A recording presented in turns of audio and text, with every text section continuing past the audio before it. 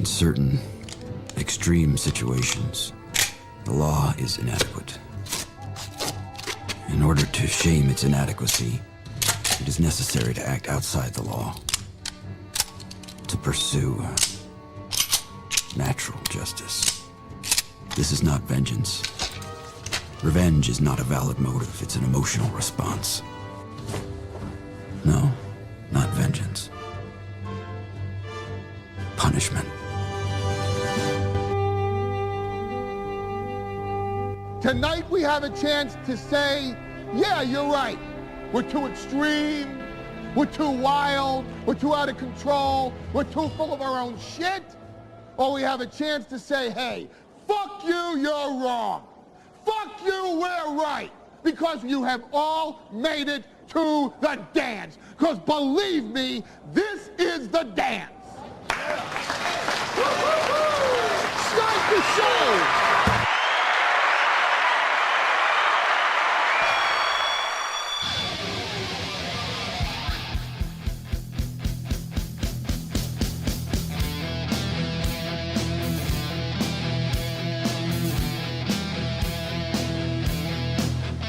Hey, everybody. Good morning and welcome to the Steel Toe Morning Show. Oh, what a way to start the day. I feel mildly like shit. Not like sick or anything like that. I had one of those, I had an old man night last night. So we had another, morning people. It's been a funny bit for a while, but would you put this evening show nonsense to bed? They crushed it in the first hour last night and then went over by another healthy amount. I think they're a third over, a quarter over for tonight. Yeah, let's do it. Come on. Let's do it. 320 is the number today. You guys did go 10 over yesterday. You can do it. You can go 10 over. I know you can. But last night we had a killer evening show. It was great. Again, everyone had so much fun. And people are, the viewership is going back up again. It came down because we moved it up an hour. People adjusted to that. Starting to go up. A little closer to 400 for our peak last night. And we had a great time. And we watched a little bit of the Trump speech. We watched about the first 10, 15 minutes of it. We got to see the Al Green fireworks. Al Green. Oh, I can't go high anymore. My voice is shot. Not like my voice is shot today. Like I can't go high anymore in life. Well, I can't go high anymore in life. Well, after but I can't do high notes. I can't do high-pitched voices. That's the best I can do. Like death rattle is as high as I can go. But I feel like shit this morning because I'm sitting there on the big double chair, the big double recliner upstairs, and I'm watching God knows what. I can't even remember. I think I'm still trying to get through episode 3 of the John Adams miniseries, but I keep falling asleep. And like an old man yesterday, I fell asleep on my chair with Gordy on my lap. And I stayed that way until like 4 a.m. And from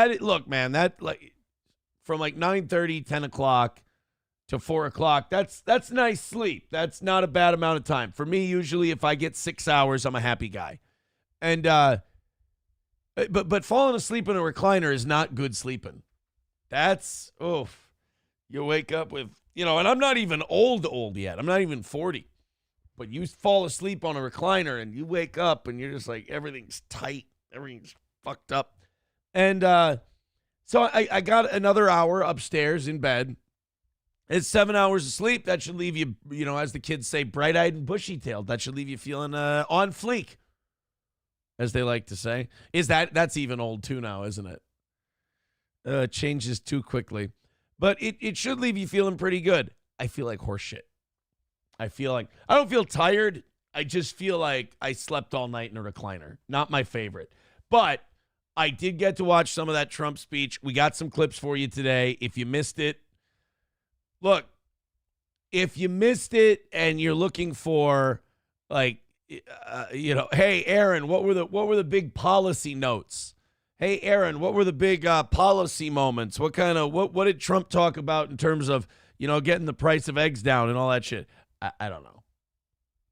I'm not really sure. I don't know what he said about the economy. I don't know what he said about eggs. I don't know what he said about cereal. I don't know what he said about waffles. All I know is some black guy got kicked out, and the media basically tried to wish death on a 13-year-old kid. It got weird. Oh, and Trump called Elizabeth Warren Pocahontas in front of the joint session of Congress. So it got fun. And we've got all those clips, and we got the CNN segment they aired where, they're like, what a despicable show. What a horrible. And then they asked the voters, what did you think about his speech? And they were like, I thought it was pretty good. It's just, there's this thing that keeps happening, and MSNBC protects themselves from it a little bit, but CNN has really been falling victim to this. The set up the big F Trump segment only to have someone go, well, actually, I think he's doing a pretty good job. And then it's like CNN is scripting this shit, and they've decided to make their character the bumbling oaf character. Like they've written the other people as the hero. It's so much fun to watch because they'll set up a segment like the American people don't want to see this kind of unprofessionalism in a speech. And like, hey, what'd you think of the Trump speech, guys? Thought it fucking ruled, actually. I thought it was really great, and I'm looking forward to the next one. And CNN just does the Debbie Downer look into the camera. It's fun to watch. But Trump talked about some kid that is a cancer survivor, and how that kid has always wanted to be a Secret Service agent, which gay thing to want to be. But he talked about this kid who survived cancer. And like the media then like started talking about that kid dying. Like Trump was like, this kid's got cancer. He's a good kid. And he made him an honorary Secret Service agent for the day. He's like, he's an honorary Secret Service agent, the cancer kid. And the media went, bro, I hope that kid doesn't fucking die now. And you're like, Jesus Christ, guys. Like, there's moments where it's fun to watch the media lose their shit. There's moments where it's fun to watch MSNBC and CNN go like, oh, yeah, fucking Trump. Yeah, you hate him. And you're like, oh, God, guys, this is getting bad. And then there's moments like that where you're like, all right, we were playing a fun little game with you. This isn't, Jesus, can we chill out on the talking about the 13-year-old cancer kid dying? Holy shit. It got weird last night, man. MSNBC even got in on it. MSNBC was like, we're going to play the clip later, but I think it was Nicole Wallace. And she went, I hope that kid doesn't kill himself now. And you're like, what the fuck, lady? Stop it. What are you like? I enjoy you guys melting down as much as the next guy. It's wildly entertaining. It's at least 40% of the reason I voted for Donald Trump. But guys, chill. Just sometimes when you feel that Trump indigestion, that burning, that GERD in your chest, let it settle for a half a second. The thought pops into your head, and the thought is, say something about that cancer kid and Trump. 99 times out of 100, I'm going to say, let it go. Let it go. We've got a 320 day here on the Steel Toe Show. Let's go to Streamlabs, PayPal, and Venmo. Let's get under $300. Let's not worry about this money thing in the morning because these are always good shows. We've always got great stuff for you. The evening show, trust that, and they just throw in. And that evening show, you got 350 people watching at a time. And it's just bing, bing, bing, bing, bing, bing, bing, bing, bing, bing, bing, bing, done. And then they're like, well, let's get to work on tomorrow. Bing, bing, bing, bing, bing, bing, bing. I mean, it's unbelievable. I'd like if that same thing, if the morning show energy starts matching the evening show energy, this show is perfection. This show is in a killer spot, and it goes in waves, man. There used to be times where I would start that evening show. I'm like, how the fuck are we gonna do this tonight? And now I go to these evening shows, and I'm like, these guys are gonna make it easy on me. So let's go to that PayPal, Venmo, and Streamlabs. Let's load it up And I'm not saying load it up like, hey, throw in a hundo. No. 5s and 10s will be out of here in no time. I swear it. Let's take a look at the WHMH 101.7 Top Donations board. Dill Dog still in first, but it's getting close. Miss Tate from Down Under, 121, creeping in on that Dill Dog 2 hundo with 121. Nick the Milkman in third with 72. Jessica in third with 50. And you know what that means? That fourth place being $50. It means we got a lot of people throwing in small increments this week, and God, I love that. I appreciate that so much. 20 and unders. That's where your life's blood is. So thank you guys very much for that. I'm sorry I'm struggling with my sleeve here, but when I was doing my hair, I got it in the faucet, and it's all wet. It's just a fucking gross feeling. I hate that wet sleeve feeling on a long sleeve. It's the worst. So, yes, let's go ahead. Let's drop in. Let's get on the board if we want to, and let's make this a win. Let's, Monday and Tuesday was a real struggle bus morning show-wise. Let's not have that. Let's get going. Oh, boy. Somebody sent me some radio news. Uh-oh, spaghetti. It looks like more changes in the radio biz.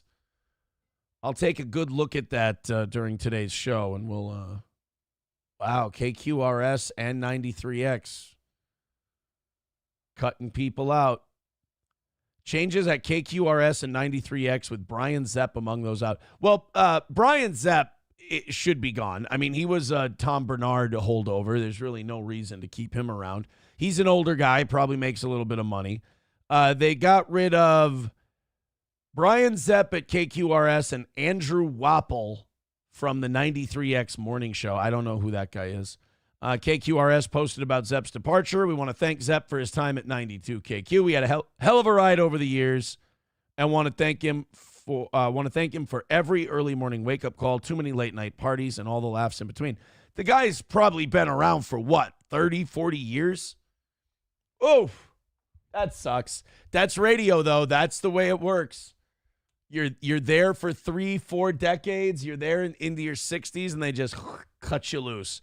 And it's a bloodbath in that business now. You know, as you know, I talked to a few people who make hiring decisions and make moves for certain radio companies is all I can say now. And it's the one thing they all agree on, rough shape right now.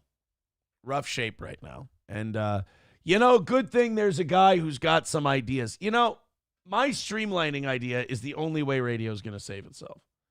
When I did the Steel Toe show on 101, and I did it the way I did it, where I said, you guys give me this salary. This salary will pay my bills, whatever. Just give me this.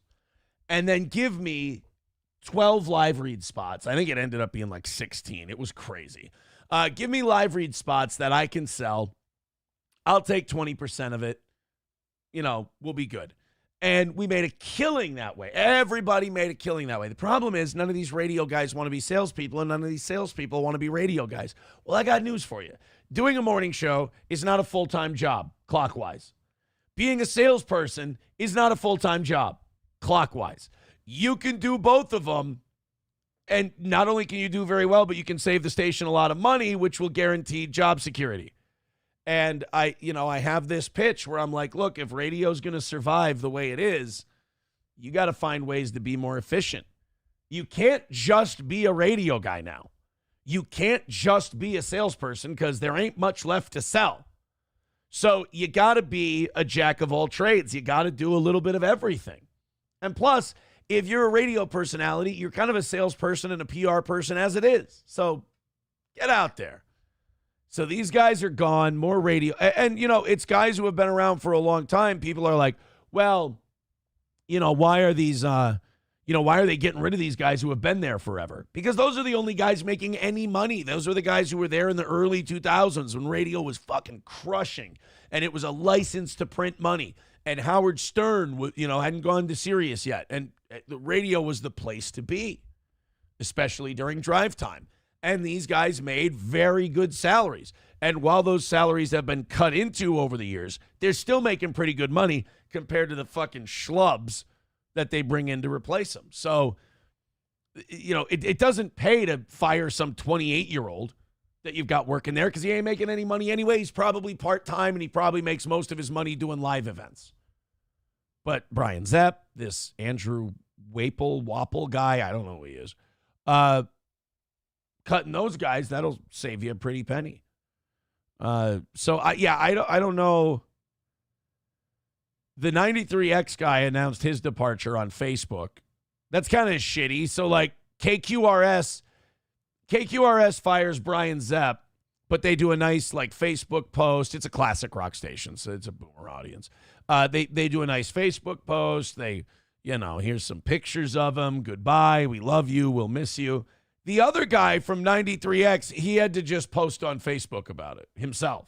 Like, hey, I got fired. It's real nice.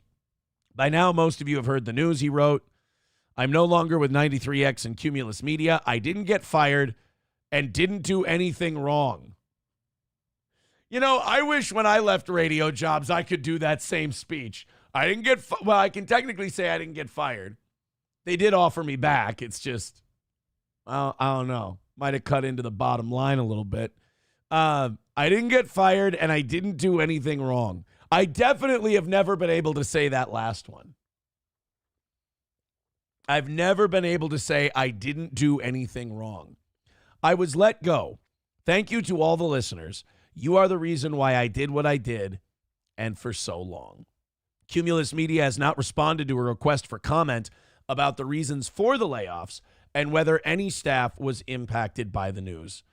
Well, look, it's kind of where the business is going. I don't think you're ever going to see the, 3 or 4 person morning show crew ever again. I think that's they can't afford it anymore. I mean, radio can keep going. It's just radio was too big and bloated to adjust to what now is. Now is streamlined. Now is, you got to downsize everything. If you got, hey, here's the morning show crew and everybody's making over, 60, 70, 80, 90, 100 grand a year, you can't sustain that. And, I don't know what your thoughts are on it, but me personally, I never liked the 3 or 4 people all yucking it up in a room kind of a show.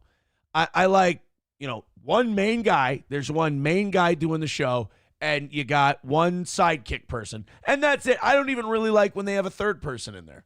You got one guy, he's the ringleader, he's the master of ceremonies, and then you maybe have another chucklehead goofball like Oz in there. That's the perfect show right there. One main guy and then a shithead. That's what you need. Eaton Clams says 93.3 WMMR in Philly is still a great station with Preston and Steve. Yeah, Preston and Steve are one of the biggest names in terrestrial radio. And it's been that way for a couple decades now. Preston and Steve are pretty goddamn good. Rusty Grammer says Steel Toe was the only morning show worth a fuck. Aww. Says not playing music beds or songs in between segments like those other gay F words. Oh, I do so love a talk show. Packerbacker says doing it to themselves. Short playlists, uninteresting hosts if they have one, cookie cutter bullshit. I don't think you can survive playing music. The music thing was to keep it cheap. That was to keep the cost down. But now nobody wants someone else picking their music for them. You put this on in the car. There have been many times where I've been dying for something good to listen to on the radio because I'm tired of just going through my phone before I pull out of the driveway and go, let me find something on YouTube. Sure, this one. Like, even though you use YouTube and podcasts and stuff for your entertainment, you really are just listening it so there's noise. It's not like your old radio show where you're like, I fucking love this show. I'm going to turn this on. I'm going to listen to it. Now it's just like, what noise am I going to play to fill my time? And that kind of sucks. There are some good like sports talk radio shows when it's football season, and I like those. Other than that, man, radio is hard to listen to. Hey, Mikey with $1. Thank you very much. Mussolini Diff with $2. says AI will improve and make radio guys obsolete. You know, it's not there yet. I don't know if it's going to be there in our lifetime, but I will say this, that AI is going to get good enough where if we don't do something about it, if we don't get a leash on AI, we're heading towards iRobot, right? Like we're heading, me, you, and Shia LaBeouf are going to be running through the streets fighting titanium animals is what we're going to be doing. Let's go to Annoyed Wawa Supervisor. He says, damn, Aaron turning his back on the business. Next, he's going to shit talk the 360 machine. Right after I get after that goddamn laminator in the main office. All right, thank you guys very much. We are 3:20 away. Bone dry so far this morning. Go to Streamlabs, PayPal, Venmo, Super Chats, Rumble Rants. I'm sorry, I get used to the evening show and their constant stream of contributions. Let's go ahead and do that. I don't want to have another struggle day like Monday or Tuesday, where the first couple hours are a lot of fun. You're having a great time. You know, you're not really mentioning money at all. And then you're just like, God damn, guys. Nothing. Really? Let's go ahead and do it because I know the evening show has taught me. They're like, it ain't show quality. Show quality's primo, boss. Great job. So everybody throw in a few bucks, and we're not going to have to worry about this. If we have to worry about it, I'm going to sound really fucking annoying. Speaking of media, shit cannon things, TV is feeling it as well. TV, it just keeps losing shows. Raw went to Netflix. Somebody told me when the USA contract is up, SmackDown's going to be going to Netflix. Well, ESPN, this is sad. This is like part of my childhood. ESPN has canceled Around the Horn after a 23-year run. Its final episode will air on May 23rd. Now, do they still, look, I haven't watched Around the Horn in years. I think it started when I was like 14 or 15 years old. And I believe Max Kellerman was hosting it at first, and they had this Tony Reale was the stat guy. A girl I dated in college, her name was Tina, and she had a thing for Tony Reale, the stat guy on Around the Horn, and I kind of annoyed the shit out of me. I remember being a little annoyed that Tina, she would go, Tony Reale, and I'd be like, hey, God, just fucking calm down. And she was like, take it easy. It's not like I said Randy Moss. And I'm like, you know what? That's a good point. That's fair. Tina was a looker, especially for like a communications broadcasting school, There were two really cute girls. There was Jamie and there was Tina. And I got one of them. Yeah.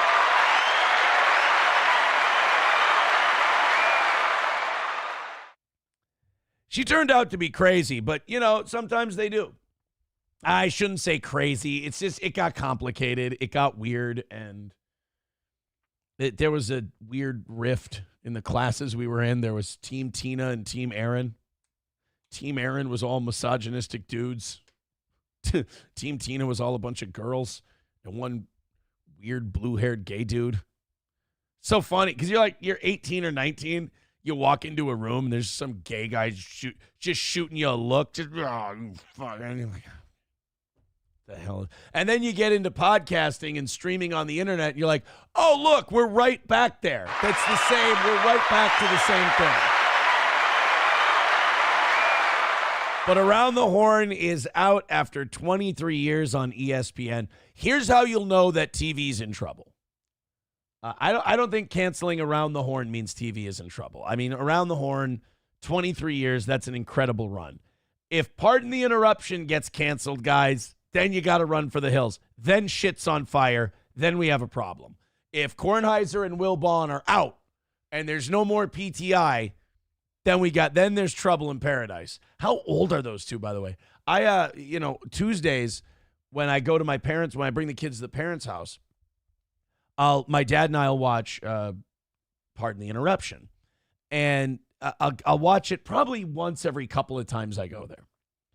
And when every time we turn on PTI, that thing where my buddy's dad told me this when we were teenagers. He said, this won't hurt. No, he said that as you get older, you'll find that you're not seeing people as they look. Even when you look at them, you see them in like your mind's eye. You don't kind of age with them. He goes, 'cause we were like 17 or 18 at the time. He goes, I see you guys and I still see little kids. I don't see these like, grown-ups about to graduate high school and all. He goes, I still see you. I see children. I see little kids running around. And I get that now because whenever I turn on PTI, I see the Wilbon and Kornheiser that I saw when I was a kid. And then I turn on PTI now, and every once in a while, that'll break. The clouds will clear a little bit, and I'll see them and be like, holy shit, Wilbon and Kornheiser got old. And I don't know how long that show can go on, but I guess sitting there talking about sports you can do till you drop dead, right? Yeah, Kornheiser's 76 years old. Wilbon's 66. So I don't know, man. I guess you can probably sit there and argue with a black guy about sports for another 10 years, right? According to Kornheiser, he has the good, why does he have that Canadian flag? He waved a flag and said, "Good night, Canada," after an associate director told him that the additional PTI segment on SportsCenter did not air in Canada. Oh, so he waves a Canadian flag to mock the Canucks. I like that. That makes me happy. Makes me very happy. Hey, look at Rocky dropping in with $25 today. Thank you, Rock. Hey, come on. Guys, for Rock. There we go. Gold, sucker. Hulk Hogan, we coming for you, nigga. Rocky with a solid $25 drop. That's how we do it. All right, now the rest of you, follow Rocky. We'll be out of here in no time. Thank you very much. Take them to the zoo, Rock. Packer Backer with $5. Thank you very much. That's going to put us at $290. I almost wrote $390. That would be goddamn highway robbery, if you ask me. Chevrolet JB with $1 says, why don't you even try to sell ads? I do. Packer Backer with $5, plus YouTube and Rumble with the ads and all that stuff. Packer Backer with $5 says, go Pack, go time for another boring Packers offseason. Sorry about that, buddy. We had our first big offseason news. The Vikings did. Looks like I almost said Tina Turner because of what someone said in the chat. Sam Darnold, who is not Tina Turner. Tina Turner, or goddammit, Sam Darnold. Why are you writing about Tina Turner? It's fucking me up. Sam Darnold, we did not franchise tag him. The moment has passed. I think it was 4:00 yesterday. So the Vikings are not franchise tagging Sam Darnold. And it doesn't look like we got any offers for anyone to trade for him. It also sounds like the market for Darnold is softening. The market for Darnold is not what they thought it was. People were thinking $40 million a year. It looks like a lot of people are, concerned that this season was a fluke. They think it was a product of the weapons we have, getting to throw to Justin Jefferson mostly, and Kevin O'Connell's coaching. They also are weighing those last two games very heavily in their analysis of Sam Darnold. So $40 million might be out the window. I am not looking at the chat right now as a bunch of people start writing Tina Turner. I don't know what that is. It's a goddamn brain thing. My brain will not allow me to have a thought separate. There's something about the word Tina Turner. There's something about reading it over and over. I can't think of other names. I almost said Tina Turner again. I can't. God damn it, Ike. You know better. Streamlabs, PayPal, Venmo, Super Chats, Rumble Rants. Help me. Give me money to get me over. Uh-oh. Whoa. This isn't good. What the fuck? Well, today's the 5th.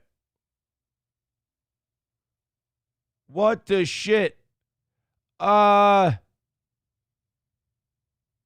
Fucking bullshit, guys. You know how my Costco dryer was supposed to come? I ordered a dryer from Costco and was supposed to be delivered today between 11 o'clock and 1 o'clock. I just got an email. We apologize that we were unable to complete your delivery today. Please reschedule your delivery via the link below. It's a delivery delay. They can't deliver my... Shouldn't they have to reschedule my delivery since they can't deliver it? That fucking annoys me, man. I want my goddamn... Stop writing Tina Turner in the chat. Can't you see that I'm having an issue with my dryer situation? Chips and Diff says, should have brought it from Tina Turner. The Tina Turner Diaries, Ted Turner's Bison, Tina Turner and Hooch. Dub says Ike Turner was the victim, just like the rich husband in the movie Titanic.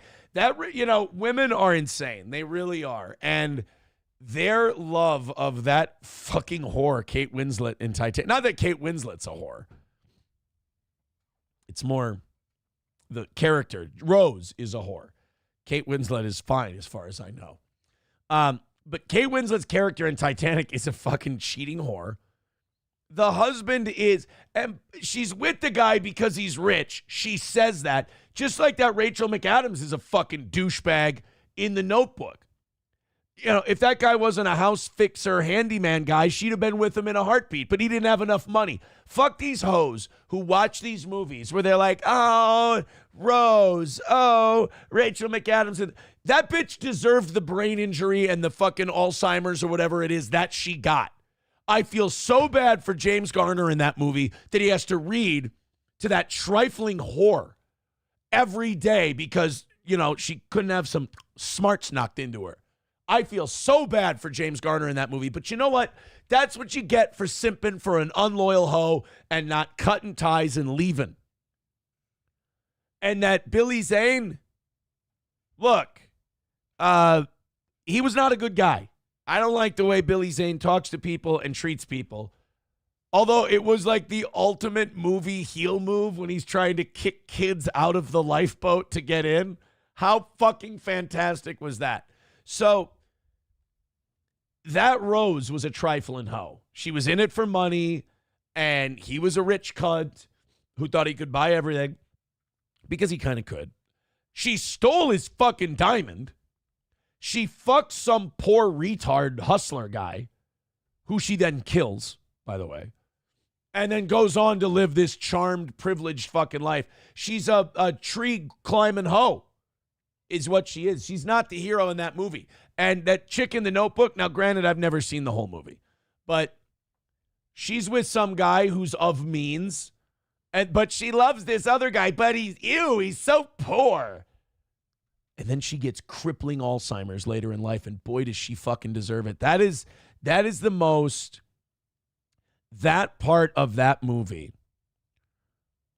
is, I think, one of the most just moments in cinema history. Like the Emperor getting thrown down the shaft. What's her name? Rachel McAdams' character in The Notebook having Alzheimer's so bad she doesn't know who anyone is. Justice. I just hate that James Garner read to her. Here's a story. A stupid, trifling bitch wanted to be with a guy, but he was too poor, and his lack of dollar bills wasn't good enough for her, so he told her to go fuck her mother. The end. And then he throws the book up in the air and he walks out. That would have been the way that movie should have ended. Mr. Approachable with $1 says Tina Turner. I'm telling you, man, I'm still seeing Tina Turner in the chat, and every time I see it, I still keep interrupting my own speech. I'm about to say, I don't know what it is about Tina Turner. There's something about that name that invades my head and makes me need to say it. MSO says Teutonic twat Tina Turner. That's really fun to say. Bird Collector says Fran Tarkenton is who you're thinking of, not Tina Turner. Dub says Billy Zane's wife cheated in Titanic. Yeah, she was a hoe.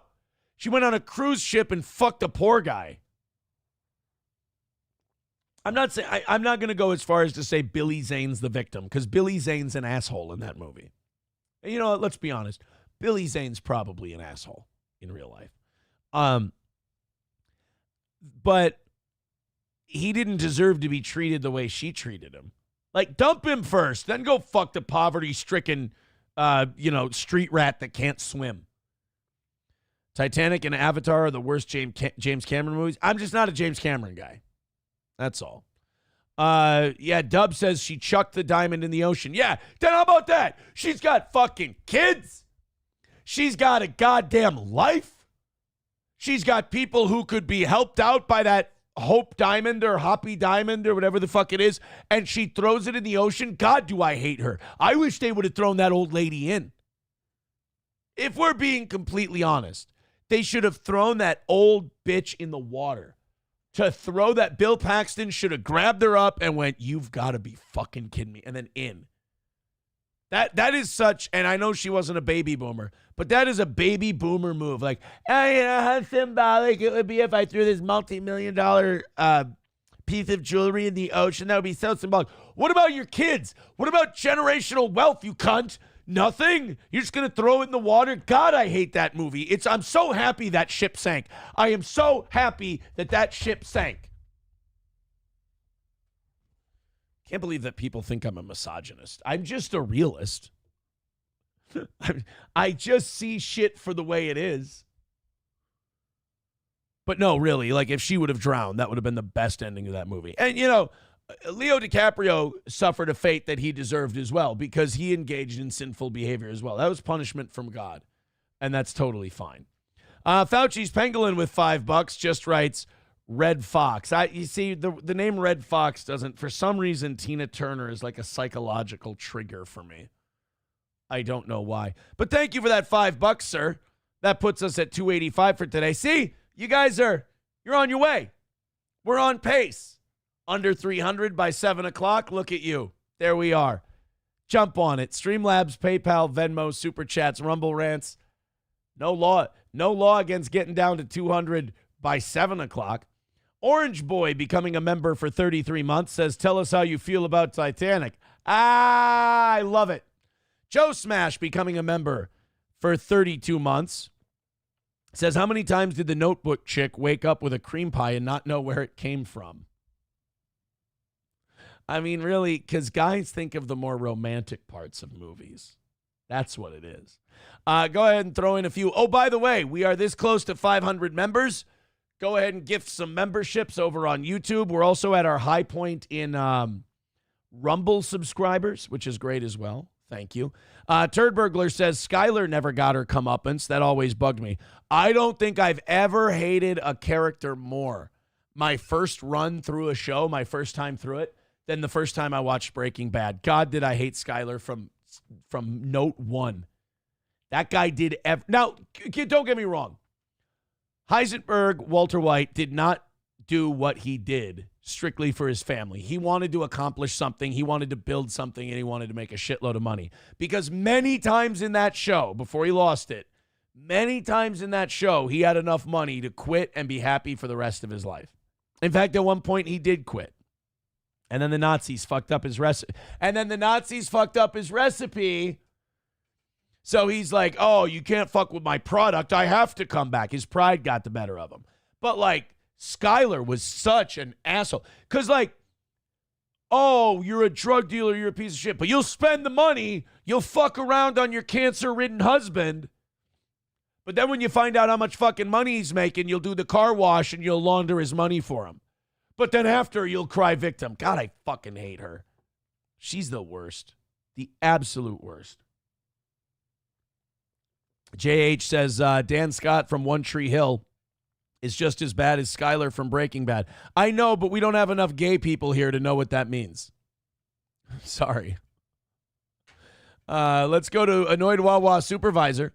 He says, the only thing more ingrained in Aaron's head than Tina Turner is his love for the Wawa big $5 breakfast deal. He gets 3, but you only need 1. Now available at all locations. Don't tell him my secrets, you cunt. Bigot on Socialist Media gifting a subscription to Dub. There you go. Dub on Rumble getting a subscription. Thank you very much. McBuster says, Skylar was insufferable. Fucking Karen ruined everything. Did she ruin everything? Who's the one who brought it all I mean, Walter's kind of the one who brought it all crashing down. I mean, when he killed Gus. I mean, remember Mike told him, we had a good thing, Walter, but you couldn't leave it alone. What was it? Shut the fuck up and let me die in peace. One of the best deaths in TV history. I actually like Better Call Saul, Mike Ehrmantraut, than I do Breaking Bad Mike.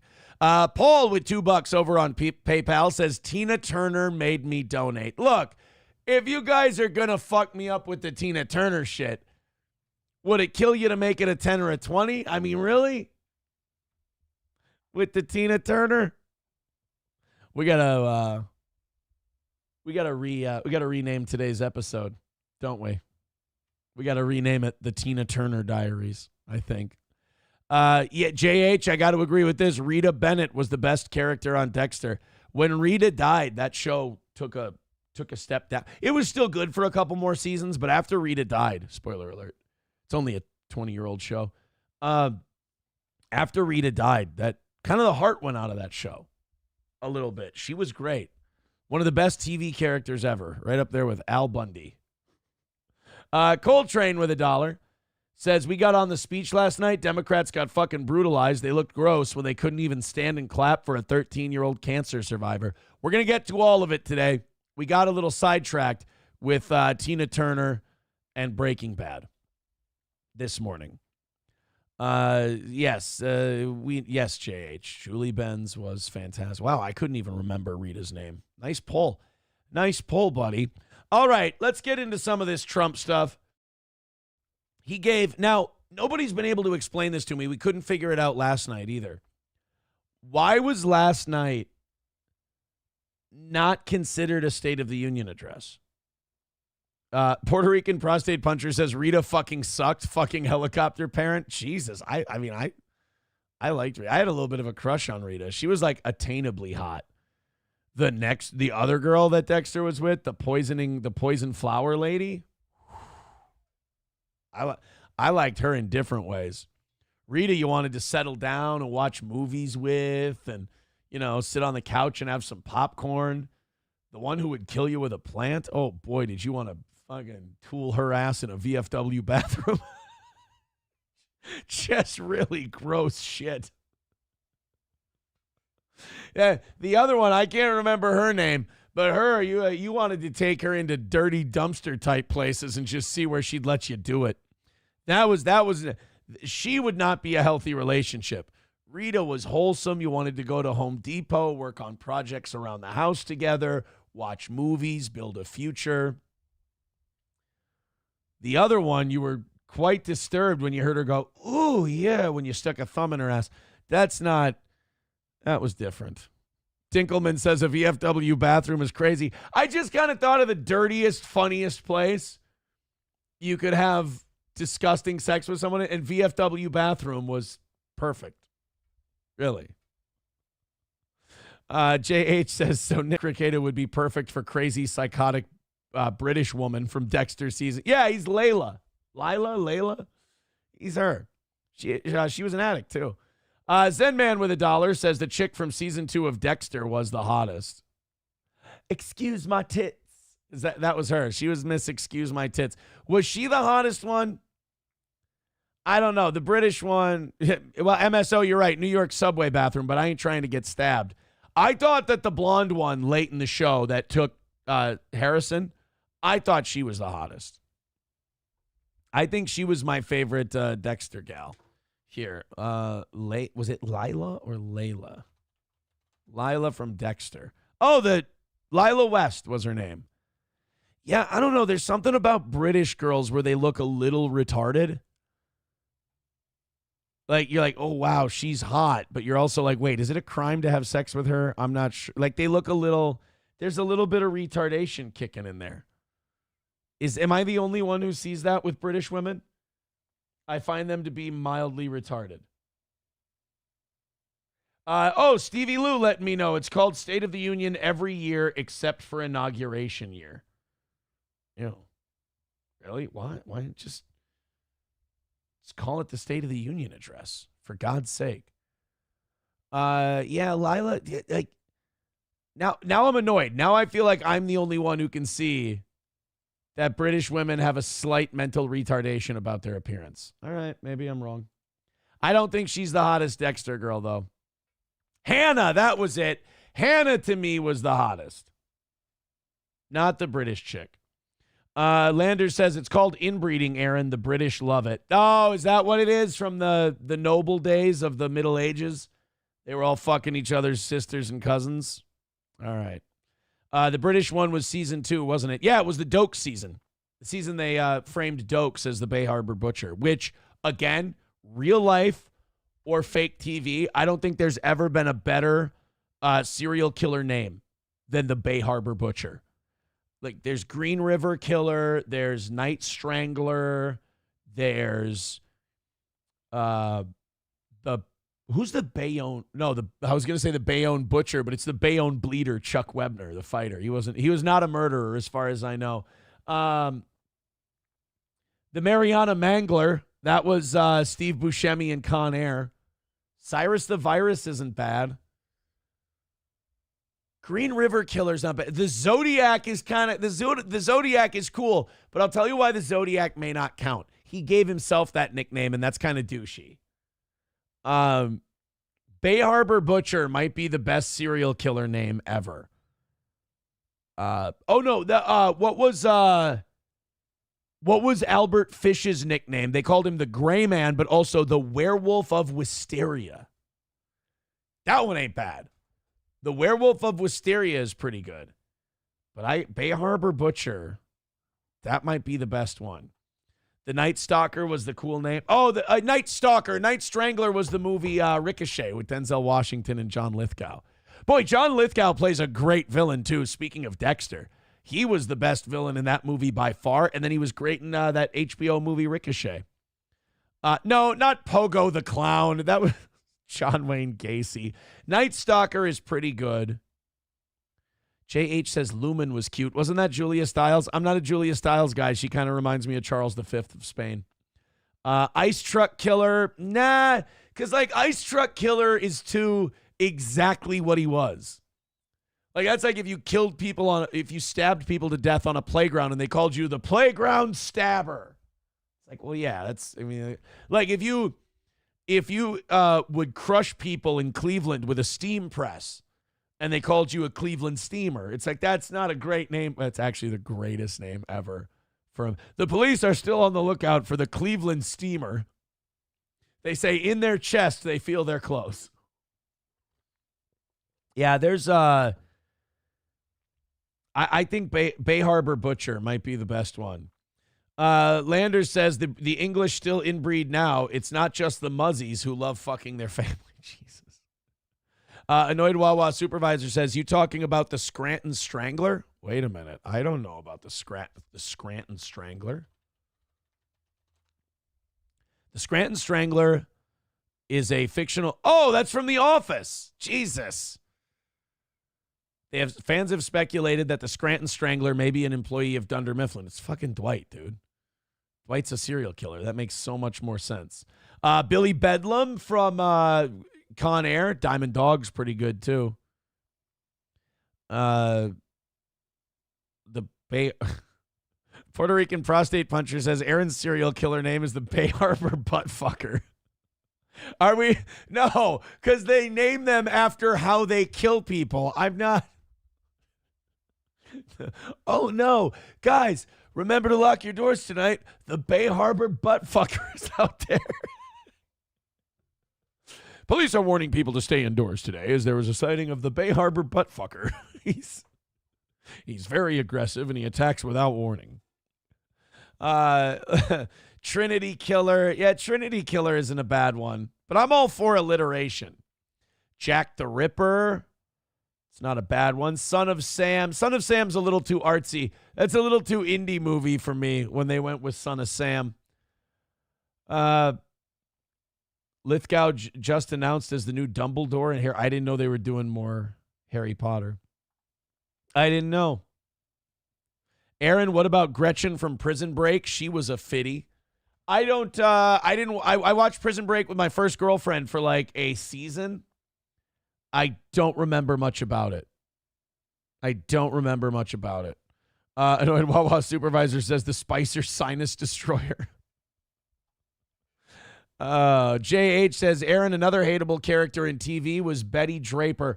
I don't know. Like, Betty Draper was not like, I've watched Mad Men 3 or 4 times now. And I'll say this. I get why Betty Draper was the way she was. Like, her husband was a fucking animal. Like, she was married to a guy who will, I mean, that had to be psychologically abusive, passively psychologically abusive, being married to Don Draper. So I kind of forgive Betty Draper a lot of her trespasses as she forgives those who trespass against her. Give me tips with $1, says the State of the Union is usually at the 1-year mark. Speaker invited Trump to speak. Okay, thank you. Mussolini Diff with $2 says best serial killer name is Tina Turner. Thank you very much. I appreciate that. 285 away from today's goal. You guys are right on track. Get to $200 in the next hour and 10 minutes, and we'll still be looking good for the old toe. I love those PayPals, love those Venmos, love those Streamlabs. Let's get in there with our 5s, 10s, and 20s. Rocky started us off with 25. I love that. That is a great way to start the day. Thank you so much. All right, let's get into the Trump stuff. It's been fun talking radio, TV, and villains and murderers and the Bay Harbor buttfucker who now has to be a character. It's been fun, but we got to get to some shit today, man. We got, I tell you what, I don't know if Sam Show's here yet or not, but we got some clips of Andrew Tate on the PBD podcast today. And let's just say that it's going to be a wet dream for Sam Show. He's going to, I mean, when the PBD podcast people are going, and we don't need to say who we think is responsible, and they cut to Andrew Tate and he just mouths the word, the Jews, you know it's going to be a good interview. He gets pretty wild. I think Andrew Tate is completely full of shit when he talks about relationships and guys and women. It all seems like, you know, he's putting on a character. He's completely full of shit. But he had some thoughts on history that I thought were very, very interesting. Thoughts that a lot of you are probably going to agree with, but I can't bring myself to go there, at least not at this point in my life. But before we get to any of that, Donald Trump gave a speech before a joint session of Congress. And boy, were there some moments. I mean, right off the bat, there were moments. Al Green, who I didn't know was still alive, the singer. No, there's a congressman named Al Green. I saw a very funny thing on Twitter. There was 2 Al Greens. There was the singer and the congressman who got thrown out of the joint session last night. And one of them, it said, on the left, Al Green, the singer. On the right, Al Green, the retard. And I thought that was wonderful. 191 Redbird with $1 says, you're the Gaylord buttfucker. It's YOU apostrophe R-E. You know, that's the weird thing about hosting this show is that your fans want to get in on the joke, but a lot of them don't know how to fucking pull back the reins a little bit. Like, it's like, come on, we're making up serial killer names. It's silly, it's fun. And then one of them's like, you're the gay F-word buttfucker asshole. It's like, take it easy. Everybody's having a little fun. You're getting a little, calm down. Just take it easy. Have some dip. Sam with $2, the hash-slinging slasher. That's a difficult one to say. I would like to see someone be called that just so the news had to say it. It'd be wonderful. So, Donald Trump is giving his speech last night, and forgive me if you came here this morning going, oh, when Aaron talks about the Trump speech, we're going to get all kinds of facts and figures and, you know, what Trump's going to do for the economy and all that stuff. I don't know. I don't know about you. Boring as shit, right? It was a madhouse in there last night. It was a den of tards. There was just temper tantrums, and there was Uncle Ruckus shaking his cane at the president, and just all kinds of wild shit was happening. It's amazing that in like 2009, 2010, remember Obama gave a State of the Union speech, and that representative, Obama said something about Obamacare, and that guy yelled out, "You lie!" And everyone was like, oh my God. That's the craziest shit that's ever happened in the history of the United States. How incredibly disrespectful. Now move on to 2025, and it's just turned into we can stand up and yell all the crazy shit we want and just heckle like it's fucking deaf president jam. It's just gone crazy in my lifetime. What's the here, let's go. Obama, wasn't it like Joe Wilson or something was his name? The Obama You Lie clip from the State of the Union. Yeah, I remember in 2009, I'm 22 years old. I'm working at I'm doing a show in Litchfield, lovely Litchfield, Minnesota. And Barack Obama is giving this speech. And I remember at the time, everyone was flabbergasted by this moment. Democrat, Republican, it didn't matter. It was, oh my God, this is not done. We don't do this. This is crazy. By the way, good to see that in the last 5 years, the last 15 years, it's good to see that America's changed leadership so much. Look at the people to Obama's left and right. Look at that. Isn't it good to see that in 16 years we've got some new blood in there? These fuckers are still hanging around the scene. All right, but this was the moment where we all thought, oh my God, America is doomed. We're going to be torn asunder by this moment. The reforms I'm proposing would not apply to those who are here illegal. Listen to that. It's not true. That is that whole thing. And by the way, I do think Obama ended up being the one telling the truth on that. I don't think illegals can get into the healthcare exchange. I could be wrong.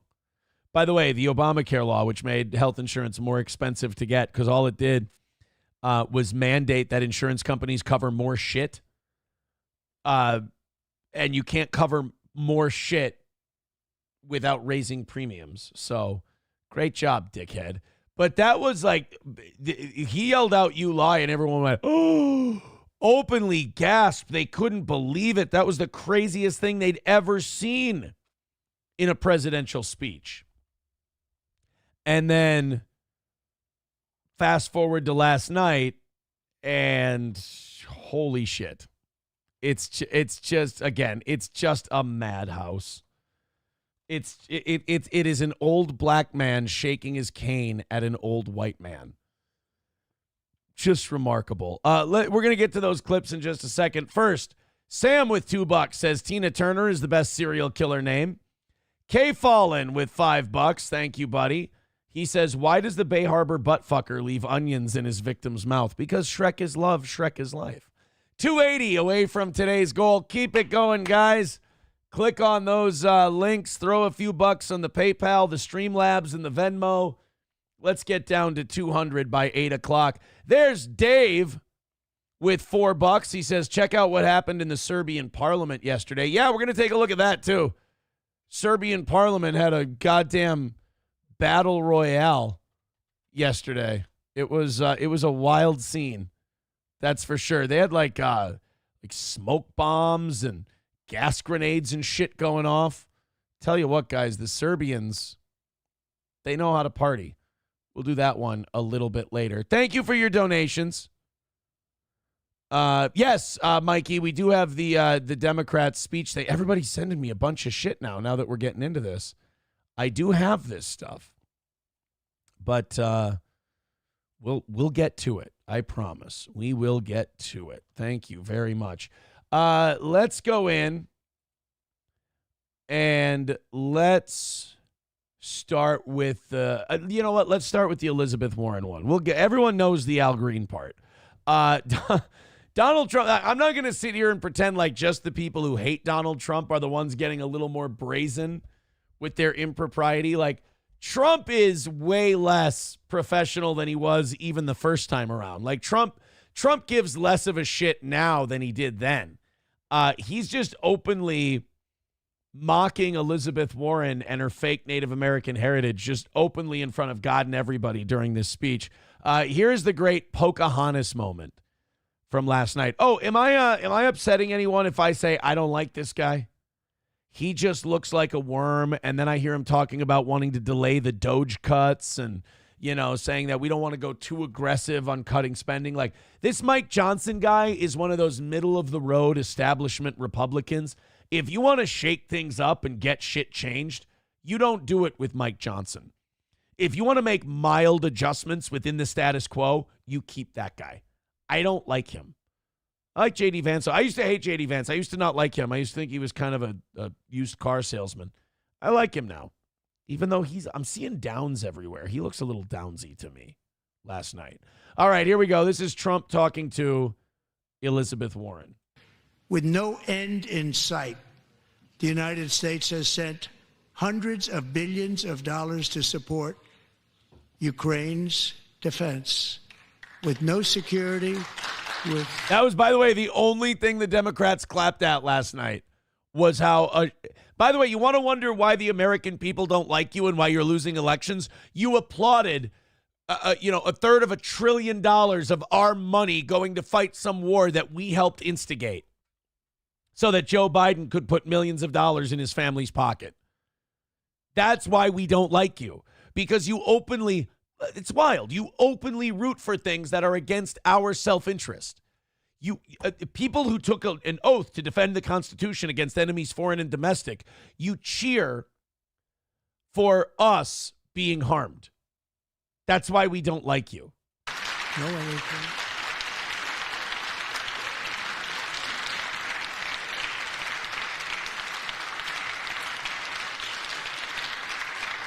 And it's a smattering.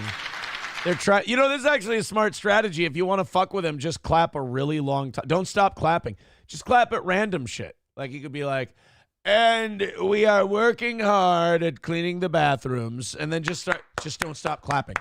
Just see if you can keep the ovation going forever. Do you want to keep it going for another 5 years? Yeah, you would say Pocahontas says yes.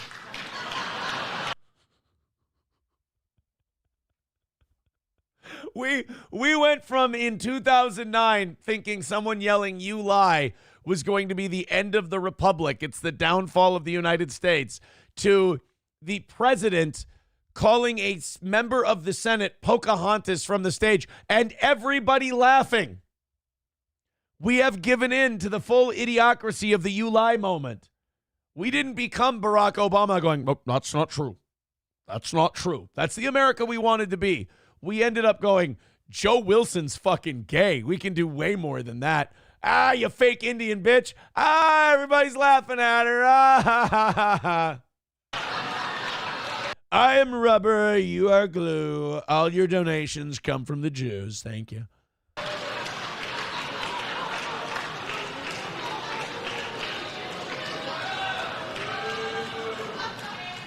2,000 people are being... People are saying that, this is what I hate about internet culture. They just overuse words all the time. People are like, Elizabeth Warren was visibly seething.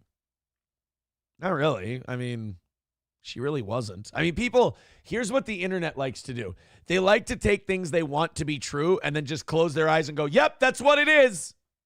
And you're like, I don't know. Like, I despise Elizabeth Warren. I think she's awful, but like, she was just sitting there dead-eyed and clapping. Like, she's a member of Congress. You don't think she's used to be being called all sorts of horrible shit? You guys think these people have souls? You think they have feelings? Oh, me and my friends on Reddit and Discord, we said that she has to be seething, so she was seething. No, she doesn't give a fuck. These people are robots. You think they feel human emotion?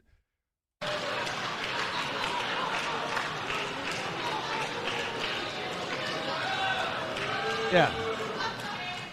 2,000. She's just sitting there doing exactly what she was doing before. Just a dead-faced, bought and paid for senator clapping for Ukraine. That's all that is not seething. Seething would be if she was going, here, like, if he said Pocahontas and she went, fuck her. God damn it. Seething is like teeth clenched. You're just fucking, here, ready? That's seething.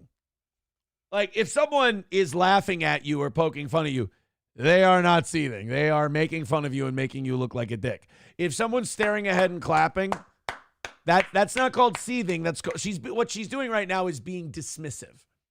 She's being dismissive of Donald Trump because he called her Pocahontas in front of God and everybody. She could seethe. I mean, that is something. I mean, that is an insulting thing. So if she was going, fucking guy, you fucking hate him. Then yes, I would say that she's definitely in seethe mode. But just because I dislike someone, I'm not going to be a dishonest, trolly douchebag, and because that's even sadder than being her. And go like, oh yeah, she's doing this, she's doing that. No, she's just fucking doing her job and clapping for Ukraine and not giving a fuck about the rest of us. I wish she was seething. That would be nice. That would mean she feels human emotion. People are being killed every single week. More than that.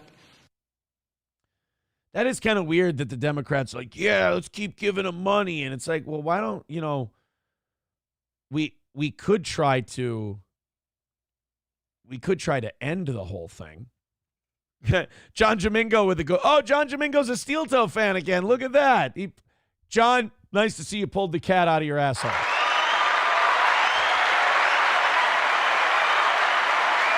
And John is so much better when he's being funny. Look at this. Liawatha. I don't hate Liawatha. I think that's pretty good. Sitting bullshit. I don't know. Sitting bullshit is... Turd Burglar says, how'd that go again? Yeah, this is seething. Fucking. You know who's seething? Joe Pesci in Home Alone when he gets hit with bricks and shit. That's seething. Sam Show, you retard, go back, pause, and zoom in on her face right there. She's seething, bro. I hope you're doing an impression of an internet person because that's perfect. Go in and zoom in on that kind of makes my point.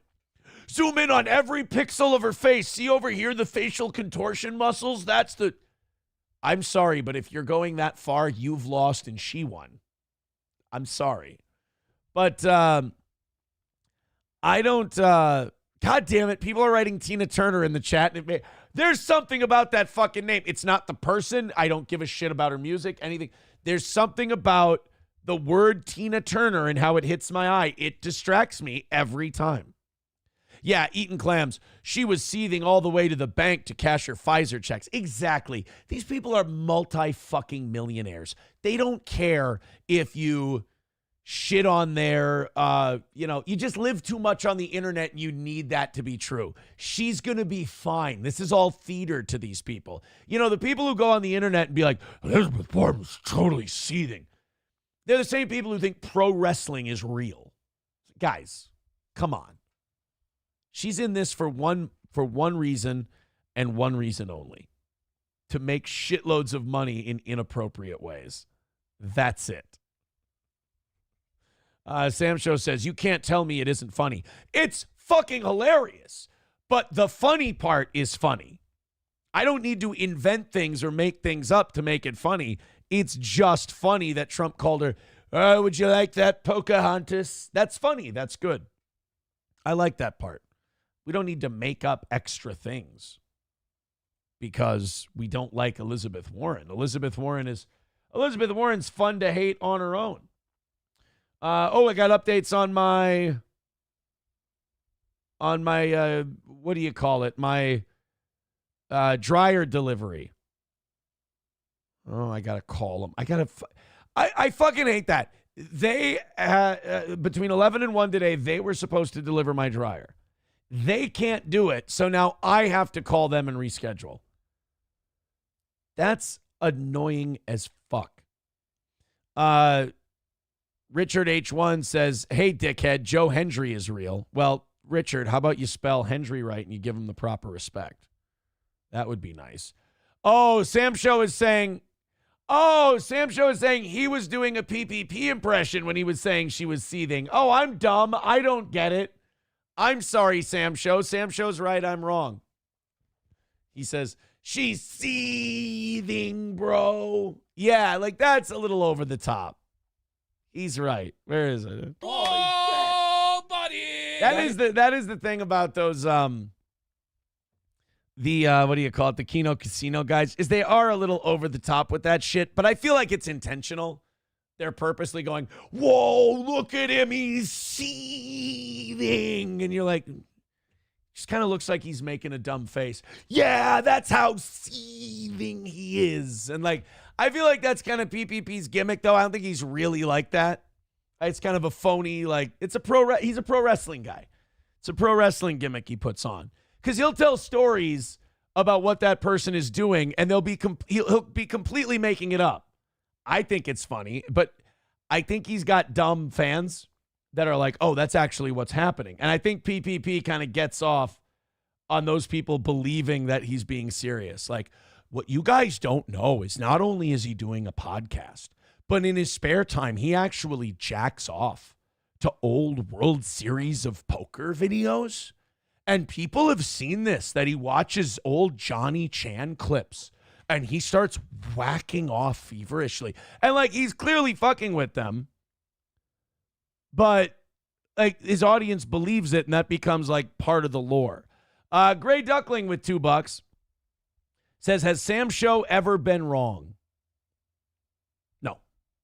Sam Show is always right. Always right. What's our next clip? We have the Pocahontas thing. We got let's not do the Cancer Kid quite yet. Should we do Al Green next? Let's do the Al Green thing before we decide to do the Cancer Kid. The Cancer Kid thing we should save for last, because that's fucking wild. I mean, shitting on the Cancer Kid, dude. Or like just shitting on the fact that he talked about the cancer. Not really shitting on the Cancer Kid, although, I don't know, it got a little close sometimes. I'll say that. 280 away from today's goal. Let's go. Let's get it. Throw in some bucks. We got to get to 200 by 8 o'clock. I want to see the morning show stay on track today monetarily. The evening show crushes it, obviously. I don't want to have another day like yesterday or Monday. Those are really hard slogs to get through.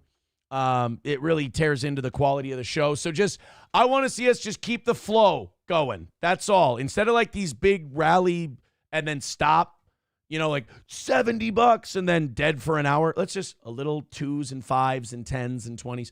Let's do that. I love Streamlabs, PayPal, and Venmo the best. You know me, takes the smallest percentage. Rumble rants and super chats are great, though. And we're pushing 500 members. Go ahead and gift some of those. Kloppo says, tell Costco to shove the dryer up their ass. You want a refund now for canceling 2 times last minute. I had to cancel the first time. I had my daughter's book bowl, and I had to go to that. This time they canceled. So one me, one them. I have to be honest about it. All right, let's go to the Al Green thing. So we were watching this last night as part of Overtime. And this went on for a lot longer than I thought it should have. But then again, I don't know if they've ever had to do this. I think if he was white and Republican, he probably would have been out sooner. But Al Green, not that Al Green, he stood up during Trump's speech, like at the very beginning, and started shaking his cane. First of all, another old fucker who shouldn't even be in there because he's all crotchety. He looks like Cranky Kong. And he starts shaking his cane at Trump and yelling shit.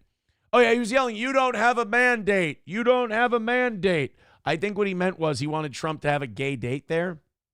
And he brought Melania, and that upset Al Green. So he didn't want to move on until this was addressed. So he's shaking his cane at Trump, and he's yelling. Trump's trying to deliver his speech over this heckle. And finally, Speaker Johnson just goes, if you don't shut the fuck up, we're going to have the Sergeant-at-Arms remove you from the chambers. And Al Green just kept shaking his fucking cane, wouldn't stop. So they had to toss the guy. Mr. Green, take your seat. Take your seat, sir. Take your seat. Finding that members continue to engage in willful and concerted disruption of proper decorum, the chair now directs the Sergeant-at-Arms to restore order. Remove this gentleman from the chamber. I don't think Democrats just can't control themselves now. Oh, there's that traitor Adam Schiff. Didn't he get a pardon? Wonder why. I'd like to investigate why Adam Schiff got a pardon. Is he like Swalwell? Is he getting a little, blowy and a finger in his hiney hole from a Chinese spy? I need to know. The world needs to know, really. But the Democrats are doing themselves no favors. And I hope some of them know. I hope some of them see the Al Green stuff and they go, Jesus Christ, this is getting worse for us. Because, like, voters don't see this and go, wow, they're strong. Wow, they're defiant. They see this and they go, well, the majority of us like the direction the country's going. Why are these people resisting it so hard? What the fuck is this? Like, they see this as obstructionist, but in a bad way.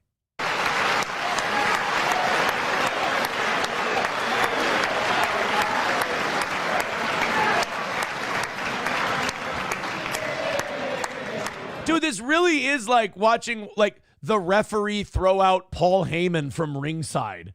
And he's like yelling at people on the way, like, I'll be back. I'll be back. It's like this is like the height of decorum. This is the height of professionalism, a joint address of Congress, basically a State of the Union address in all but name. And this guy's getting thrown out and he's shaking his fucking cane at people like you went into his front yard to get a baseball.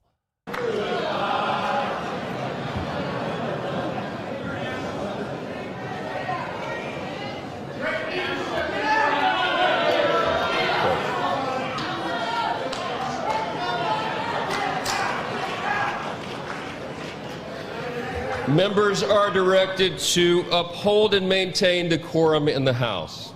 Mr. President, you continue. All right, so like I was saying, Pocahontas over there, that's kind of, I mean, if you think about it, it's kind of funny. Like Al Green's shaking his cane and yelling at Donald Trump and shitting on him. And they're like, all right, guys, that's enough of that. We don't need to see. And then they're like, all right, continue, Mr. President. Anyway, fake Indian girl, like I was saying, it's kind of funny. I guess that's what happens when you become president. You get Al Green can't shake his cane at you, but you can call someone else Pocahontas. Kind of nice. Kind of nice. Power has its privileges, as it were. Napkin says Saddam Hussein is looking good. I don't know. I was trying to think of who he looks like. Saddam in the spider hole, maybe. But there's something weird to me about him having that. Like, he looks old as shit. He's all crater-faced, and he's got a cane. But he's still got, like, the I'm still trying to be a 70s or 80s cool guy ponytail in the back.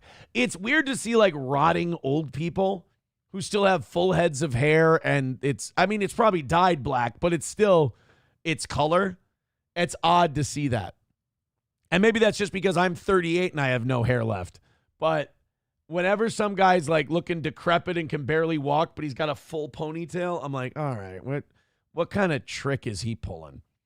Hobo Chili Recipe says every white washcloth Al Green uses turns into hypercolors after using. You mean because of his hair dye, right? You mean because of the hair dye.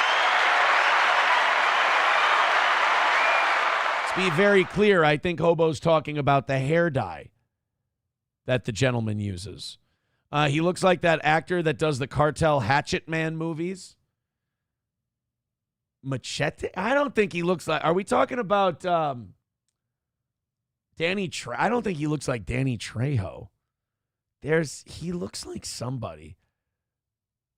The third base coach from the movie Ed, who also played the old man cop in Demolition Man, who also played like in 14,000 other movies. He's in everything. Wood U says 70-year-old hippies are shit no matter the race. Get them out of here. They are annoying. They are. And that's about how old the hippies are now, aren't they? 1967. We're talking almost 57 years ago. 55 years ago. Yeah, they're about 75 years old. Fuck. They're still hanging around, aren't they? Still hanging around, the hippies. 280 away from today's goal. We are trying to bring it home, guys. Trying to stay ahead of the hitman here, but we are 7:17 and we're starting to lose our pacing a little bit. We've had the $25 from Rocky and then a couple of fives and a lot of ones and twos. Throw in Streamlabs, PayPal, Venmo, Super Chats, Rumble Rants. It's kind of a tale of two shows. You know, we've had people who hate Steel Toe in the comment section today. They've been going, oh, show's struggling, show's in trouble. I would love to say that. I would love to agree with you, but it's not.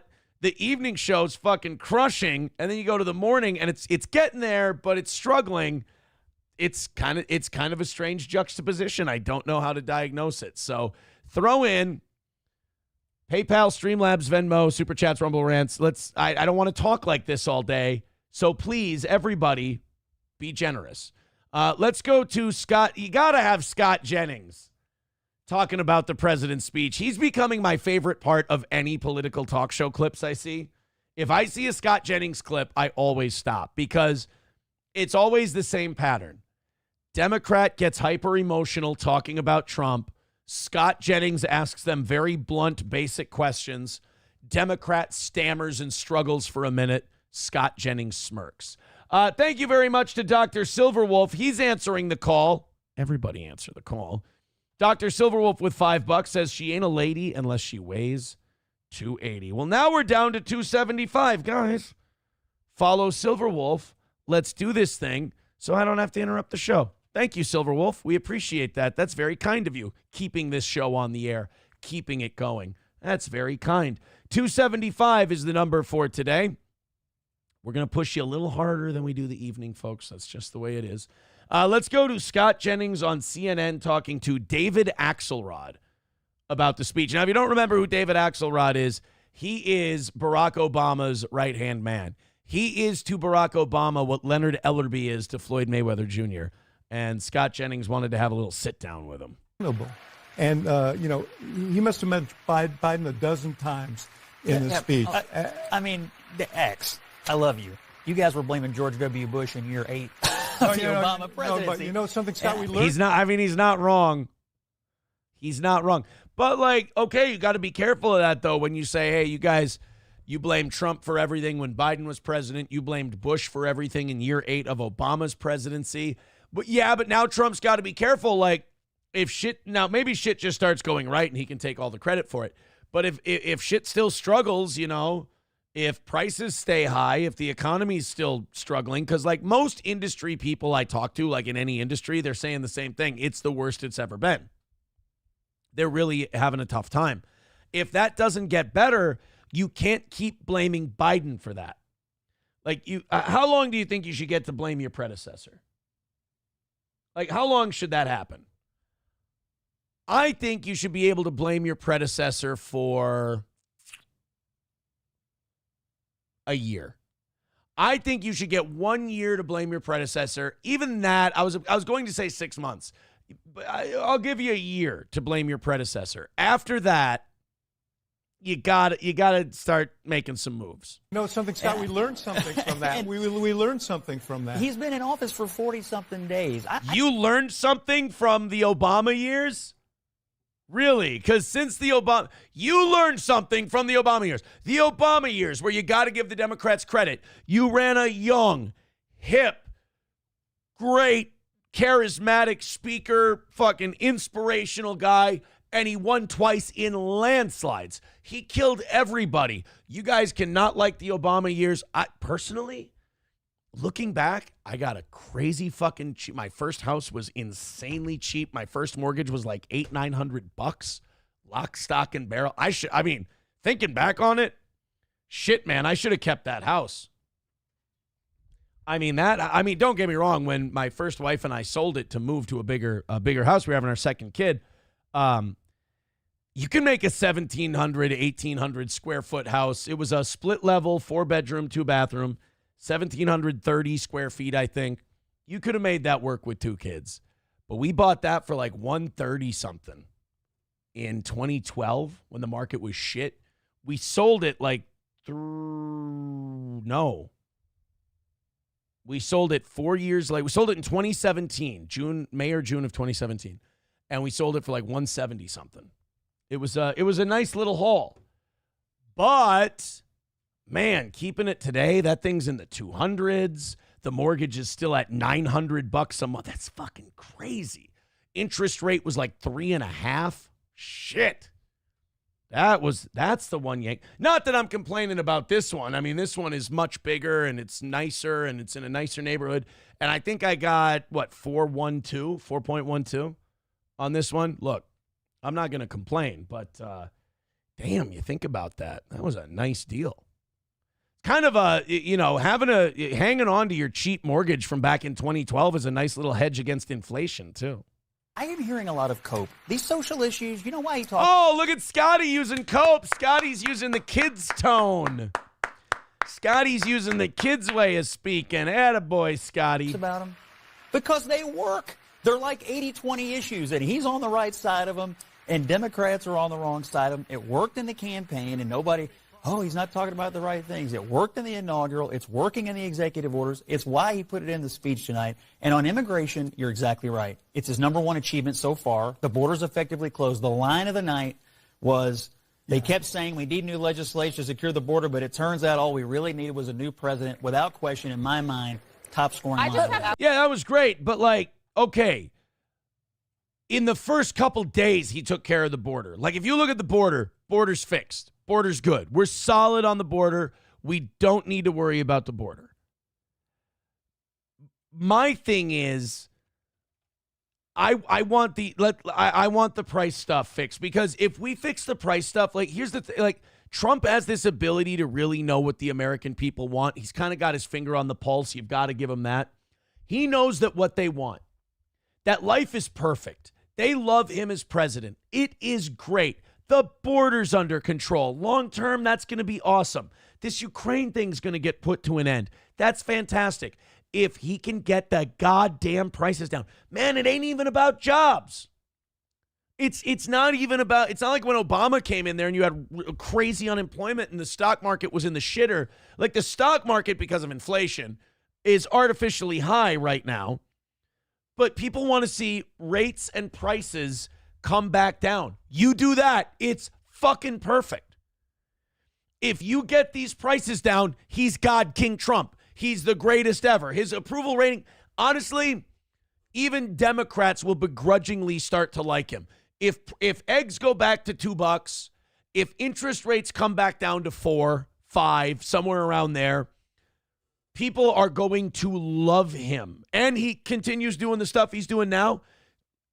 He's cutting spending. Great. Doge is crushing. Awesome. Border secure. That's fantastic. You get some energy independence. You get those pipelines. Can we still get a Keystone XL pipeline? Is that still possible, or did Biden completely burn that to the ground? Can we get that done? People saying, has inflation ever come down? Well, I mean, inflation in some places, yes, like gasoline. Like interest rates, housing prices, yeah, those have gone down before. I understand what you're saying on some products. They never go down. But housing prices, and that's a tricky game. Inflation is kind of like a poison that your body gets used to. We adjust to the poison so much that taking the poison away might actually hurt us. Take housing prices, for example. People like me who have a holy balls amount of equity in their house now, because these housing prices went through the roof. In some ways, our net worth has gone up because of these inflated prices. They go down, that cuts into your equity, that hurts some people. So the tricky thing about inflation is that there are parts where it helps some people, but most of the time it hurts. You got to cause, that's the thing about real change. The thing about real change is you need to hurt in order to cause long-term help. That's what real change takes. Any asshole politician can do the freebie giveaway stimulus check thing. They can cause long-term hurt like inflation for short-term, yay, I got a couple grand in my pocket. Real leadership and real change and real, changing the way business is done it's being able to explain and communicate to people, this is going to hurt for a minute. This is going to be ripping off a Band-Aid. But long-term, we won't have to worry about this again. It's hard to do, though, when you have to run for your job. Luckily, Trump doesn't have to run for his job anymore. All right, guys, I don't know if this is healthy for you. It's healthy for the show.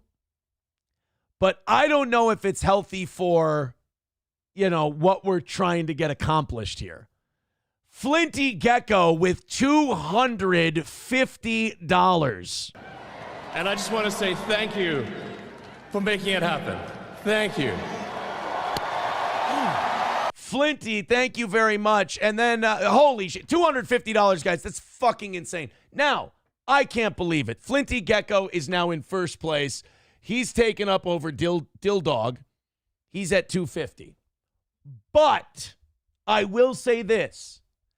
I want to see a day where the morning show is the evening show, and because Steel Toe's kind of like America, this close to perfection, this close to having it the way we want it. And all we got to worry about is, hey, can we break this 800 threshold, this 900 threshold? Can we go back to over 1,000, like when in the drama days, you know? Can we do that? Because the evening show is killing and the morning show is killing. So, Flinty, thank you very much. That is fantastic. Now we only have basically one goal left for the week, and then it's another perfect week of Steel Toe. But I want to see a day where Flinty can kick back with an iced tea and go, how about a 20 this week? That'll suffice. And I think it can be done. Thank you, Flinty. You're the man. Fucking crazy. You know what? Give the kid all the drops. But I'm afraid I've got some bad news. Yeah, give him this one. They are afraid. Give him this one. Stop dipping into your ketamine stash. Put down the bomb. Give him this one. We want the gold, sucker. Hulk Hogan, we coming for you, nigga. Thank you, Flinty Gecko. What a guy. With the $250. You know what that means? We're only $20 away. Thank you very, very much for your contributions. $20 from doing it here on Steel Toe this morning. Thank you very much. You know what? Just throw in a 20, put us out of our misery. What do you say? And thank you, Silverwolf, with another $5 on PayPal. He says, I'm over here now. He's been on YouTube, Rumble, and PayPal today. Thank you, buddy. Very much appreciated. Okie dokie. Here's what you do.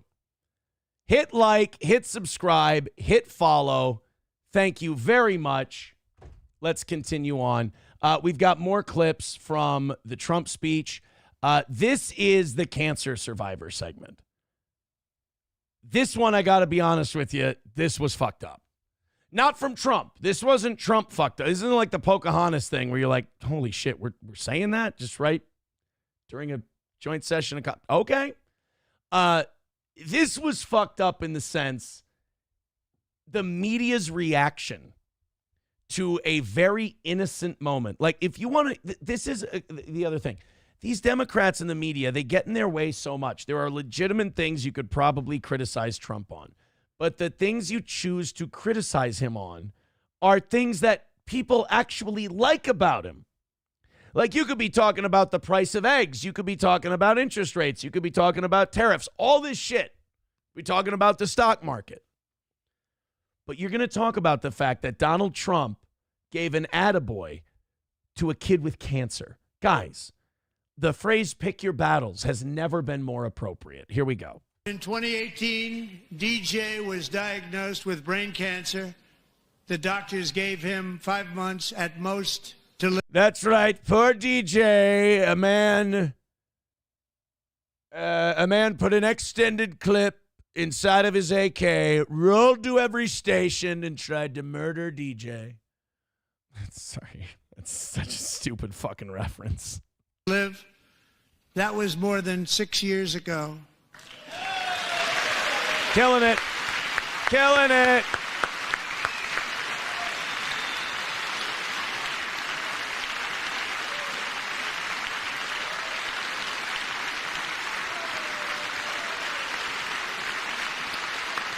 I was going to say, how are you not crying during this as a 13-year-old kid? But, like, I'm pretty sure, like, if you've been told you're going to die and you survive cancer, like, you probably don't cry easy at that point. Since that time, DJ and his dad have been on a quest to Sam Show, you lost that bet. make his dream come true, and DJ has been sworn in as an honorary law enforcement officer.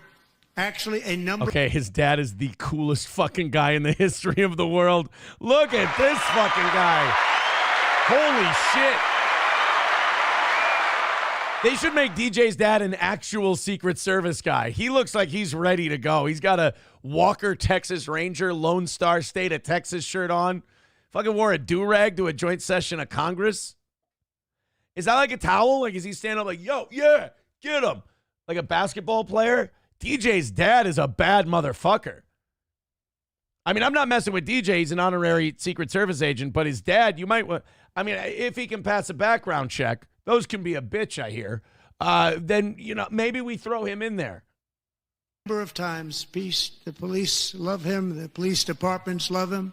And tonight, DJ, we're going to do you the biggest honor of them all. I am asking our new Secret Service Director, Sean Curran, to officially make you an agent of the United States Secret Service. Wow.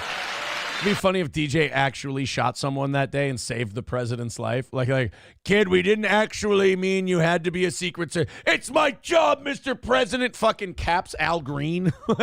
Al Green raises his cane, and all of a sudden you hear DJ yell, gun! Caps Al Green from up top. You're like, holy shit, DJ is not fucking around. His dad's covering his head up top. He's like, don't worry, Pops, I got you. Hey, memo to everyone else. Don't fuck with DJ.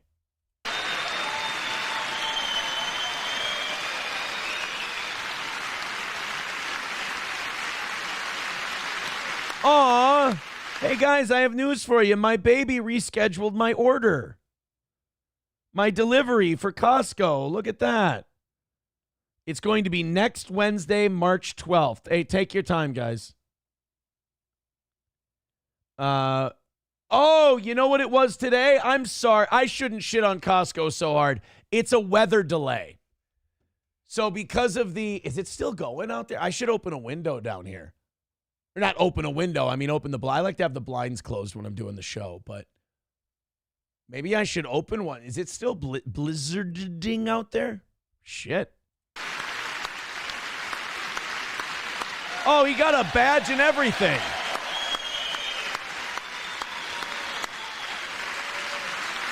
Now you can protect me when these rotten Democrats try to blow my head off again. Oh, that's fucking wholesome as all hell. Get out of here. How can you not like that? That is the sweetest thing I've ever seen.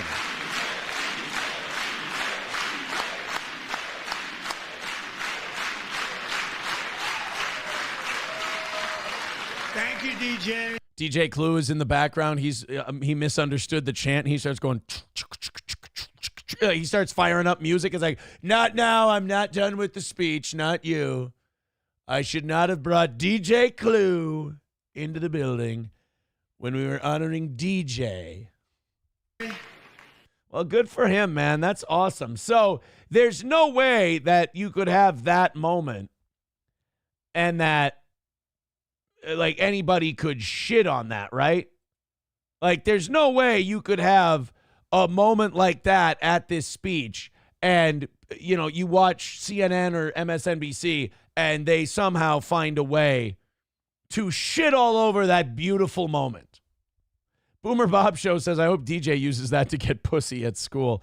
Yeah, I think, I mean, DJ should. I mean, DJ should use that to his advantage however much he can. I mean, he's got a legit, it's not even a crime if he does it. You know, usually if people make something like that, they show it, they use it. You can go to prison for something like that. DJ's got a legit Secret Service thing. That he can flash that around. Good job, DJ. Professor Tie-Dye with $5 says, hey, fatty, I won't say anything mean with this chat. Oh, thank you, bud. Appreciate that. $15 away from today. Thank you. Boomer Bob Show says, I'm commandeering this swing set in the name of national security. Excuse me, like he gets to college. Excuse me, boys. I think I'll be tapping that keg. Thank you. Excuse me, sir. I need your girlfriend. Urgent matter of national security. God damn, that DJ really, I mean, his friends all get together. He's really getting some mileage out of that Secret Service thing, isn't he? Just don't shoot anybody. I don't think it's going to be able to get you out of that, is all. I don't think, you might just, like, You can still play it a little conservative. Rebecca with $5 over on PayPal. Thank you very much, Rebecca. We're $10 away from this morning. Thank you very much. Thank you so much for your kindness and your generosity. About 700 of you checking out Steel Toe right now. We're a little down today. We were a little down yesterday too. I hope that's not a trend. Hit like, hit subscribe. I feel bad for the people who aren't tuning in today. You're getting a very good show. Oh, you know what? I hate that shit. Blizzards, canceled school, most of our audience coming from Minnesota. Fuck, that is going to depress the numbers just a bit. Thank you guys very much, though. Let's find new fans today. Everybody hit thumbs up. Everybody share the show. Well, perfect day for some new fans is what I say. So, MSNBC saw that moment that you and I just saw, right? They saw DJ get his honorary Secret Service badge. He got sworn in as a Secret Service agent. Literally, we watched his eyes light up. We watched DJ be so happy that this happened to him. Would you like to see how $25 million a year Rachel Maddow saw the DJ moment? Because through her eyes, which may be a little biased, she did not see the heartwarming, touching, beautiful moment that the rest of us saw when Donald Trump made a poor cancer survivor with the coolest dad in the world as the newest member of the Secret Service. Let's see how it's important, guys, to get different perspectives on these things. And I'd like to see Rachel Maddow's perspective on old DJ. For the record, and this is disgusting, the president made a spectacle out of praising a young man who's thus far survived pediatric cancer. Listen to that. First of all, to say thus far, you fucking bitch. Honestly, I'm sorry, but you're an asshole.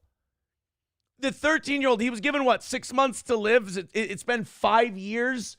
And she's like, he honored a kid who so far has survived. Do you have a cancer survivor in your life, in your family? Do me a favor. I mean, don't do this because you're not a fucking idiot mongoloid, but do this for me. Or at least do the thought exercise in your brain. What would happen if you went up to that cancer survivor and she said, I survived cancer. And you went, hey, so far. What a dick. You're like, hi, my name's Becky. I'm a cancer survivor. Becky, you're a cancer survivor so far. Remember, it could come back and kill you. Like, we kind of make fun of Trump derangement syndrome. We also know it's kind of a real thing. This is insane. This is wild, dude.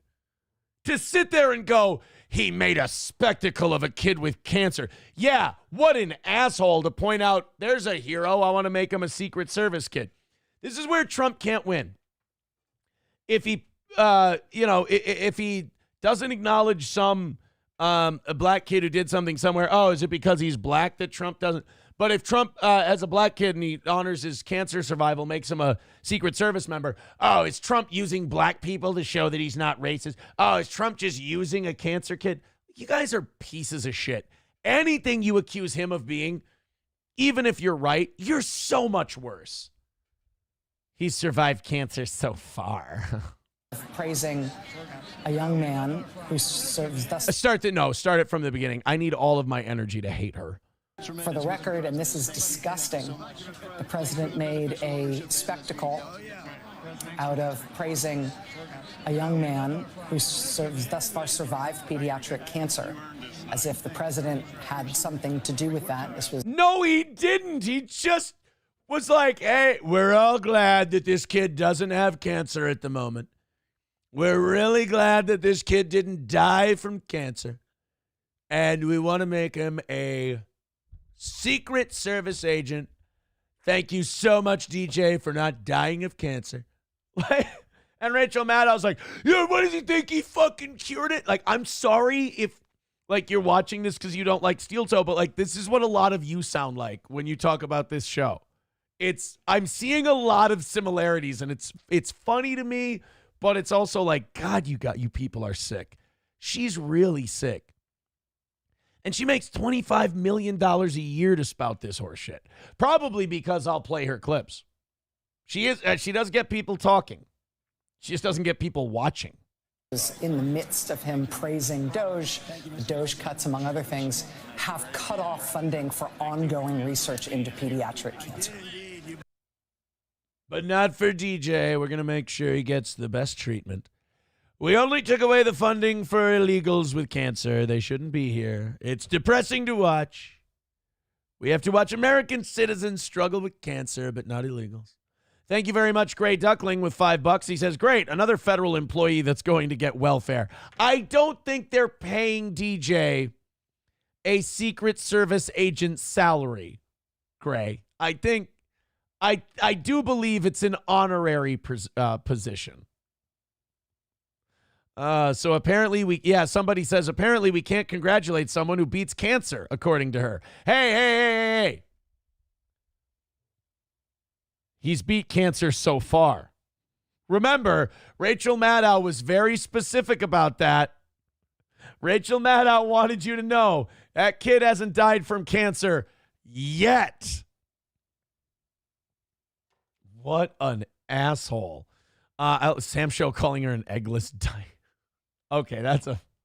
Bigot on Socialist Media gifting a subscription over on Rumble to Rusty Grammar. Thank you very much, buddy. Look at you guys just $5 away from having this goal collapse in on itself this morning. Thank you, Flinty Gecko, once again for the huge drop earlier today. Thank you guys very much.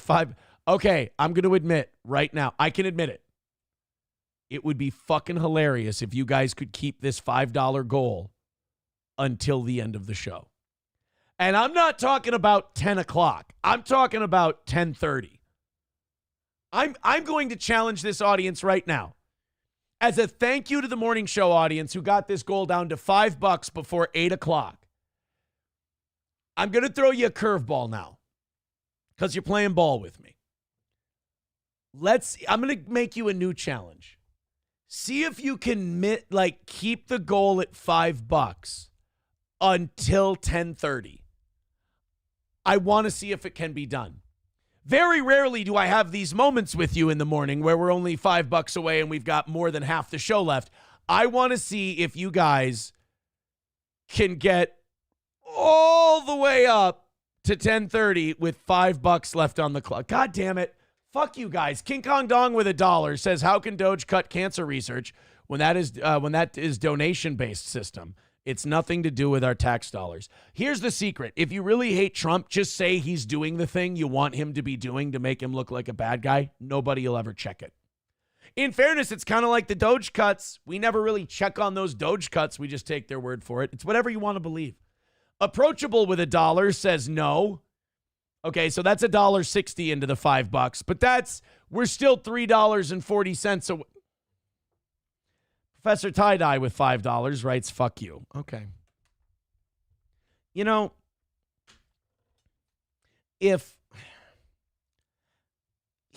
look, I love you guys. I always will love you guys. You've allowed me to continue making my living after radio went away. And no matter how poorly I've treated you, no matter how many fuck-ups I've made in the last year, and you stuck with me and you've kept this show going through the most irresponsible times in my life. But for once, one time, could you do something because I asked you nicely? Just one time in your life. I'm realizing now it's not about the goal. It's just about doing the opposite of what I'd like you to do. I say, hey guys, can we get to 200 by 8 o'clock? Don't give him any fucking money. Oh, what, you don't think the show's good? No, show's fantastic. Show's probably better than it's been in years. But just watch this. It'll drive him fucking insane. This is part of the fun. This is the part that makes it more fun than radio. So much more interactive. And then I go, all right, guys, well, Hey, you guys are so generous. Thank you. You got us down to $5. Hey, this would be fun. And then I try to join in with you. I try to join in on your edging thing. And I go, hey, guys, I have a fun idea. Wouldn't it be great if we had this $5 goal until the end of the show? And you guys immediately go, fuck you. Here's a bunch of money, you dick. Like, is this how it will always be? I should just get used to it, shouldn't I? I should just get used to it. Boomer Bob Show with $1 says $1 towards crushing today's hopes and dreams. They're crushed. They're crushed. Give me tips with $5. Says sorry. But you're not, though. Don't write that. You're not sorry at all. At all. At all. You're not sorry. Ryobi with $5 says LOL. No. Guys are also like $10 into tomorrow. Thank you. You know what? You know who I have to thank? I have to thank the PayPal people. Because at least the people who donate on PayPal and Venmo and all that, they didn't engage in this tomfuckery. That, like, Rumble's in on it. YouTube's in on it. They're all throwing in when I asked them not to. When I said, hey, let's see if we can make it to 10:30. You know who listened to me? You know who respected me? The people who donate on Venmo and the people who donate on PayPal. That's why they're my favorite. That's why I love them so much, is they'll play games with me. And they're not going to do what you guys do. I'm not going to sit here and go, yay, PayPal, yay, Venmo, they didn't donate. And then they're just going to start throwing money in. They're not going to do that. You fuckers do that. Professor Tie-Dye with $1 says, I'm like your herpes. I was there in Minnesota, then went away, and now I'm back making you stress. Approachable with $1 says, not only are we not going to leave it at 5, we're going to make sure we go $100 over today and knock out a decent chunk of tomorrow. I bet you don't. You guys are $15 into tomorrow right now. I don't. Approachable goes, let's go. Spite don't. No, you guys aren't doing spite donos today. I won't allow it. I will watch me demonetize my own video. Just be like, no, fuck them. I've been struggling the last 2 days to knock out goal milestones, and they don't do it. And then the minute I tell them not to give me any money, they start giving. Fuck that noise. Well, thank you, guys. I appreciate it. It's very nice of you. Let's continue on. Hey, over the 750 mark for today on all 5 platforms. It's a lighter day than normal, but we're having a good time over here on the toe. All right, we got more MSNBC coverage. So this was Rachel Maddow's show still, but this was Nicole Wallace, who is a news anchor now on MSNBC. You know, by the way, you know how Nicole Wallace... Somebody just texted in. They said, it's not about the goal, Aaron. It's about sending a message. Oh, okay. And the message is, we're in charge and Aaron's not a human being. I understand. So if you don't remember how Nicole Wallace got her start, she got her start in politics working on the John McCain presidential campaign. She's featured in the movie Game Change, the Sarah Palin movie that HBO did. Julianne Moore was awesome in that. And Nicole Wallace got a job with MSNBC to be like their resident Republican. But this weird thing happens when you take a job as an MSNBC Republican. It's the Joe Scarborough effect. You just you gradually start turning into a Democrat, and it just, for some reason, it just ends up happening. I don't know if you just surround yourself in that bubble and that's what happens. But that's what ends up being the thing, is this Nicole Wallace is now turned into basically just a left-wing mouthpiece. Well, she got in on the DJ stuff yesterday. Remember, Donald Trump, yay, this kid doesn't have cancer. Good for him. We're going to make you a Secret Service agent. Okay, cool. DJ's thrilled. His eyes bug out of his head. He's so happy. Nicole Wallace decided to have thoughts. And if you ever wonder why, if you're MSNBC and you ever wonder why the American people maybe don't like you, you need to stop wondering why. This is Nicole Wallace talking about DJ last night on MSNBC. But I think this was a lesson in finding one thing that you let yourself feel. And I let myself feel joy about DJ. And I hope he... There's nothing wrong with that, you asshole. You've become so partisan that you feel bad that you felt good about a kid surviving cancer. I don't care if Adolf Hitler gives a tribute to DJ. I'm happy that DJ's alive and doesn't die from cancer. Now, the odds of Hitler praising this black kid for surviving cancer, very low. A, because Hitler's dead. B, because DJ's black. And C, because Mengele probably gave DJ the cancer to see how black people handle it. So it's probably not happening. But if it did, I'd be happy for DJ. I wouldn't sit here with this existential struggle that Nicole Wallace has, saying, I let myself feel good feelings for DJ. Good. I let myself feel joy about DJ, and I hope he's alive for another, 95 years, right? And I hope he lives. It's actually too long. I mean, even DJ would say, calm down. You don't have to overdo it. Like, honestly, DJ's like, at this point, if I get 20 or 30, like, it's a good run. Like, let's calm down on the 95. 5 years, right? And I hope he lives and the life he wants to live. He wants to be a cop. He knows what he wants to do. And maybe when you have childhood cancer, that crystallizes. Yeah, and I hope no asshole commentators, when he becomes a cop, demand that his police department be defunded. That would be really cool for DJ. Childhood cancer that crystallizes for you. And I hope he has a long life as a law enforcement officer.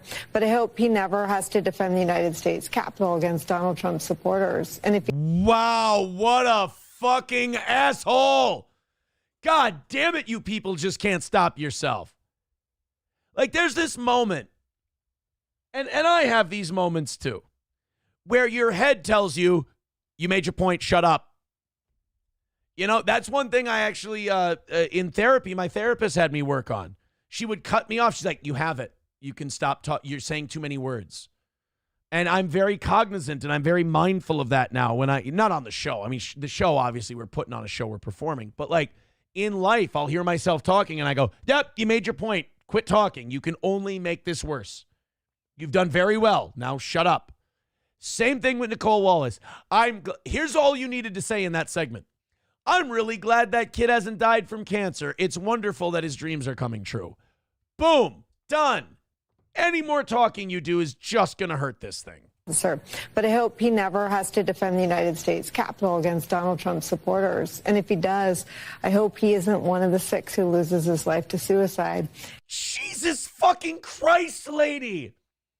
Did you just say, I hope the cancer kid doesn't off himself? Can we not? Nobody made you make that point. Nobody made you say that. You weren't defending DJ from something that was said that night. That means in your head, you cooked that up because you hate Trump so much. You cooked up a scenario where DJ has to defend from an insurrection. And don't worry, that won't happen again because the FBI agents that started it probably won't be there. So you created that scenario in your head. And at the end of that scenario, poor DJ is dead. He takes his own life in the scenario you invented. You want to own Trump so bad that you created a fake scenario with a 13-year-old with cancer where he dies at the end. You're a sociopath. And I'll tell you another thing. This is how you know Trump gave a good speech and it probably worked, because this is what these people are grasping at today. And I hope he isn't one who has to testify against the people who carried out acts of seditious conspiracy and then lived to see Donald Trump pardon those people. Yeah. I think what Nicole Wallace is trying to say, DJ, is congratulations on surviving cancer.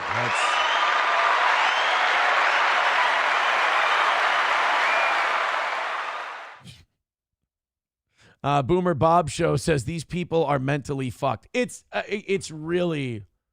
It's reaching a level I didn't think possible. It's reaching a level that, like, I kind of always thought that they'd kind of redlined the whole hating Trump thing and they were just going to consistently stay there. But now they're sitting there and they're making up fantasies in their head about a 13-year-old with cancer who deletes himself because he wants to be a Secret Service agent. Jesus Christ. That's beyond the derangement. That's willful fantasization of a young person dying. And they don't even use his cancer to kill him. In their fantasy, they kill him an entirely different way. Well, we did say that the reason they're probably upset about the cancer kid is because the Trump speech was probably received very well by the American public. So let's see. CNN had a panel of people, and they wanted to ask that panel of people who probably don't watch CNN what they thought of the Trump speech. Now, again, CNN always sets these segments up as, here we go. They're going to think Trump's an asshole. Ready? Break. And then the people end up going, thought it was a solid speech. Thought he did a good job. Let's see how this segment went for CNN today or last night.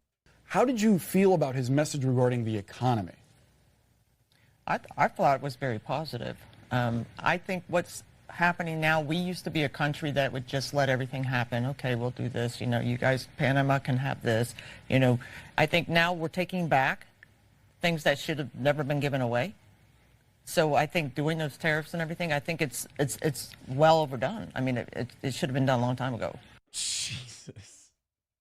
Now, while I don't agree with her on tariffs, there is something to be said where, like, Trump makes people feel like America's in the driver's seat again because of a lot of Americans, and it's only because it's been this way our whole life, a lot of Americans feel that we're entitled to the driver's seat, that we should be in charge, especially of our own destiny.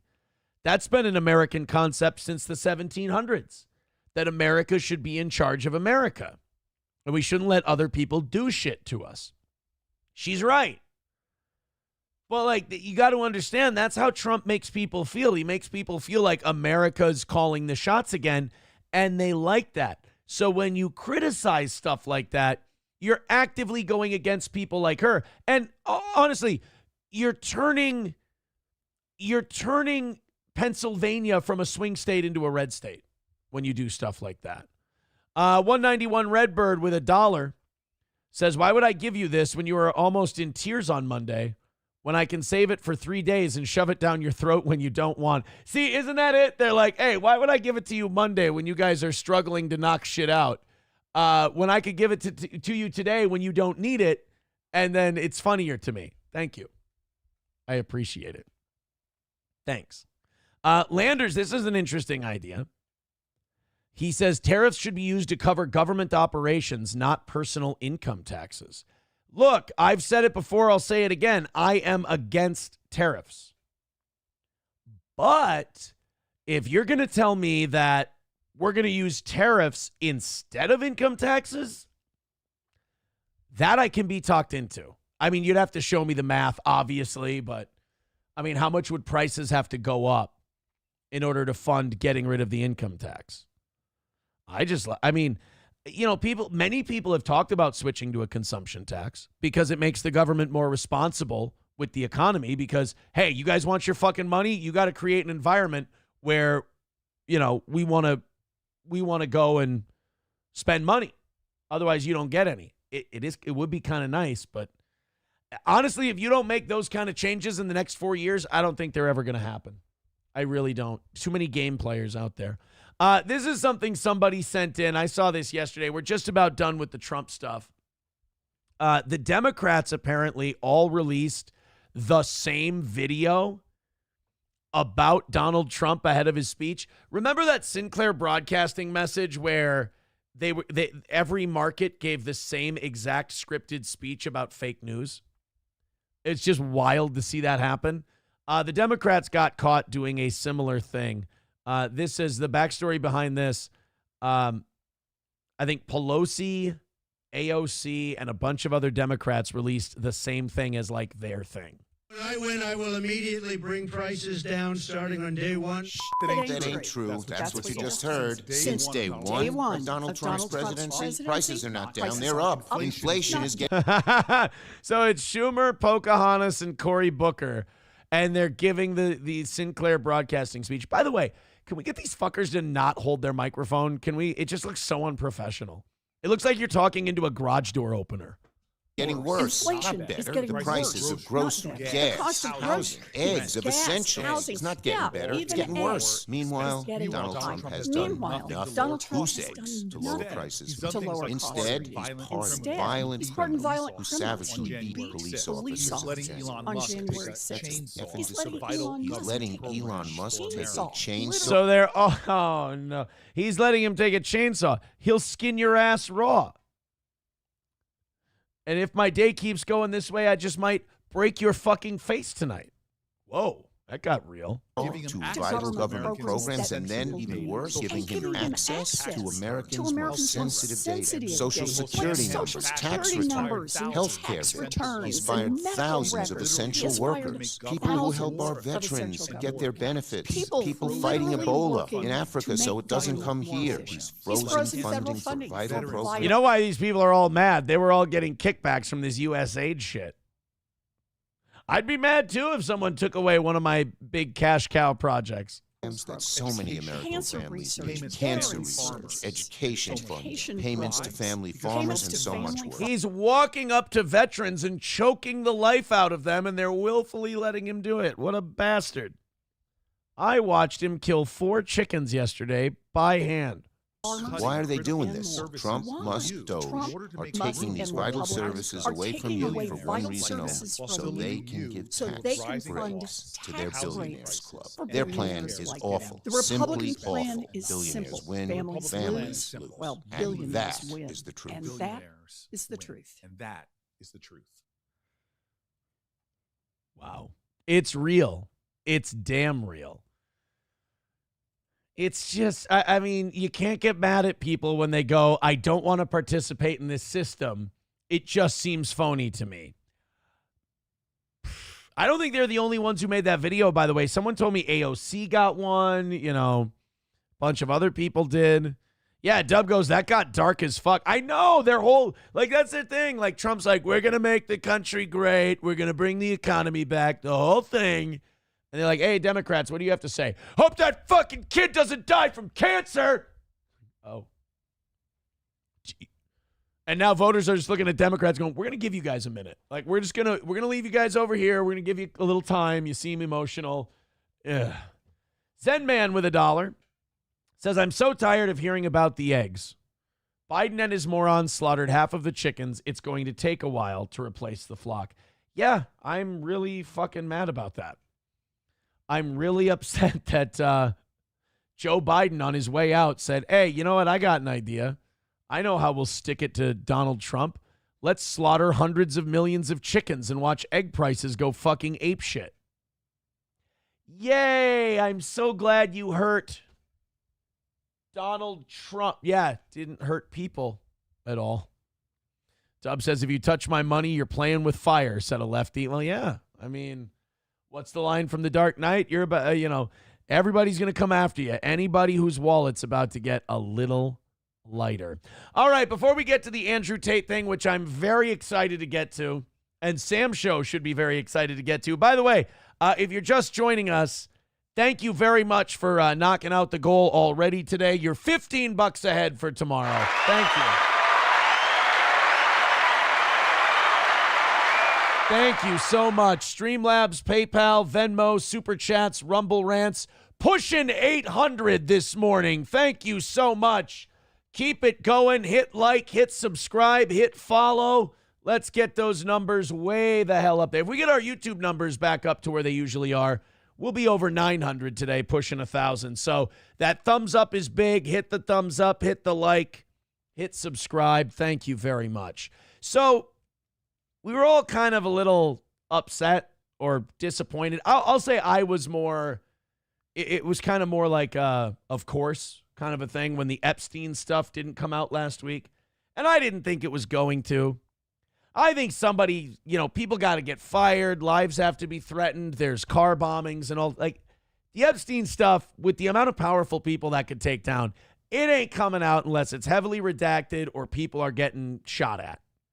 And I don't mean that as a hyperbole. I mean literally people will kill to keep this information private. Well, do you remember when we told you, I think it was on Monday evening's show, that the FBI director of the New York office quit Without warning. He just forcibly resigned is what they said.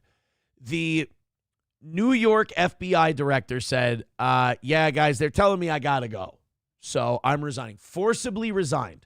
Well, Pam Bondi had some interesting updates on the Epstein files. Remember, she said they're on my desk. I'm going to release them Thursday. It's fucking bananas. Well, she didn't.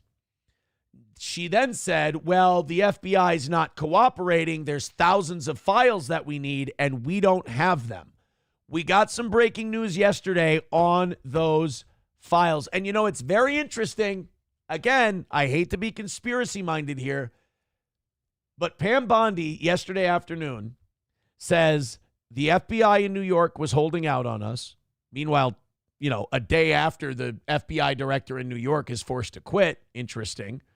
And then that night, we have this crazy presidential speech where a guy's standing up and shaking his cane, and there's all kinds of viral moments. And now nobody's talking about this New York FBI connection with the Epstein deal. Well, you know what?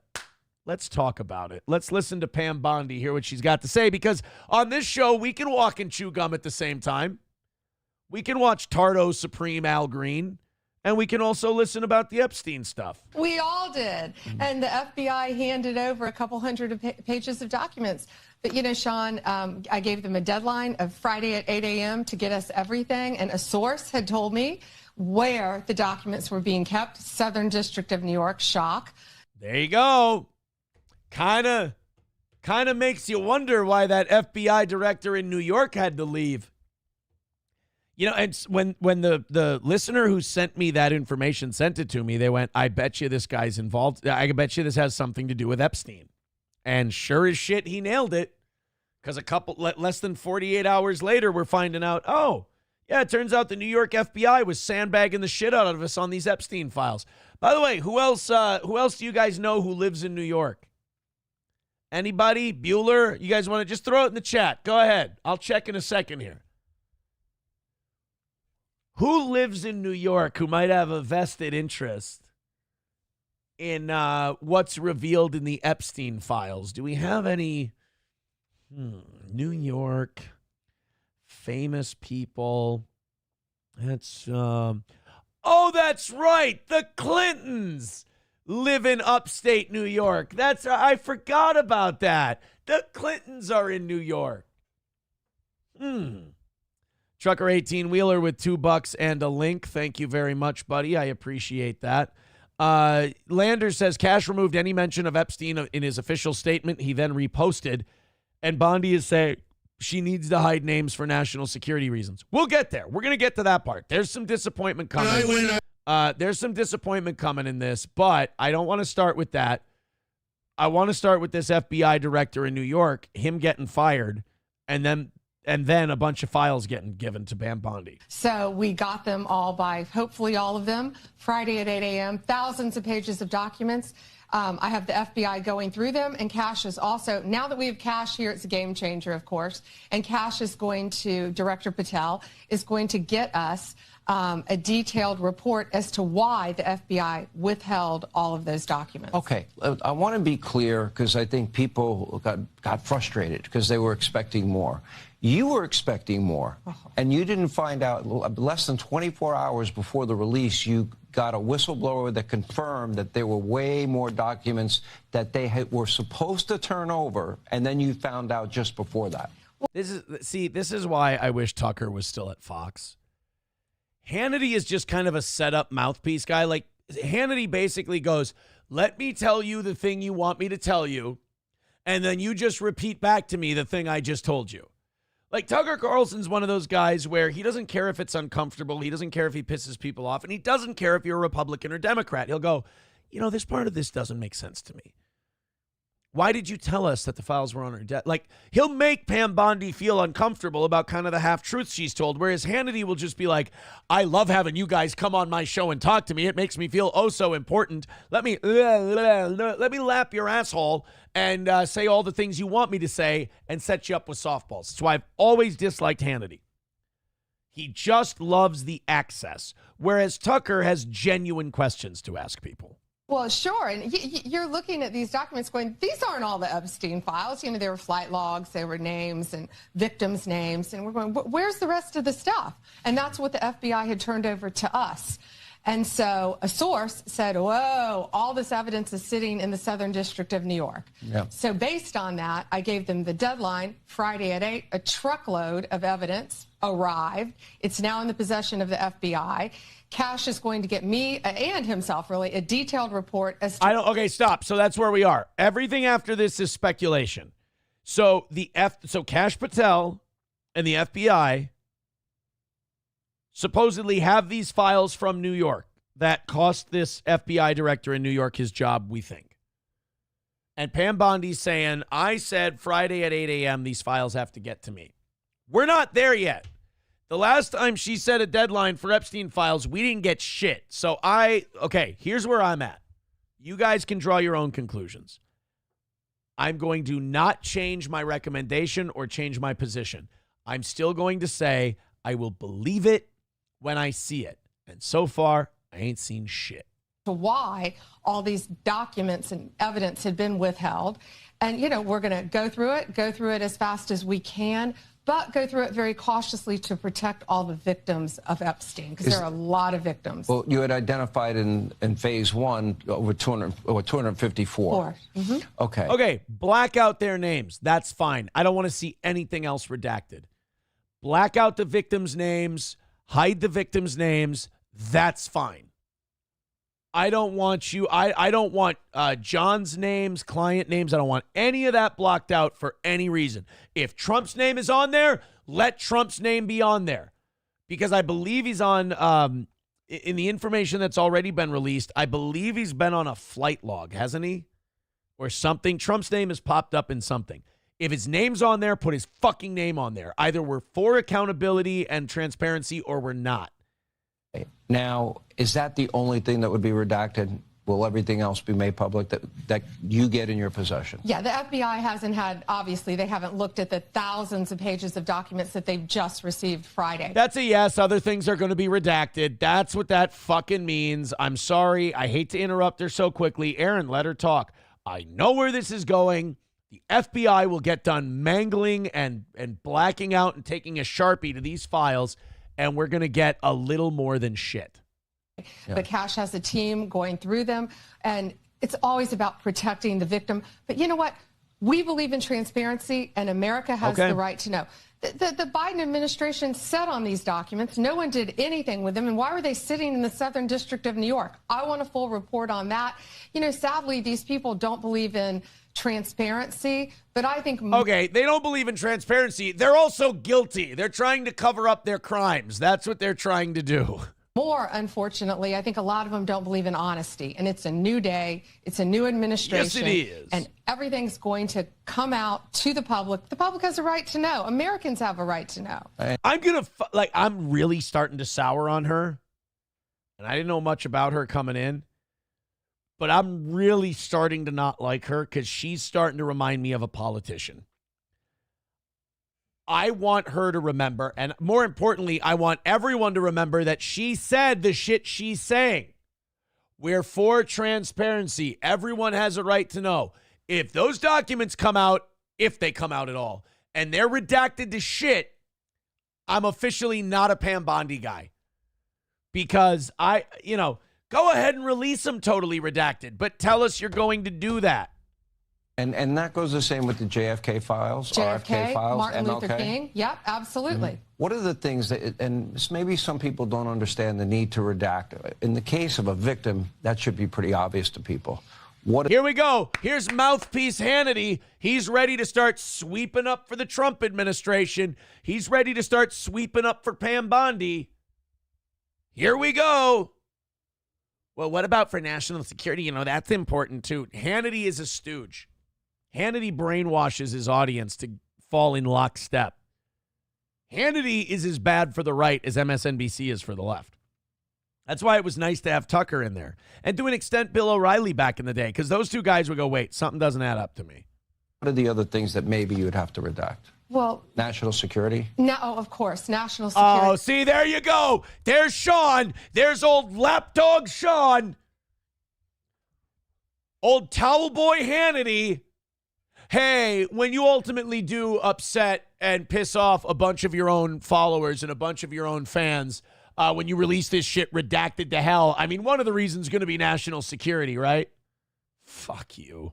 I hate Sean Hannity. Already some grand jury information, which is always going to be confidential, but we'll see. Let's look through them as fast as we can, get it out to the American people, because the American people have a right to know, not only on that, but on Kennedy, on Martin Luther King, on all of these cases that the Biden administration has just sat on for all these years. So yeah, it's really, it's not sad, it's infuriating. Yeah, you're telling me. I don't like her. I'm sorry. There's something about her that I really don't. I'm not sure about her. I think she's more of a game player than the rest of them. Wood U says Hannity's audience is mostly women. I don't believe that. I feel like Hannity's audience is like your grandpa falling asleep in a recliner. Jay Fish calling him CIA Sean. That's a good one.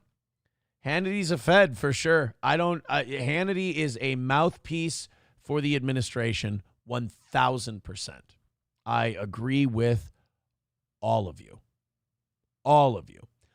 Let's go. Okay, good. Somebody did find all the people. So here. This is all the people who made the Trump thing. Immediately bring prices down starting on day one. Look at that. There we go. Where's AOC? I got to find AOC. Because she was one of them. Fuck, she's not in there? God damn it. I swear to God, somebody had AOC's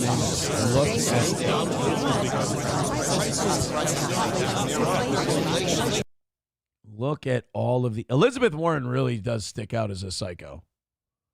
She really is way too high-strung. So yeah, a bunch of them made the same exact video with the same exact script and showing once again that Congress people and politicians have absolutely zero ad-lib capability. About 800 of you checking out the toe. Thank you very much. Hit like, hit subscribe, hit follow. You guys are doing great. All of your liking and sharing is working. Keep it up. We're not asking for anything today. Goals knocked out, goals handled. Do all the free stuff that promotes the show. Like, follow, subscribe. It's a great Steel Toe Day, and you guys are into tomorrow. Oh, evening show, killing it. We are just 2 goals away from our fourth straight perfect week of the toe. Thank you so much.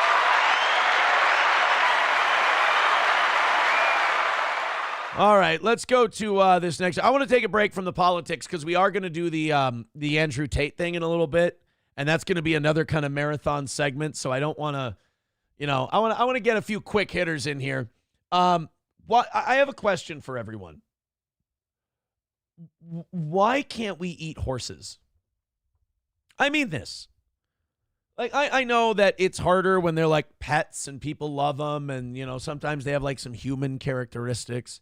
Like, I could never imagine eating Gordy, but I kind of want to go to the China Star buffet today. But the horse thing, bunch of other countries eat it. And I'm not talking about, like, uncivilized third world shitholes. Like, first world countries, they eat horses. Why can't we? I don't understand it. At the very least, why are people being thrown in jail for making horse meat, for butchering horse flesh? I don't get it. I don't understand it. Maybe there's a health reason people can give me. Maybe Europe's playing a little fast and loose. I don't know. I want RFK Jr. on this because we have this story out of Florida. Of course, it's Florida, by the way, where a guy just got busted running an illegal horse meat market. Now, what I've heard is that horse flesh is very tender. Horse meat is very good. And people who have consumed it have liked it. So why can't we just eat horse? People keep pigs as pets. We eat pork. By the way, can I get nerdy for a second? I annoyed the shit out of SP and all the kids on Friday with this. Because one of the kids was talking about their big history test that they have coming up. and we got talking about the English language. And it was something about like cow, beef, pig, pork, and all that. And like, why are these words different? And I'm such a fucking dork. I knew the answer to the question, and I was so excited to tell everyone. But you just watched children ranging in ages from 5 to 16 just look at you and go, shut up.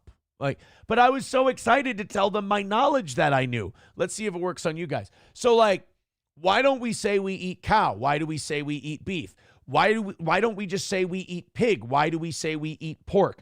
Why are these words the way they are? Well, in 1066, there was something called the Battle of Hastings. See, England was being fought over, and thus pretty much the life of the English language was being fought over. You had the Viking leader, Harold Hardrada. He was the Scandinavian king. He was coming over. He wanted England because the Scandinavians have always wanted England. And then you had the Anglo-Saxon king of England who sat on a disputed throne named Harold Godwinson. Harold Godwinson claimed the throne of England, but the old king's bastard son, William the Bastard, in Normandy, said that he was the English king. So William the Bastard raised an army, waited for the wind to be right, sailed across the English Channel to go confront Harold Godwinson. Meanwhile, Harold Hardrada had landed on the east coast of England. So Harold Godwinson went up, raised an army, and met Harold Hardrada, defeated him. Well, William the Bastard had landed, and he was taking territory, so Harold Godwinson had to come down and fight William the Bastard. William the Bastard ends up winning the Battle of Hastings, becomes William the Conqueror.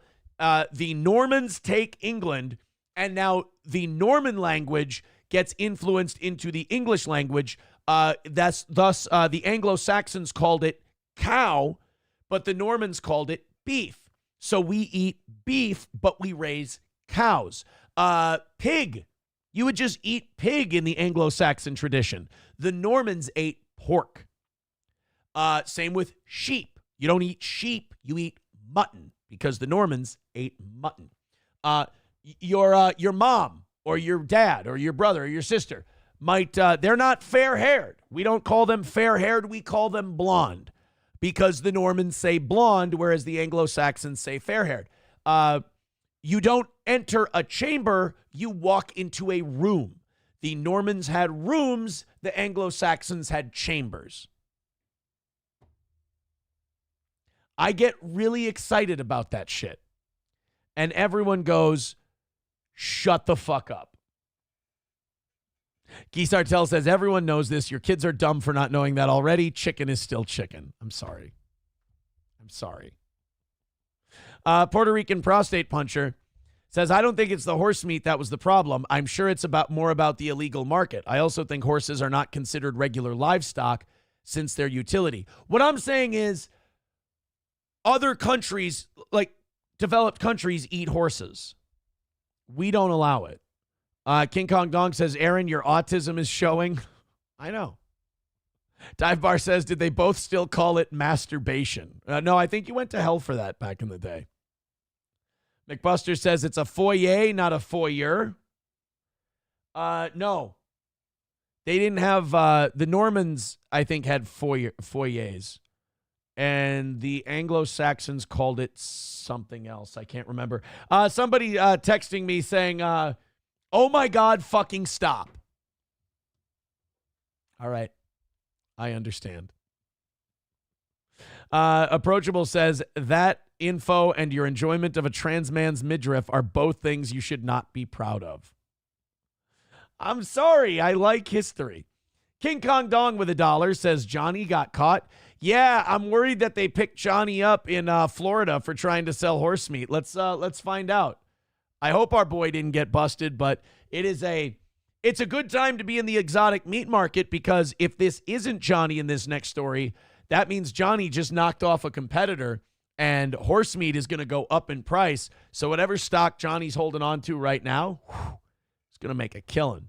Tonight in Washington, Congress considering legislation to permanently ban the slaughter of horses for human consumption, something we have already seen legislatively here in our area. The Save America's Forgotten Equines or SAFE Act would also prohibit live horses from being taken to slaughterhouses overseas. Rachel. Why, though? Because we ride on them? Have you ever seen mutton busting? That's not what you think it is, by the way. It's where they put little kids on sheep and they do like a rodeo. You know, they put a saddle on a sheep. They have the kid sit on the sheep's back, and the sheep runs around, and you see how long the kid can stay on it. I know what you're thinking. Aaron, that's fucking insane. Yeah, central Minnesota. Mutton busting. It's a real thing. But we still eat them. I don't understand why horses are special. See, but here's the problem. You run into this, and then people go, oh, well, Aaron, then why can't we eat dogs? Keep your fucking hands off dogs, you goddamn animals. Unless you label it General Tso's chicken. Then it's fine. Don't eat my dog. I guess that's really what it boils down to. People don't want their horses getting eaten. They don't really give a shit if you eat someone else's horse. Just don't eat their horse. That's kind of how I feel about dogs. I don't give a shit if someone eats a dog. Just don't eat my dog. And I don't care if you eat everyone's cat. I don't even care if you eat the cat. Just kill it. Perry has more of the impact this could have here on South Florida. Well, bunch of horse-munching retards down in the Sunshine State. Florida already has strict laws making it illegal to buy or sell horse meat. I'm told more and more horses from South Florida are being transported to slaughterhouses in Mexico and Canada. Now, this new legislation hopes to put an end to that. Can you really stop? I guess you can. I was going to say, can you stop an American from selling their product to a Canadian or a Mexican? I suppose. Like, if your product is heroin, they don't just let you do that, even though, you know, you're selling it to another country. For the years, WPBF 25 News has told you about several cases involving stolen horses and slaughterhouses, even as recent as 2023 when 2 horses were stolen in Palm Beach Gardens before being found slaughtered in Miami. You know, they used to hang horse thieves. Maybe we need to bring that back. Richard Kudo, the founder of Animal Recovery Mission, says despite strict state laws. Look at that. Look at how much meat is there, though. Like, I know that, you know, oh, we ride around on them and everything else, but, like, that can feed a lot of people. Like, okay, what if we what if we have slaughterhouses for horses? Say that 5 times fast. Slaughterhouses for horses. I can't even say it once. Slaughterhouses for horses. Slaughterhouses for horses. Slaughterhouses for horses. Slaughterhouses for horses. Slaughterhouses for horses. Slaughterhouses for horses. That was hard. Too much Celsius this morning. Look, the point is, what if we had slaughterhouses for horses and we instant froze the meat and we only let it be used in like food shelves? Like, what if we used all the horse meat to feed the starving, to feed the hungry? Like, instead of letting EBT cards be used on sugary snacks and hot Cheetos and Takis, like, what if we let poor people eat horses? And they could get, like, some protein and some fat, and, you know, all the poor people in America wouldn't have diabetes. That would be kind of nice. Let them eat horses. Here in South Florida, the horse meat industry is still thriving. Yeah. The return on investment are huge for these people. And that's why they'll go to the lengths of breaking into someone's barn in the middle of the night and harvesting the meat from... Okay, that's fucking illegal, though. Like, you can't do that if it's cows. Like, why do we need to make new laws? Like, oh, we need to make a law. Why? Well, some guy keeps sneaking into my barn and slaughtering my horse. Yeah, if he did that to any of your animals, that would be against the law. Like, it's not like it's legal for people to sneak into your barn and murder your horse. That's still not okay. You don't need a new law. It's not like it's going to stop people if they're already willing to. You know, this is like saying we can stop school shootings if we ban certain kinds of guns. If someone wants to kill a shitload of people somewhere, they're going to kill a shitload of people somewhere, or at least try. You know what you haven't tried? Outlawing shooting people in schools. Maybe if we do that, we'll solve the problem. On someone's pet horse. Saying they've shut down more than 200 illegal slaughterhouses. And it's a good job for a female cop. Female cop, gun drawn, rolling tape. Female cop, uh-oh, horse meat. Female cop tape, horse meat, doggo. Horse didn't die, meat. Female cop. Florida alone. Many of them are in plain sight, and many of them are actually posting ads in Craigslist and Facebook Marketplace for their meat. It's traumatic. Every single one of them. I agree. Paneling is not something you should have in 2025. And they shouldn't be happening. Debbie Metcalf is the founder of Stolen Horse International. What a saying hell of a group. oftentimes horses are stolen and taken to slaughterhouses in Mexico or Canada. That's where the Save America's Forgotten Equines or SAFE Act comes into play, seeking to ban that and permanently stop the slaughter. Isn't that horse being cute? Isn't he so nice? Here's what I don't get. We're going to show the horse being cutie patootie. But yet if we show someone eating filet mignon, we're like, oh, that looks so succulent and delicious. That's amazing. But you don't know for sure what meat that is. What if that person's eating horse? It still looks good to you. Any animal can do cutesy shit. What is this, Charlotte's Web? Are we going to have some horse written above the barn?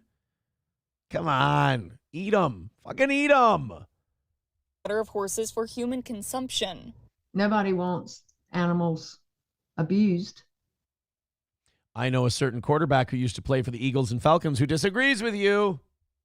Wouldn't it have been great if Michael Vick went to Georgia and was a bulldog? It'd be too perfect. And without this act, that's exactly what's going to happen. No, Debbie tells me some argue slaughter is just another way to end a horse's suffering, but her and Kudo say it's not the humane way to do things. The bill is set to be considered. All right, now wait a minute. When a horse breaks his leg in a race, they blow its fucking head off. What's the difference? Like, so what if they do it a different way and then they consume the meat? That's actually, in a way, more productive than the other way they do it. Fauci's Pangolin says Gordy does cute shit. Yeah, I know. That's why you can't eat Gordy. Guys, it's called being a hypocrite. Look it up. God, like these people don't understand what it means. Yes, I'm being a hypocrite. You can't eat my dog. You can eat that guy's horse all day long as you have his permission, but leave my fucking dog alone. Gray Duckling with $2 says, yep, your therapist was right. Shut up. It's my job to use too many words here. That was in response to the Battle of Hastings thing. Neat VT with $1.99 says, I ate horse in Japan. It was amazing. I've heard this from an uncomfortable amount of people. It's got to be true that they've eaten horse meat before, and it's very good. Ask what's his name? Who's the Japanese white guy? The New Zealand guy. I like him. He's good. Copium. Meme Copium. Ask Meme Copium what horse is like. I'm sure he loves horse. I'm sure he thinks it's delicious. No problem with eating horse meat. Let them eat horse, as Marie Antoinette once said. Holy mother of horse shit. Rumble looking great today. Thank you very much. Hit like, hit subscribe, hit follow. Let's pump those YouTube numbers up over our 5 platforms. We are up over 800 people at the moment. We appreciate that. Hit like, hit follow, hit share. And let's get those numbers up again. Keep it going. Thank you very much. Chaos in Serbia yesterday. I tell you what, Serbian parliament looks fucking lit if you ask me. Literally. Check it out, man. Smoke bombs going off. What did they do? Chaos in Serbian parliament as opposition sets off smoke grenades and tear gas to protest against the government. I mean, so far we just have senile black men shaking canes at our president, so I guess by comparison we look good. Do they not? Oh, no sound on this? Boo, Serbia. Learn how to add an audio track to your shit. Look at that. Like, how are you not clearing the fuck out of there? You know what the weirdest part about this is? Is that everyone in Serbian parliament must be so used to shit like this going on that they're just standing there going, don't worry, guys. The smoke's going to get out of here in a minute. We'll be able to get back to business, and we can vote on this trans sports bill. It'll be fine. Look at that. Somebody just threw a smoke grenade in the middle of these guys, and they just step off a couple of steps and go, that guy's picking the fucking thing up. That's got to be hotter than shit. It actually kind of looks like they're having a party in there. Oh, look, it's a gender reveal. It's a girl. Oh, isn't that nice? Oh, that guy, he's met.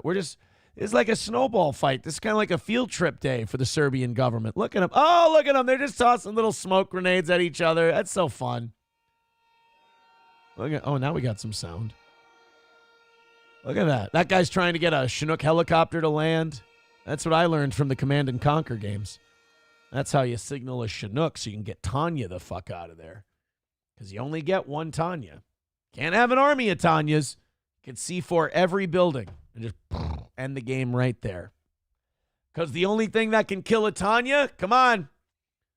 Where's my Command and Conquer Red Alert, people? What's the only thing that can kill Tanya? She can't, the guys can't see her to shoot her. There's only one thing. Unless she's like planting C4 or whatever. Then they can see her for a little bit and then they can shoot her. But then she disappears again. Nobody can get her. Only thing. Come on, guys. You know this. You know this. I'm disappointed. No, Nancy is not the only thing that can kill a Tanya, but I appreciate the effort. Oh, man. Galuli? No. 9/11? No. Not 9/11. Well, I guess 9/11 could kill Tanya if Tanya was at 9/11, then I suppose. No, not Nancy Kerrigan, Ryan the Garbage Man. Oh, man, I don't have any Command and Conquer Red Alert people. A dog. An attack dog is the only thing that can kill Tanya. God damn it. Son of a bitch. Thank you. Mecca Jones finally got it. Von Kaiser says Jews.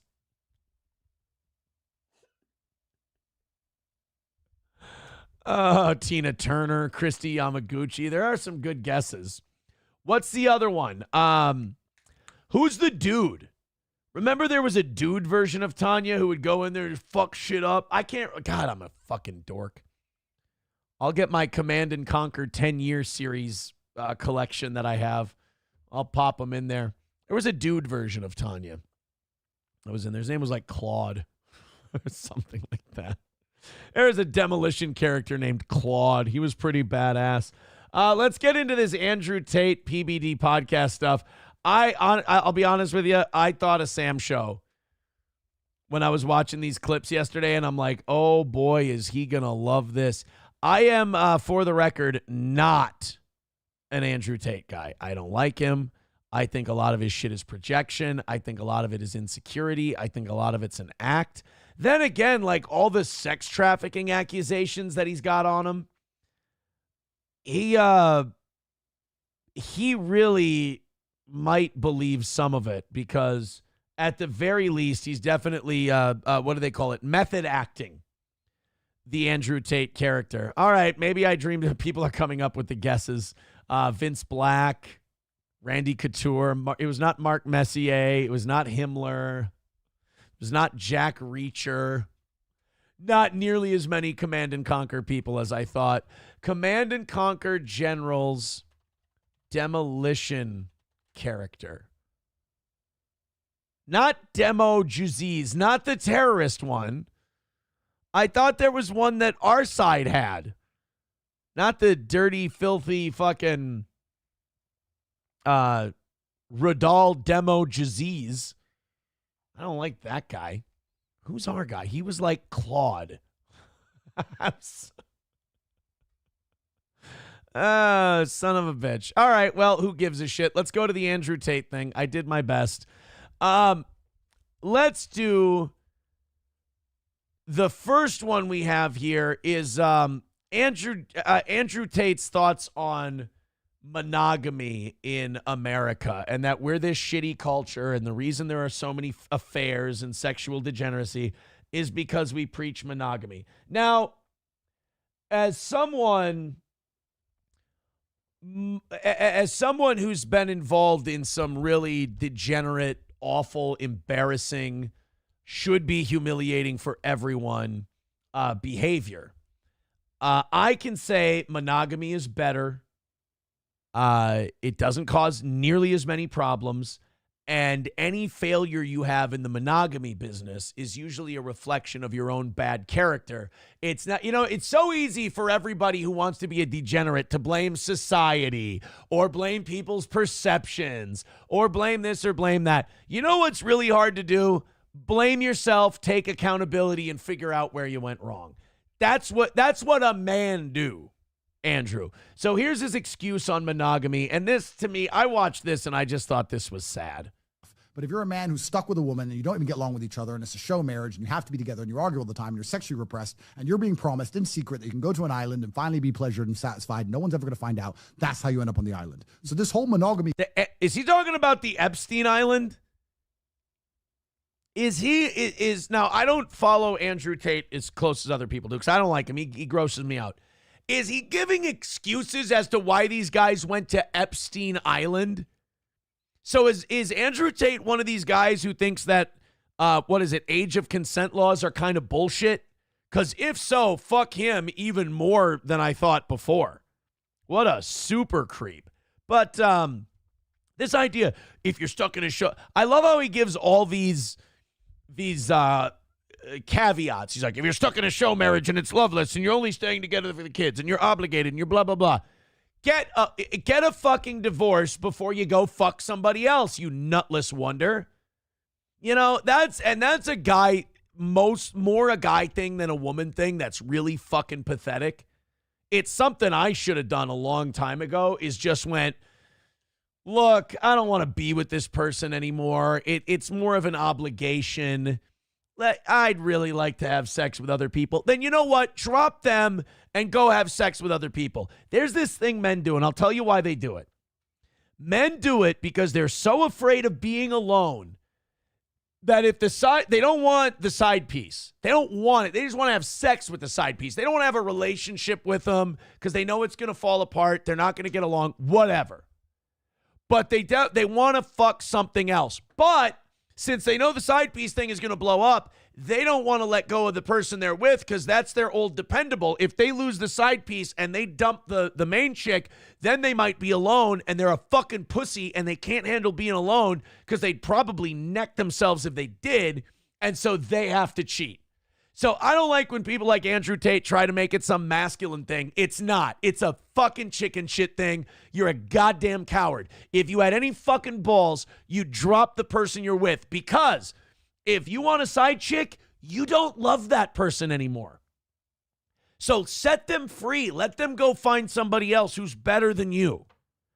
If you want the side, you can't love someone and lust after a side chick and act on that. You can't do it. It's not possible. The very act that you're cheating means you don't love that person. The two ideas are incompatible. It's a bullshit thing that chicken shit men made up so they can have their cake and eat it too. But it's also a coward's way out because they don't want to actually have the balls to drop the person they're with because they secretly know that that thing over there isn't going to work and they don't want to be stuck alone because then they'll cry and be so sad. So that's why I don't buy people like Andrew Tate. I think they're completely full of shit. Garbage that's being pushed by the West, especially amongst our elites, is the reason we have the biggest problem with pedophilia. And they don't have this problem in South America because they all have girlfriends. They don't have this problem in Russia because they all have girlfriends. They don't have this problem in Russia because if you sleep with a 15-year-old in Russia, nobody bats an eye. They don't have a problem with pedophilia in a lot of other countries because they just let it happen, Andrew. God, this guy is a fucking maniac. You don't have this problem with pedophilia because everybody has girlfriends, side pieces. Then don't fucking get married. Nobody made you get married, asshole. That's the other thing. Like, all this guy shit, all this Andrew Tate dude shit, it's all just being a coward. It's all just being a chicken shit and making excuses for it. Oh, the reason monogamy, they don't have girlfriends, and then blah, blah, blah, that's why pedophilia is... No, it's not. Now you're excusing pedophilia, and that's fucking gross. There's an Onion show you could go on that you do very well on. But this idea that, well, it's monogamy, you know, if you want to fuck around, dude, fuck around. But don't commit to someone and drag other people into it. Wives, kids, shit like that. Because then you're a fucking asshole. That doesn't mean you're repressed or society's wrong. Anybody who blames society for their behavior is a fucking nutless wonder. They've got no dick, no balls.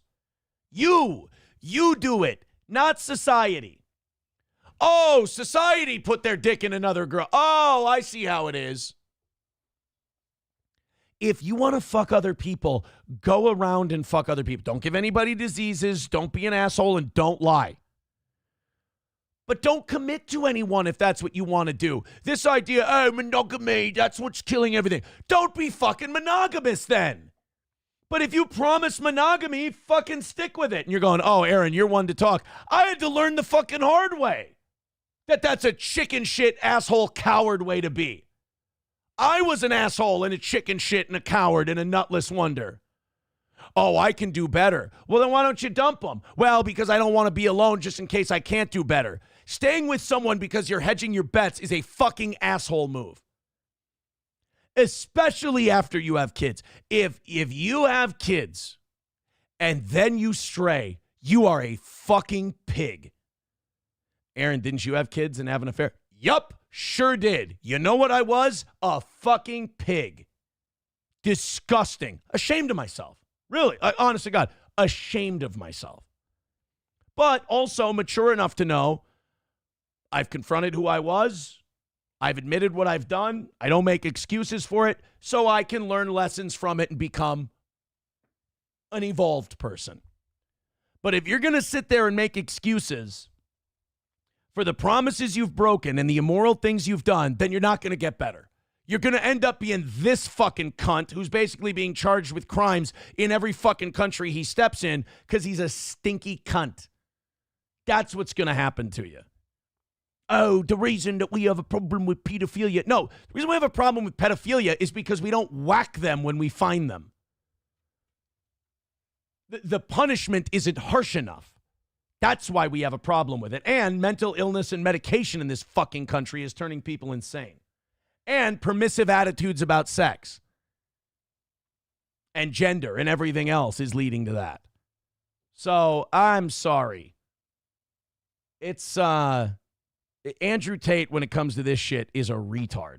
Elites don't have this problem. They all have girlfriends. But here in the West, we're saying, nope, you just stick with your wife, only her, be happy with her. What happens if you don't get along? What? Oh, they don't have problems with pedophilia in the Middle East because they all have girlfriends. No, that's not why they don't have a problem with pedophilia. They just allow it. They don't have a problem with pedophilia in the Middle East because they don't have a problem with pedophilia in the... God, he's a fucking idiot. That's going to make these next two segments really hard to come back from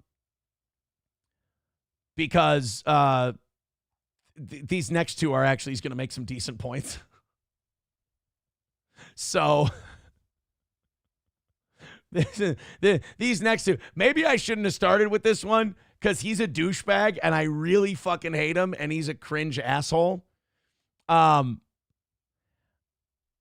These next two segments that I'm about to play from Andrew Tate, he's actually pretty sharp. Guy Sartell says, I almost respect you for admitting that. Almost. I'll take that because Guy Sartell doesn't almost respect anything. So I appreciate that. But I've said that for a long time now. Well, not a long. I've said that for a year now. I mean, you know, I've said this about myself many times. Mr. Learn the hard way. So far, you know, so far that's going better for me. But yeah, it's, I mean, I had to learn a hard fucking lesson. But God damn, at least I learned it. So now we go to Andrew Tate's thoughts, and this is going to be tricky. So he was on the PBD podcast, and he was talking about the Epstein list and why it's not coming out. And again, I instantly thought of Sam's show during this part. This is, watch what Andrew Tate mouths here. Put that shit out because we're all on it and we have footage on all of you. By the way, who is that guy? I know Patrick Bet David, but who's this other guy? And we're on it as well. Who, because I know you're smirking because I know you kind of know, but who has that? I forgot it was that quickly. I kind of forgot he did that quickly. I didn't mean to take a drink while he was doing that. But they're asking him, why isn't this Epstein list coming out? Who's stopping this Epstein list from coming out? And, you know, this is weird because a lot of people get thrown under the bus for saying what Andrew Tate just mouthed. But you can tell because of what this guy says that he thinks the same thing. A lot of people who are not seen as like problematic or, you know, whatever word you want to attach to thinking that, believe that. They think that way because they watch stuff, they see patterns and they notice them. But don't you dare speak it. Put that shit out because we're all on it and we have footage on all of you and we're on it as well. Who, because I know you're smirking because I know you kind of know, but who has that? Whoa. Oh, Andrew, don't get in trouble. But who's up there, Andrew, that's calling them? Because, Andrew, they're calling, like, think about it. It's reaching Pam Bondi, it's reaching Kash Patel, and Donald Trump promised it to us, and we're still waiting. Can I say something about people of, like, both Italian and Persian, like, descent? They're talk touchers, and it gets kind of uncomfortable. They do a lot of touching when they talk. I don't know if us German background people are just cold or what it is. No touching when we're talking. I don't like that. When someone's talking to me and they like grab an arm or they touch a shoulder, I'm like, could you not? Like, I understand what you're saying. No talk touching. We're waiting, which I don't think it's ever going to come out. Who is up there? Who's up there? Who's making that call? Well, I could say the Jews and get some favor. But you did, though. Like, you just said the Jews. You now see why I say that I thought of Sam's show when I saw these clips. Get some favor with the internet. But, you know. But now, why are those guys laughing? Now, if that truly was a racist, horrible, unspoken, not true, total myth, total rumor thing to say, why would those guys be chuckling?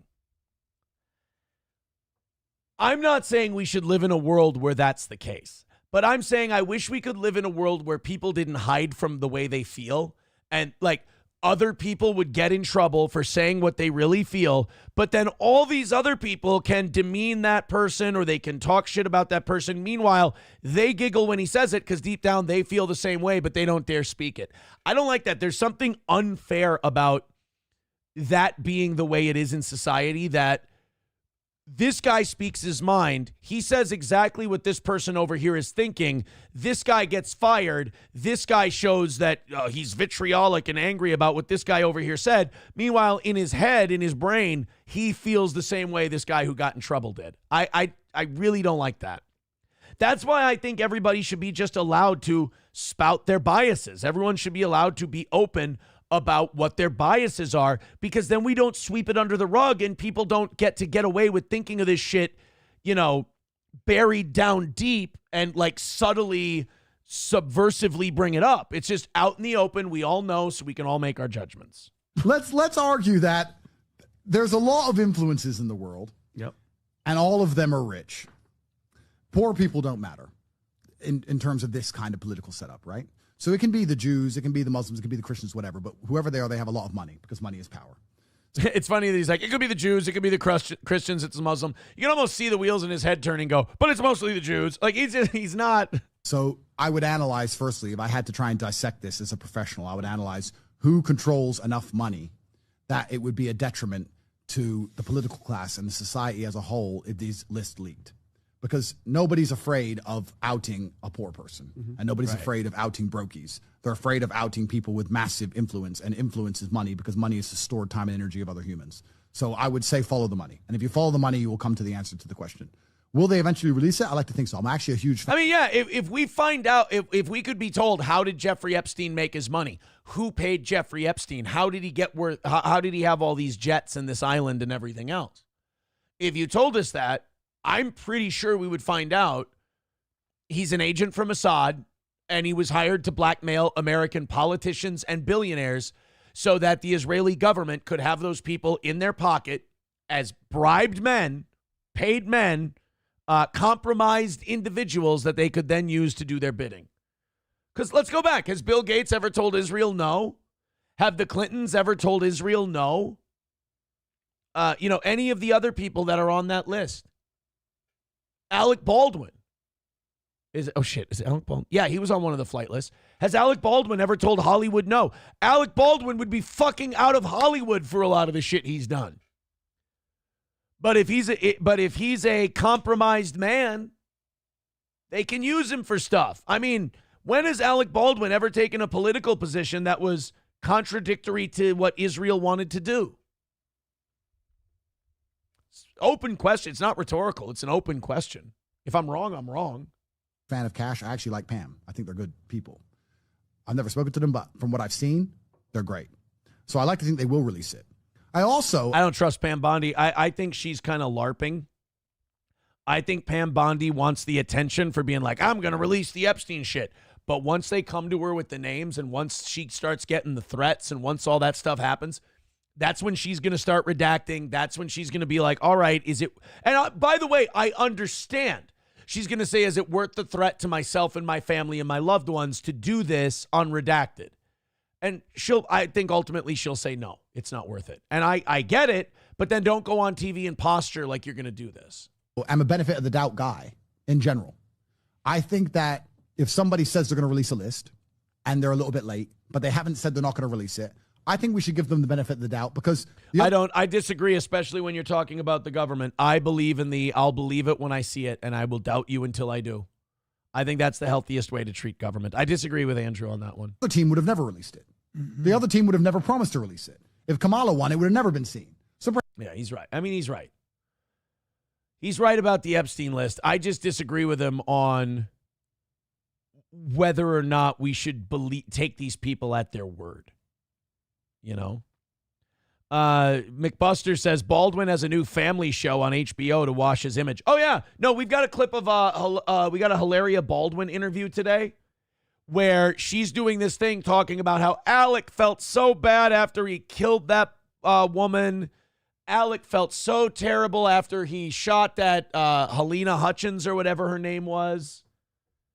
He felt so terrible. He was depressed, like, again, they're rebuilding his image. Mel Gibson got shit-faced and told a cop the Jews started all the wars, and he had to fund every project he's done before or since by himself. So, Alec Baldwin killed a lady. Killed him. There's no ifs, ands, or buts about it. We all agree with that. It's a fact. Alec Baldwin killed someone.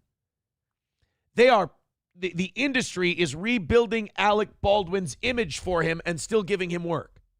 Mel Gibson said the Jews started all the wars while he was fucked up on the side of a road. We don't even have a recording of it.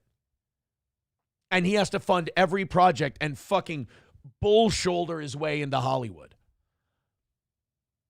How am I supposed to see shit like that and not draw conclusions? Why am I the bad guy for doing that? And Alec Baldwin is on the Epstein flight list.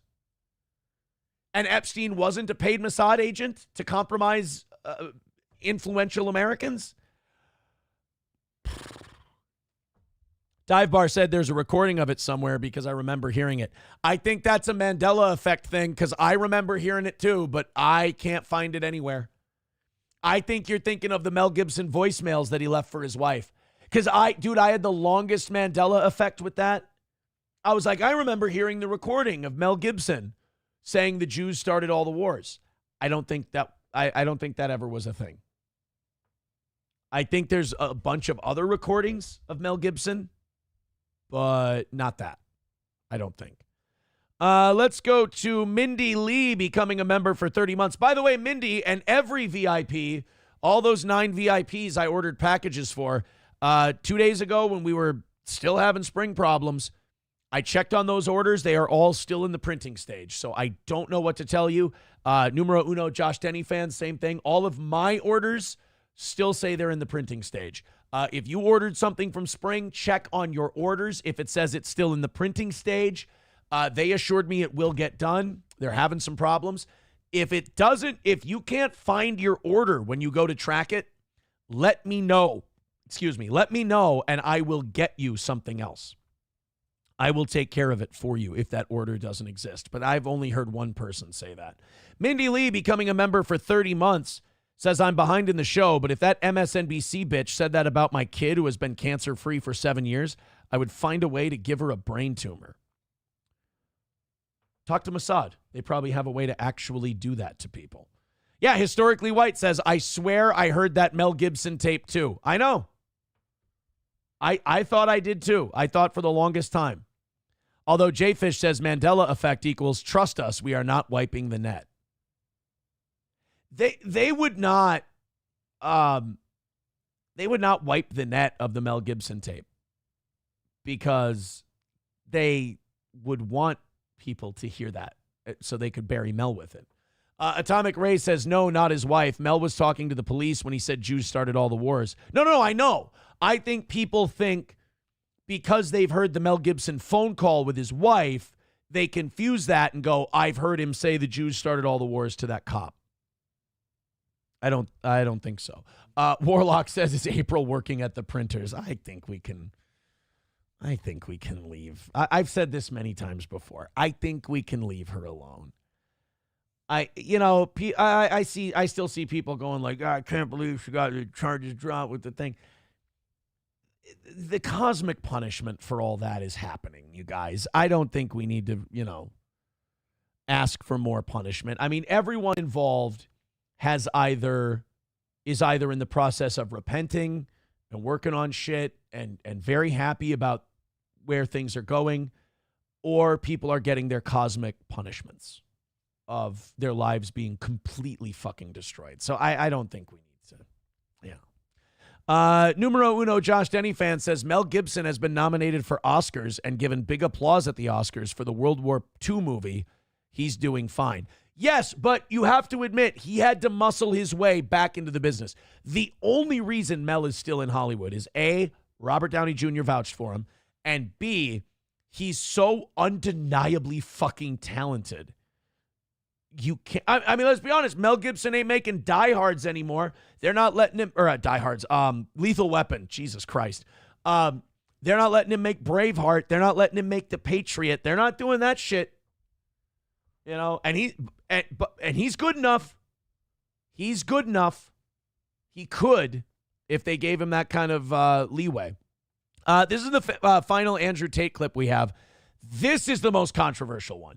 This is the one where you and I are going to clash the most, because I have seen a lot of fans of this show have the same... someone says, I'm part of the VIP program. When do you send out all the merch? If you are a VIP from the last year who did not get your stuff when she was supposed to do them, your stuff is being printed. Once that stuff is printed and sent out, we're going to let all the VIPs claim a free item of merchandise. I'm worried that if we let 100 people claim a shirt right now, it's going to keep bogging down everyone else's shit. So I want all that stuff I'm worried about people who have already gotten shit.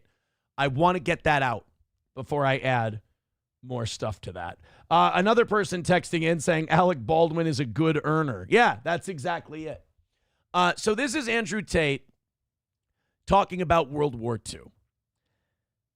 This is going to be the one that you guys are going to break from me on. Or no, World War II, I'm sorry. This is going to be the one where you guys break from me, because we've had this discussion before. I think that the story of World War II is generally true. I think there are some, the winners get to write the history part of it. I don't think how evil Russia was during World War II is really fleshed out enough, because in my opinion, Russian army more evil than the Nazi army. The army. I'm just talking about the behavior of the soldiers. The Russian army was more deplorable than the Nazi army. I'm not talking about the brass. I'm not talking about the leaders. This isn't a Hitler-Stalin thing. This isn't a Holocaust Jew thing. Purely the conduct of the Russian army versus the German army, I believe the Russians were worse. I agree with Patton that we should have retooled the German army, taken all of our military while we had nukes and Russia didn't, and we should have flattened the USSR. We should have taken them out. The New World Order could have been Western Europe and the United States and a rebuilt Japan.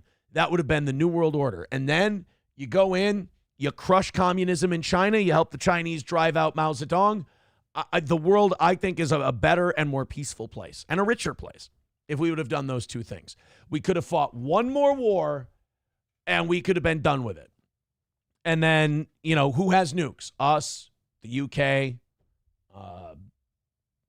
There's a chance you don't get Israel if we knock out the USSR, because they were a big part of creating Israel as well, because they wanted it to be a communist state. And it almost was. I mean, honestly, early Israel in all but name was kind of communist. But anyway, Andrew Tate goes on about World War II and says, what if the history had it all wrong? What if we were lied to about World War II? Now, I don't think we were lied to about World War II. I think we were sugar-coated a little bit on World War II. I think it was turned into more of a movie than it is an actual event. Like, and this crazy guy, Hitler, and he just lost his mind one day. No, that's not the case with Hitler.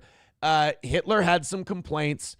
Some of them were valid. The way he went about treating people who he saw as part of that complaint was fucking deplorable. Like, before the Holocaust even, just the ghettos, like just putting Jews in the ghettos, to someone who loves the kind of country we have and freedom and all of that, that's disgusting. That's deplorable.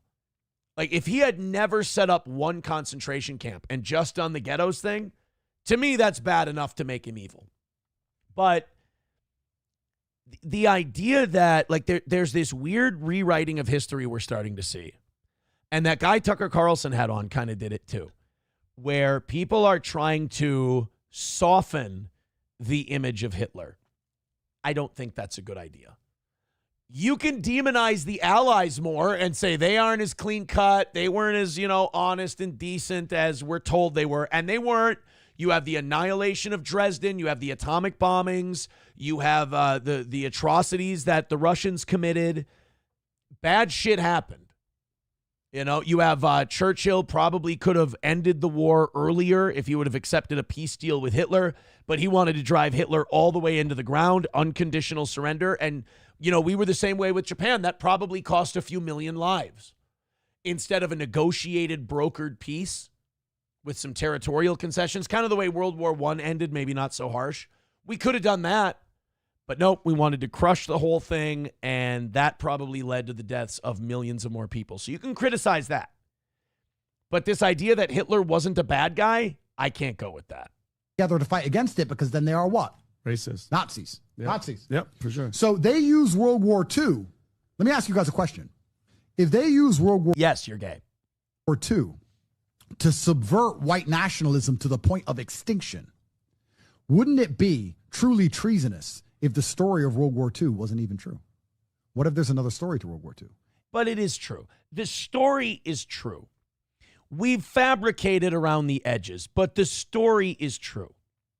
Nobody made Hitler invade Poland. I mean, you could argue that if you want to rewrite the history of World War II, you could argue it maybe should have started earlier. Hitler took all of Czechoslovakia after saying he wouldn't go any further. Hitler took all of Austria, the Rhineland, all of that's the corridor, all of that stuff. You could make the argument that, it's also something to think about. What if Hitler would have stopped at Munich? What if Hitler would have stopped after Neville Chamberlain, peace in our time, the Sudetenland? What if Germany did get the Rhineland, Austria, the corridor, the Sudetenland, all that part of Czechoslovakia? I mean, you would have had a peacetime, no World War II, and Adolf Hitler having a sizable chunk of territory and rebuilding Germany with it. It's an interesting history to think about. Is it true, the story that we know, the version of events that we know? Hitler's just crazy and he just lost his mind. I'm asking questions because in my world, I understood that victors write the history.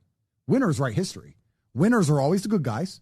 Loser was always the bad guy. Right. I think there's a good argument to be made there that we're lied to about the history of World War II, in that the Soviet Union is looked at as one of the good guys that won the war. The Soviet Union wanted to be bad guys. The Soviet Union wanted to be aggressors in World War II, but Germany attacked them, so it was an alliance of convenience. Stalin had his mind set on territorial expansion. He wanted Finland. The Finns kicked his ass. He wanted Poland. He had to split it with Germany. He wanted Eastern Europe, but Germany invaded him first. Loser had no point of view at all. The winner had all the right thing, and they were doing all the right things. So I'm just asking you, if this war is what's shaping the modern world and it is bringing on the ideology which is going to lead to the extinction of the white race, isn't it important we find out if the story we're told is even true? Let me apply this to You know what I'm noticing in this segment? I want to see if you guys are noticing it too. So I'll be a little wordy in my explanation so as to give you guys time. Do you know what I'm noticing during this segment that I wasn't noticing in the other segments? The complete and utter silence of Patrick Bet David and everybody else on this podcast. Nobody is willing to go here with Andrew Tate. Now, me, like I said earlier, I like it when everyone's honest. I like it when everyone's telling me what they think. I don't feel threatened by people having ideas that I don't have. I like knowing where they're at. So Andrew Tate talking this way about World War II, I'm not afraid to disagree with him, but I'm also not afraid to hear what he has to say. These PBD guys are sitting there, man. They're choking on their pens. They're sitting there going, don't even at this. Modern time. If you listen to the media and the story they tell you, Putin's crazy. Putin's nuts. And he's lost his mind. And he has no point of view at all. And he has no reason to invade Ukraine. See, I don't believe that. Like, you can get through that media messaging. Like, I don't believe that Putin's crazy. I actually believe that Putin's a remarkably sharp guy. I think he might be the smartest world leader out there. I don't think there might not be anyone more intelligent than Vladimir Putin. I just don't think, I don't think, between doing what's right for the world and doing what he wants to do, he will always choose what he wants to do. And with the Ukraine thing, yeah, you could definitely make the argument that he was pushed into it. You could make the argument that he was backed up into his own border and he came out swinging. You can make that argument, sure. There's no possible reason. If you research, you'll understand he actually has a pretty good argument. I'm not saying he's perfect. I'm saying that he has his beliefs. We have our beliefs, some right, some wrong. There's no such thing as black and white. There are different. Yeah, Putin does have a reason to be pissed at Ukraine and pissed at the West.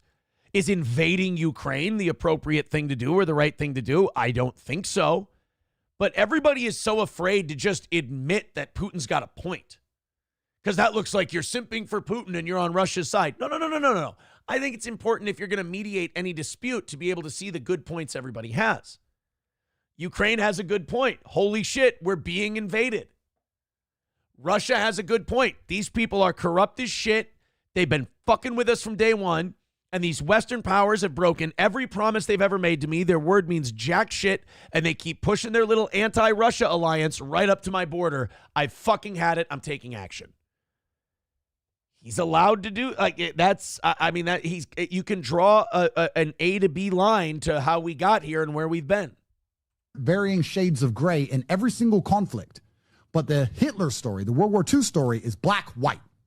Because that's how the winners want to write it. And that's how it always goes when the war is over. And the story of Russia-Ukraine is black-white. Ukraine's innocent. Look, man, Germany was being fucked with. Germany had been being fucked with since 1919, since they signed the Treaty of Versailles. They were being fucked with. And yeah, some of those people fucking with them were Jews. That doesn't mean we take Jewish children, put them in ghettos, and eventually kill them. That's like, when you start going into, hey, there's shades of gray in the Nazi story, there absolutely are. The problem we have is that once you say there's shades of gray, you have people going either Hitler was an okay guy, or people going, how dare you even question this story? Now you're with them, you're a Nazi too. No. What Hitler did was atrocious and evil. But you can see the bad actions that got us there. It wasn't just Hitler lost his mind. Hitler snapped. Hitler went crazy and just decided to kill people. No, his country was being fucked with hard. It had been demoralized. It had been destroyed. And he definitely lashed out, but I wouldn't say he did it like out of control crazy. He was a guy with some wild fucking ideas. Germany let him in because they were so demoralized from how badly they'd been fucked with, and as they say, the rest is history. Russia's nuts. But if you actually analyze things and understand them really, you'll see it's not that way. The lesson from World War II to me is don't push people past their breaking point, because you don't want to deal with the fallout of that. So this is a very interesting thought experiment, and that's what I'm doing before the media attacks me. I'm not advocating for anything. Honestly, if I'm Andrew Tate at this point, I really don't give a shit if the media attacks me.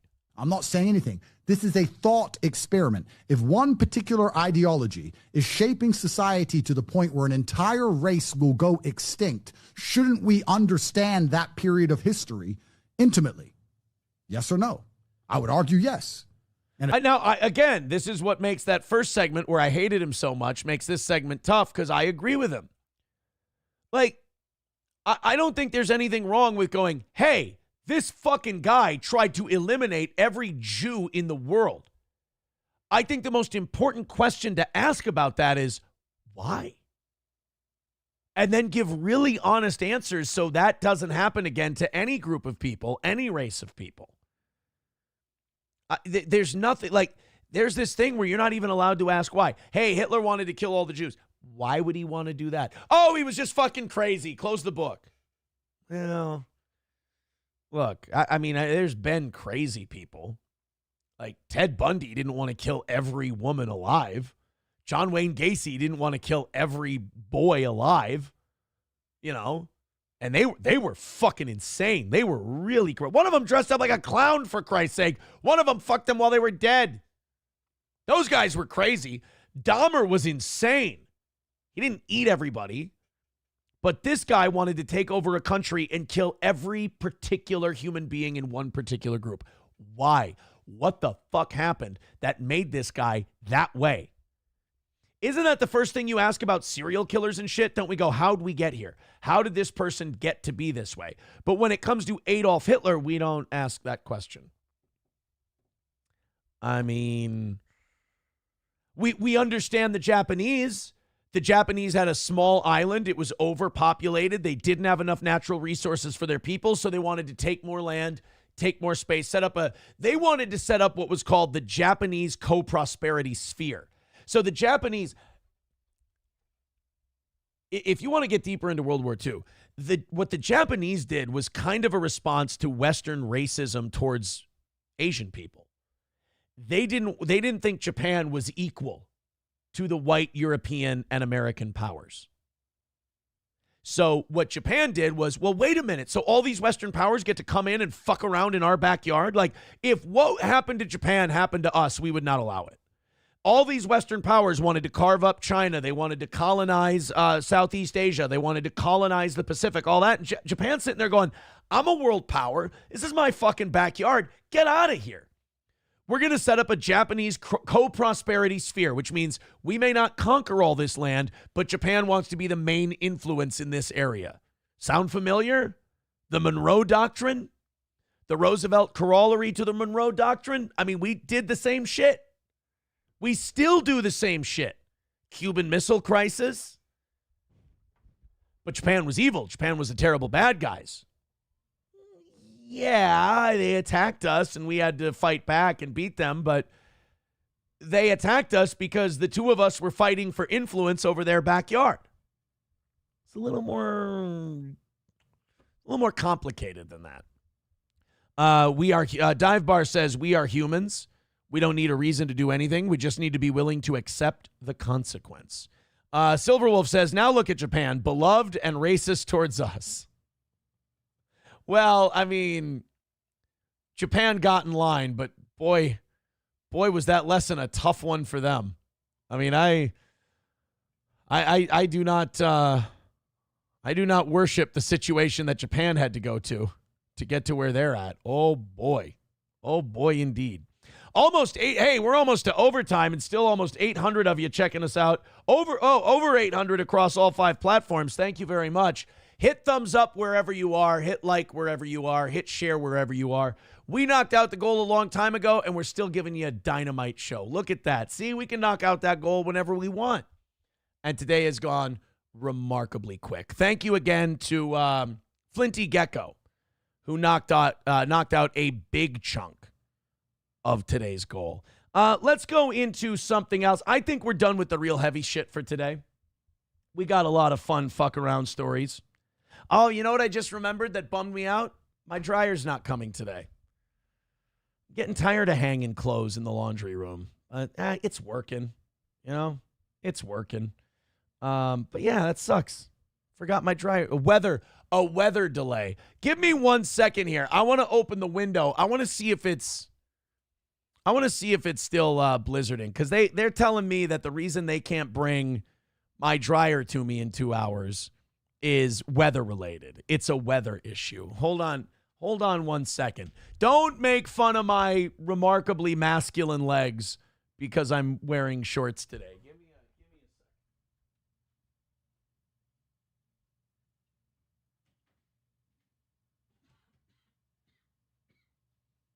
second. Okay. Not only Not only is there not a drop of snow falling, not one flake right now, but I can still, we were supposed to get this big badass blizzard last night. I can still see grass in my backyard. Fuck that nonsense. There's the dusting. We can't bring you your dryer.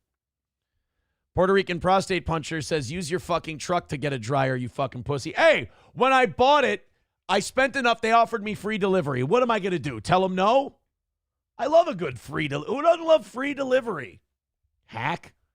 Approachable says, after seeing those legs, I think Aaron's spirit animal is an ostrich.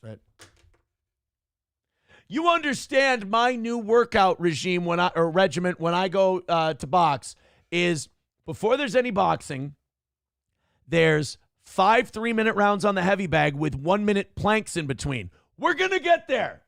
The core's going to get there. Going to Taco John's afterwards was a mistake. That's got to be cut out. But, you know, when you don't eat before the gym, who knows? Who knows what's going to happen? That's actually a true story I did. I got the beef and potato burrito. I did a medium. I'm a piece of shit. I'm sorry. I'm not apologizing to you because I feel like I owe you an apology. That's an apology to myself more than anything else. It's an apology to me. Let's go ahead and check this out. This is our daily drugs are bad, okay, kind of story. The more weed gets legalized, the more marijuana gets legalized across the country, and the more stories I see like this, the more I want to tighten up drug laws. Because you have so many retards who have children and they keep drugs around them, and it makes me fucking incensed. Even weed, like it's like people are like, oh, weed's harmless. No, it's not. Like, kids get a hold of drugs, kids get a hold of weed, they go to the fucking hospital. They could have serious problems. So I would like to see weed be legal, but I would like it to be illegal in a house where there are children present. If you possess marijuana in the same building as children, I believe you should go to jail.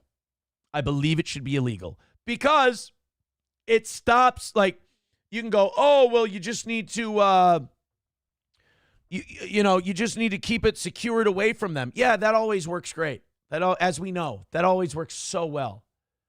Just if you have kids, your weed days are done. I'm sorry. Your weed days are done. Your drinking days have to be cut back. That's part of growing up. Let's go ahead and check this story. Around a dozen students at a Long Island middle school got sick this morning after taking marijuana gummies. Police were called to William Floyd Middle School in Mauritius just after 10 this morning. The students are between 13 and 14 years old. And so somebody got mom and dad's fucking gummies, and they brought them to school, and then everybody's taking them because, oh, weed, right? That's cool, right? And they get fucking sick, and they go to the hospital. So don't tell me that this drug doesn't hurt people. I hate that. Like, one of my the things I'm annoyed by Joe Rogan the most is when he talks about drugs like he knows what the fuck he's talking about, but he's so clearly biased towards their use that he ignores a lot of the bad shit. Oh, we can't hurt anybody. Yeah, but it can. It can hurt people. You want to use it responsibly, I have no problem with that. I don't want to see you locked up and thrown in jail. I don't want to see it. I don't want to smell it. I don't want to know about it. Because it smells like shit. People who think weed smells good are also degenerate assholes with no brains. You think that's a good smell? Fuck you. Like, I don't get people who think cigarettes smell good. I don't know what kind of noses. It makes me wonder what we're seeing with our eyeballs. Like, if I look over there and I see that very comfortable sack chair, like, does someone else look at it and see a dragon? Like, I have no idea. I look over at my couch down here and I see like a brown color. If someone else looks at it, do they see blue and that's brown to them? I don't. Now you're thinking that I'm smoking weed. Oh shit, I went too far. The students are between 13 and 14 years old, and several of them were taken to a local hospital for evaluation. Police say no criminal charges are being filed, and any discipline handed down will be handled at the school level. Okay. Addressed to Congress. Shut up. Yeah, I mean, it can cause serious fucking problems. Keep it away from kids. You're like, oh, well, we got to trust the parents. No, I don't. Lab Glass says, you want no weed in the house with kids? No alcohol in the house with kids. Not necessarily against that either. If that rule came down today, I'd have no problem following that one. Some people would, some people wouldn't. I mean, I'd have to throw away 4 beers. If I was to get the booze out of my house, I'd have to throw 4 beers out. I think I'd be okay. I think I'd be all right throwing booze out. But, to act like getting into the weed gummies and getting into the booze is the same thing. I don't know. I'm not convinced. People just go, oh, yeah, weed's not as bad for you as alcohol. You know what? I put the two of them on an equal plane. You shouldn't drive on either one of them. They're bad. They're equally bad to drive on. Don't drive on either one of them. You shouldn't have either of them around children. That's bad. Weed kills a lot of ambition. Weed kills a lot of energy. Alcohol, in my opinion, can make you a little more touchy and emotional and rile you up a little more. So I think they both have their negatives. And I'm not going to pretend they both have their positives. Absolutely. But I'm not going to sit here and play the weed versus alcohol game. Neither of them are great. Miss Tay with $10 says, I'm on Cyclone Watch and Aaron's Dryer Watch. Miss Tay is now at 131. Thank you, Miss Tay. You're now in third place, by the way, Miss Tay. Flinty Gecko in first with 250. Dill Dog in second with 200. Miss Tay in third with 131. And Nick the Milkman with 72 is in fourth. So there's still a spot open there for one more triple digit on the board. All right, let's open up our next hour's worth of story. Thank you guys very much for your generosity today. We are heading towards overtime. I almost said Streamlabs, PayPal, Venmo when I was about to do a read for Stoney's. Stoney's Bar in downtown Rockville, Minnesota. Our friends at Stoney's, that's what we call them. Our friends at Stoney's. Cheetos and the like want you to stop by, seeing as that blizzard didn't, make the roads completely impassable today. Oh, my God. You can head to Stoney's today and have yourself a little fun. I don't know what shift you work, but head over there, have a beer, run the touch tunes, play some pool, play some darts, have a little fun, fire up some music and start dancing like an asshole. I don't care. Have a good time at Stoney's Bar in downtown Rockville. Grab yourself a pizza, have one of their world-famous Ultimate Bloody Marys. Tomorrow night is 250 cans. Thirsty Thursdays at Stoney's Bar. Get the weekend started a little early. And, of course, every weekend at Stoney's, they have live music and a great party just for you. What? I got to go into PayPal here and see what this one is. $1.05. Oh, God damn it. I can't see the whole thing. I hate doing this from the phone. Here we go. $1.05 from American Spirit Cigarettes. Says, Toe, we're American Spirit Cigarettes. Can we become a sponsor for your show? Absolutely. You want to give me money? I'll be a tobacco shill. People can make their own choices. Here we go. Somebody texting in, you could rent a trailer and go pick up your dryer yourself. Oh, wait, never mind. No, I can't because it's at their facility. I can't go to the store. The store doesn't have my dryer. It's at a shipping place. It's a, shipping place. Puerto Rican prostate puncher says Aaron's vagina hurts today. How do you know? I was experimenting. I'm waiting for the part where Aaron uses the term you will never understand until you're a parent. Nope, I don't do that shit. If you don't want to have kids, fucking good. You probably shouldn't. If you're someone who says, I'm not having any kids, good. There's probably a reason for that. I think people who say they don't want to have kids are some of the most self-aware people in the world. I really do. I don't think we should shame those people. I don't think we should shame people who go, I don't want to have kids. Well, that's good. That's good. If you don't want to have, I certainly don't want you to have kids. If you don't want to have kids, you're going to be a terrible parent.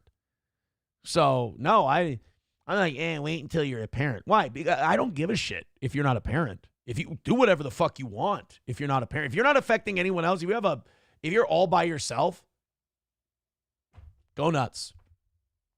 Go bananas. He says, that's not even what I said. Yes, it is. I read it word for word. I'm waiting for the part where Aaron uses the term you will never understand until you're a parent. I just talked about that. Jesus Christ. Numero uno Josh Denny fan says, no more $2 cans at Stoney's. Hashtag fuck Elon. Well, I mean, look out. People are starting to feel that economic pinch. Delco Lou with $2 says, very few have ended up in rehab due to pot. Countless amount of lives have been destroyed due to booze. Do you think booze is safer to ingest? No, I think they both have their negatives and they both have their positives. I don't like this game that people play where they just pick an arbitrary thing. They pick alcohol and they go, well, weed's not as bad as alcohol. Whether it is, it isn't, or it isn't, doesn't matter. Is it bad? Yeah, it's bad. You shouldn't do it. Do people do it? Yup. That's why they call it a vice. Do I have a drink from time to time? Yes. Very rarely these days, but I have a drink from time to time. Never when I'm having a drink do I go, this is a good thing to do. It's a vice. Having one drink even. Drinking a cigar. Is a cigar a good thing? No. Not good to smoke cigars. It's bad for you. It's like one of those is like a pack of cigarettes. Smoking cigars. Probably one of the reasons I can't hit the high notes anymore. It's because of since I was 18 in the summertime, I'll have like a cigar a week. Until you got to go back inside. Then no, I can't smoke inside. I hate the smell. But none of that's good. That's why they're called vices. The biggest problem I have with people is people who try to idealize their vices. I don't like that. When they try to make them nobler than they are. It's called a vice. It's called that for a reason. Atomic Ray says, okay, your Adderall pill prescription, that bottle is sitting on the same counter you feed your child. I don't take any medications. I don't have any. I am prescription free. What you see here is brought to you by Celsius. And it really is too much. I really got to drop down to like Red Bull or something. There's so much fucking horse kick in this shit. Mussolini Diff with $2 says Asmund Gold would be a great dad. Puerto Rican prostate puncher says Aaron is the one retard that inhales the cigar. Oh, God, no. What's wrong with you? Don't inhale a cigar. That annoys me as much as people who say like, oh, yeah, I smoke cigars. What are they? Black and Milds. It's not a cigar, motherfucker. Stop it. Stop it. I mean, Jesus Christ, a Romeo and Julieta is barely a cigar. It's fucking, that's your bare minimum, you know? If you're smoking a Marco, you know, we'll let you in under the wire, as it were. But, you know, at the very least, get yourself an Ashton. Whoa, buddy. Get yourself a nice Macanudo crystal. They don't break the bank. Macanudo crystals like $12 a stick. If you buy a box of them, I'm sure they're like $7-8 a pop. And a fine smoke, as the kids say. You know what I would like to try? Because this is another one you don't inhale. I've never taken a puff off of a cigarette in my life before. I don't want to. My grandmother died of lung cancer. It was very horrible to watch, and she went relatively quick compared to other people. I can't do that. My dad smoked until he was 30. I remember being a very, very young child. One of my earliest memories I have is my mother, who had quit smoking a little while ago, had us fake coughing in the car so that dad would quit smoking. And he did for his 30th birthday, quit cold turkey. I only found out recently. He's 64 now. When he was like 60, I found out, he told me that, yeah, when people light up and smoke cigarettes, I sit near them and I'll breathe it in. He said, because I still love, like he hasn't picked up a cigarette for 34 years. But if somebody lights up, he loves being around it. It's like, it's still there. That's fucking wild to me. Like, I feel if you hadn't done something for 34 years, you'd be done. Like that, you'd be like, I still loves it. But I want to try pipe tobacco. Because I like cigars. You don't inhale cigars. You can get different flavors, different, things like different wraps and things like that. But pipe tobacco, you don't inhale either. I like to try. The only thing that's stopping me from doing that is that I feel like you look like a fucking asshole when you smoke a pipe. And I would want like an old timey, I want like this looks like I'm cradling balls, doesn't it? I just said I want to have a pipe like this where you grab it like this. So the cigar is a dick. Clearly, that's what everybody's going to say. The cigar is a dick, right? And I want to smoke my pipe like this. That's clearly a grown man cradling a set of balls, isn't it? That's okay. You know what I don't like? I don't like that I can feel the insult before it gets to me. I don't like that I can do the thing, which should be innocent. It shouldn't be on me. But the fact that I can do it, and before anything, I'm not looking at the chat right now. The fact that I can think in my head, I go, they're going to say that these are balls. So I'm going to go ahead and out myself first, because then it won't hurt so much when I know they pointed out. But now I'm going to go look at the chat, and I guarantee it's still going to hurt. Don't worry, Aaron. You look like an asshole without the pipe. Ah, there we go. I look like an asshole without the pipe. Oh, man. Thanks, guys. Appreciate it. Appreciate it. All right, let's go to the Alec Baldwin thing that we had today. I think I'm good on the cigar, weed, alcohol, pipe tobacco thing. Puerto Rican prostate puncher, we already knew you knew how to cradle the balls. Turd Burglar says the fact that I've never tasted seed, Turd Burglar. You can't be a guy who listens to a lying alcoholic. That's gonna lead you down a lot of wrong paths in life. Especially one who seems a little obsessed with my All right, let's go to the Hilaria Baldwin thing. We talked about this like rebuilding of Alec Baldwin's image that they're now trying to run up. Like, they gave him a reality show that shows what a good, wholesome family man he is. They've cut out all the scenes where he pulls guns on family members. It's a bad look, let's be honest. And now Hilaria Baldwin gave an interview to TMZ to promote the show. And while she was doing an interview to promote the show, she talks about, how bad Alec Baldwin felt about the Helena Hutchins thing. Look, I can understand that Alec's a good earner for the business. And so they want to keep him going. And, I can understand wanting to revitalize someone's career. The American people love a redemption story, especially a humiliated person's redemption story. Hey-o. But if I were Alec Baldwin or his team or his family, I would never want the name Helena Hutchins ever uttered again. I don't want the shooting thing ever brought up. Let's not rehash that. Every word that could possibly be spoken about it hath been spoken. But Hilaria Baldwin, who has never been the best PR agent for herself. I mean, she was, oh boy, is she bad. They let her on TV, and she talked about Alec and how he felt after the Helena Hutchins thing. And, this is part of Operation Rebuild Alec.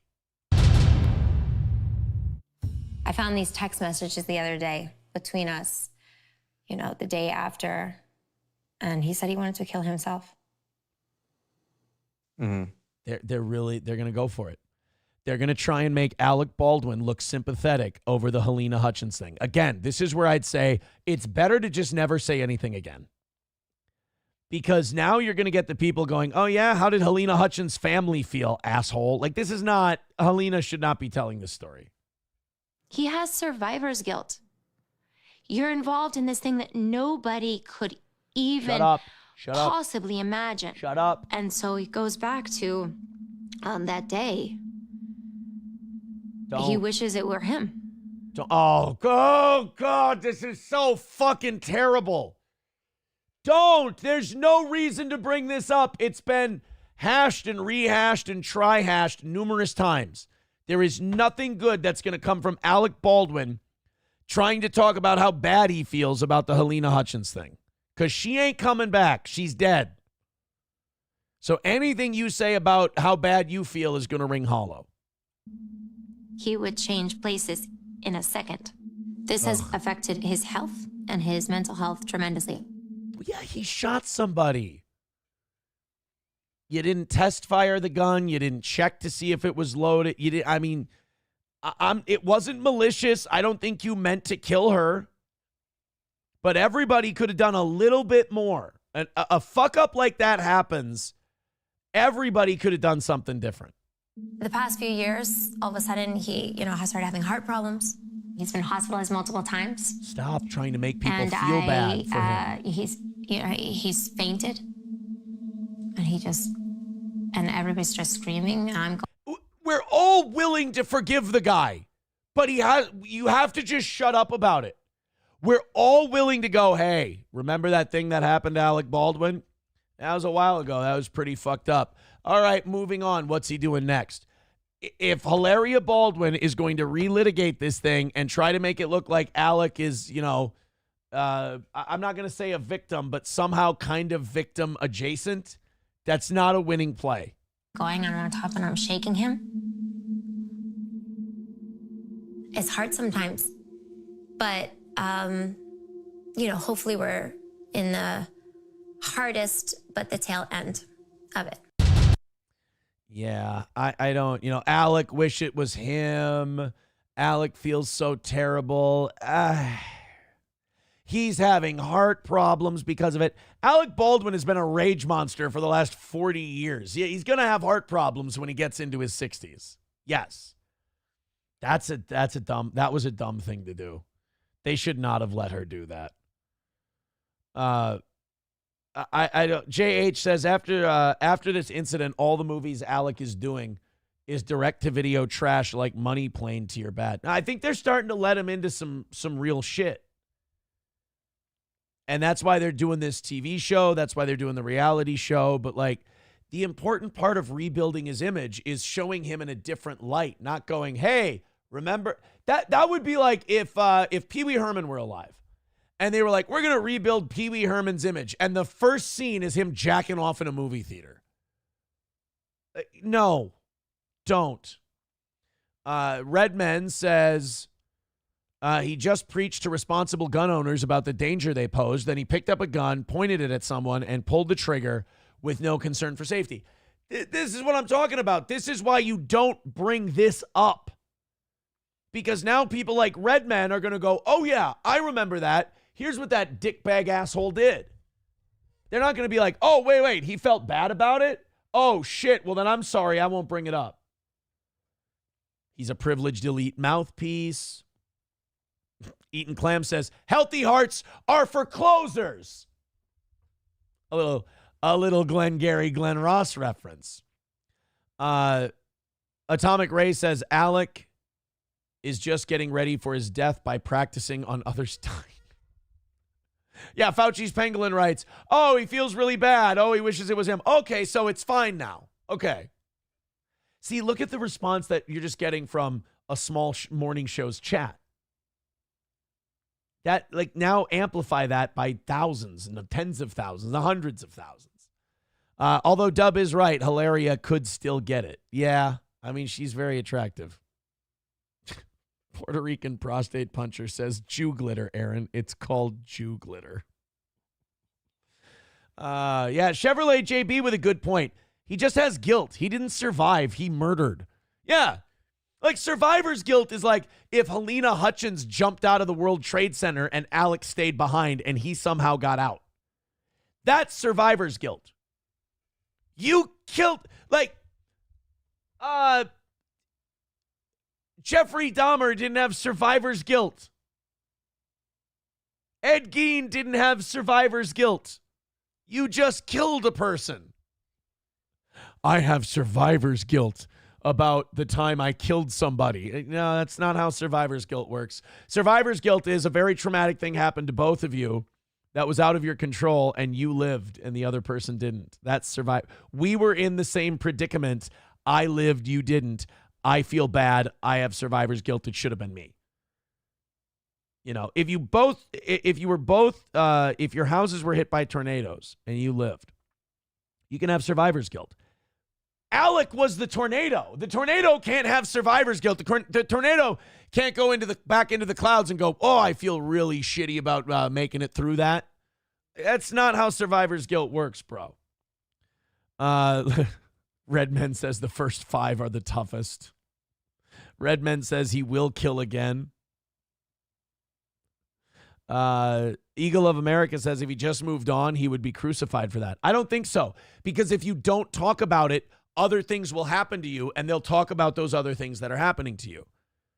It might be an aside. Like, remember when he got in that confrontation with that Palestinian protester? People were like, oh, Alec Baldwin's still a dick. They'd be like, oh, remember that time he shot somebody? But the shot somebody thing is not the main focus. That's why you have to make sure it's more than 5 when it happens, says Dive Bar. That's not, I don't think that's the lesson we're supposed to glean from the Alec Baldwin thing. Hey, look, I've been wrong before. Hey, guys, thank you for being $20 into tomorrow's goal. I appreciate that. You're the absolute best. Usually I find this stuff to be utterly retarded and the dumbest thing I've ever seen. Like, when people say they find, like, Jesus's face in their toast and shit like that? It's so stupid. This next one is kind of like that, but I'm actually, believe it or not, kind of buying it. I'm actually, sorry, I just got some really good news via text, and I'm really happy about it, and it distracted me for a brief second, but I don't think I can tell you. I don't think I should tell you what the good news is that I just got, but I'm very, very happy about it. That is stellar news. There was a guy who found a Cheeto that he believes looked like the Charizard Pokemon. And that person who had that Charizard Pokemon just sold it. Now, having a Cheeto that looks like a Charizard, that's kind of fun, right? That's kind of cool. That's silly. That's a wild thing. Hey, man, look at that. Now, here's where I guess I'm an idiot. If I go, hey, man, this Cheeto I have looks like a Charizard, I go, that was cool. Awesome. Apparently, you're supposed to hang on to those because some asshole found another asshole who was willing to pay $87,840 for his Cheetozard. Some Cheeto-tard bought a Cheetozard for $87,840. Anybody want to pay off their house?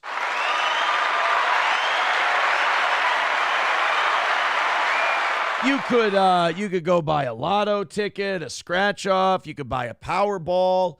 You could buy a Mega Millions, or you could buy a shitload of Cheetos until one comes out looking like Diglett, and then you can make yourself a fortune. So this guy, I'll give you a picture of the Charizard, and you guys can decide. There it is. I mean, it's pretty fucking good. I mean, if you frame that in a Pokemon case as a card like that, that's pretty fucking wild. And I believe that is the actual case he has it in. Wow. I mean, $87,000? No, piss on that. But like, that's, you know how people will be like, oh, this looks like the face of Christ, and you have to squint and kind of, like it's a magic eye, and you got to cross your eyes and uncross them, and oh, a sailboat, you know. Where's the goddamn sail? I can't see the sailboat. Why can't I see the goddamn sailboat? When, Lord? When's it going to be my time? This is a pretty goddamn good Charizard. I mean, there's Charizard. There's Cheetozard. Charizard. He's even got the little head horn thing. I mean, that looks, the flame tail at the end. Now, I would say that Charizard has more stubby legs than stubby arms. But, I mean, I don't know. That's pretty good. That's pretty solid. That one went for $87,000. Another one, a Cheeto that looked like Pikachu, which apparently was also a thing, sold for $25,000. That's that one. Now that's pushing it. That I don't buy. That you got to use a little bit of mental wiggle room to make that a Pikachu. But that one got $25,000. So apparently the Charizard hot Cheeto worth more than the Pikachu regular Cheeto. At least the collectors are now able to price these things for future reference. Aaron's Dingley thing with $2, thank you very much, says TKO Group is starting new boxing promotion per ESPN. That is great news.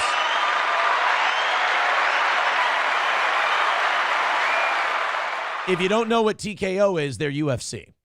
That's the parent company of UFC. Them starting a boxing promotion is great news. That's awesome for the sport. So is the Saudis being involved. And Bob Arum's about to die. I think, is Don King dead?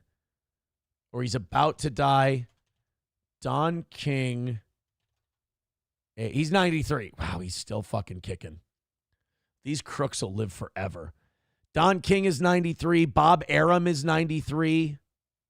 They just will not die. So when these guys die, when Bob Arum and Don King die, it'll be the Saudis and it'll be TKO taking over boxing promotion. And I think that'll clean up the sport a little bit. I think that'll be really good for boxing. Silver Wolf with $1 says the Pikachu one looks like Mimikyu. You lost me. I don't have, my Pokemon knowledge is Pikachu, Charizard, Diglett, Squirtle, only because I'm a pig. I think that's it. Those are the only Pokemon I know. And then after that, I could make silly words, and then I could probably get lucky, like Shomadu. That's the other one I know. That's the other Pokemon I know. Shomadu. JH says, Aaron, I didn't know you were a gamer. What did I play as a kid? I played Command & Conquer Red Alert 2, Command & Conquer Generals. I love those games. Age of Empires 1 and 2. I didn't play it. Like, when people were playing Warcraft online and shit, I had no idea what the fuck was going on. I didn't play any of that shit. I played the 90s Warcraft, the Orcs versus Humans, Warcraft 2. I liked those games, the civilization building games. I was not a Sid Meier's Civilization guy. I thought those games were fucking boring. I like, all you can eat Negro nails it. I'm a real-time strategy gay F word. I like Medieval 2 Total War is my favorite in that series. The newer games, I love Bannerlord. I think both Mountain Blade Warband, and Bannerlord are both really, really, all three of them are really good games. What's the one I'm playing now? Grand Ages Rome. I played the 1996 Hasbro Risk game. I really like that. Pacific General was another one of my favorites growing up. God damn. State of Decay is a zombie game that I like playing. Madden. I love Madden. I love the Fight Night games. All the GTA. Well, not all the GTA games. Up to about 5. Is that the latest one? I own 5. Then, oh God, there were quite a few other ones. Rise of Nations, a game Microsoft made that I thought was pretty good. Imperial Glory. Conquest of the New World. It was a DOS game that I'll still play now. I love Conquest of the New World. You know what? I might have to play some Conquest of the New World today. Silver Wolf with $1 says, figures you know Diglett, you pervert. What a Diglett? I don't know anything about Diglett. $1 from Chevy Fan says, at work and saw something that reminded of you. Check text line. Okay. Let's take a look. What did Chevy Fan send me? Saw something that reminded me of you. It is a white car under the hood. It has a swastika on the engine. Wow, thank you. Thank you very much. The swastika on the guy's engine reminded you of me. You know what? That's sweet. That's really sweet. Mussolini Diff with $5 says, toilet was flushed too early. A piece of shit looked like Adolf Hitler. I could have sold it for big money. Yeah, who wouldn't? You should have taken pictures of your shit. You know, it should be your regular policy. JH says, Aaron was more of a real-time strategy gamer than an RPG gamer.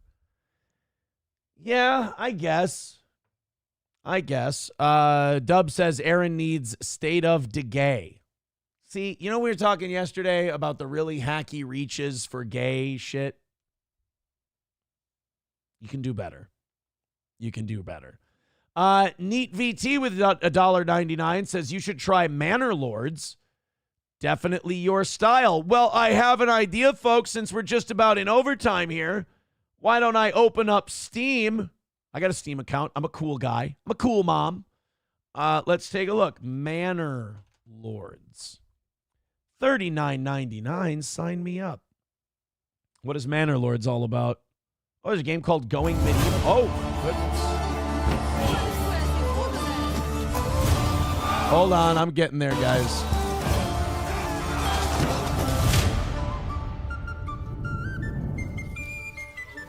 Oh, a deer. Oh, how adorable. There's just some fucker walking. Build your town. I like building towns. All right.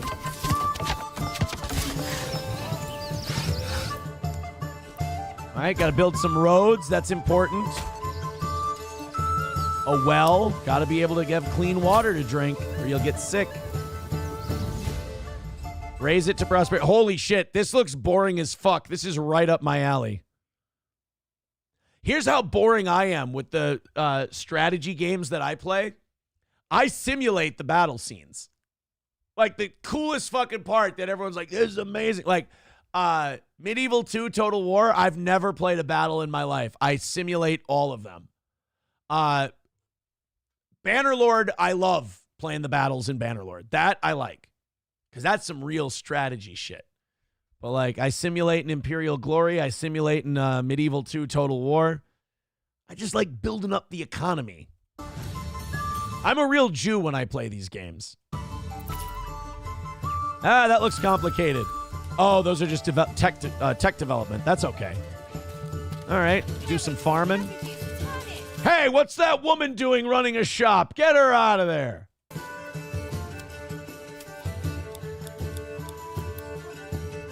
This looks just like a more evolved version of Grand Age's Rome.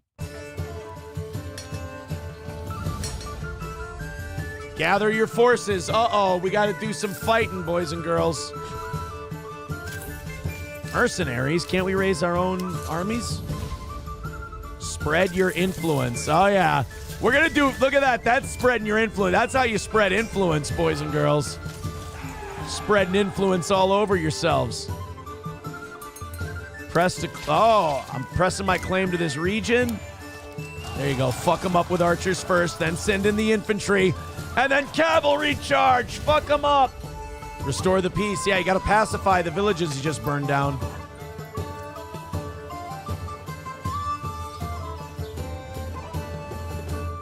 Manor Lords. You know what? Who suggested that one? I like it. All right, get the fuck out of here. Shut up. Shut up. Nobody cares. Not a bad game, dude.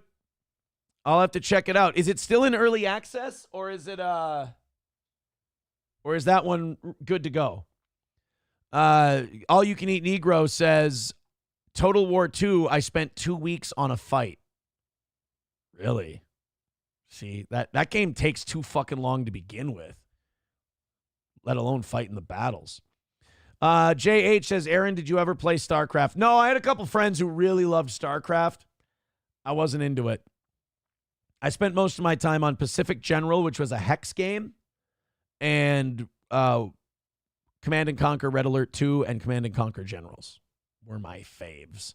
Let's go.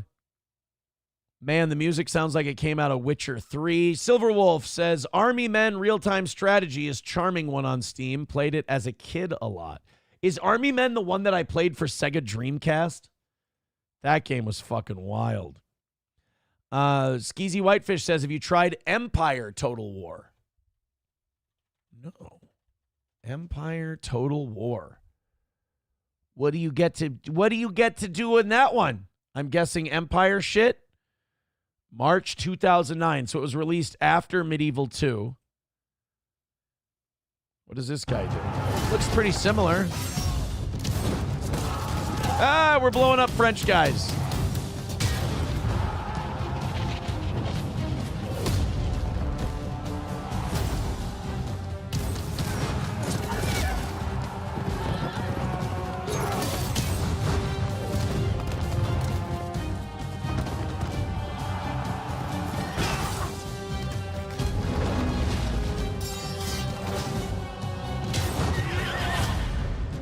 All right, so I get to build my own nation. Yay. All right. Complete your Total War collection with this definitive edition of Total War Empire. All right. Lead one of 5 new Native American factions in an epic war. I don't want to be a Native American. I want to conquer them. I want to subjugate the natives. Atomic Ray with $1 says, I'm telling Johnny you are saving all the gamer news stories for when he isn't on the show schedule. Somebody brought up games, and I just...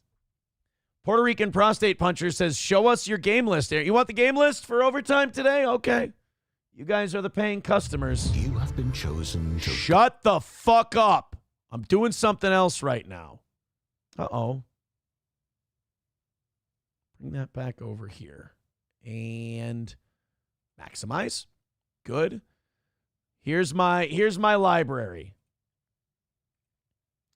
We got 7 Days to Die, which I don't think I've ever played. Oh, I played that for 78 minutes, so I didn't like this one. After I got what do you call it? State of Decay, I started looking at best zombie games, and they said this one was really good. I don't like this one. Plus, it's scary. Age of Empires 2, my favorite Age of Empires.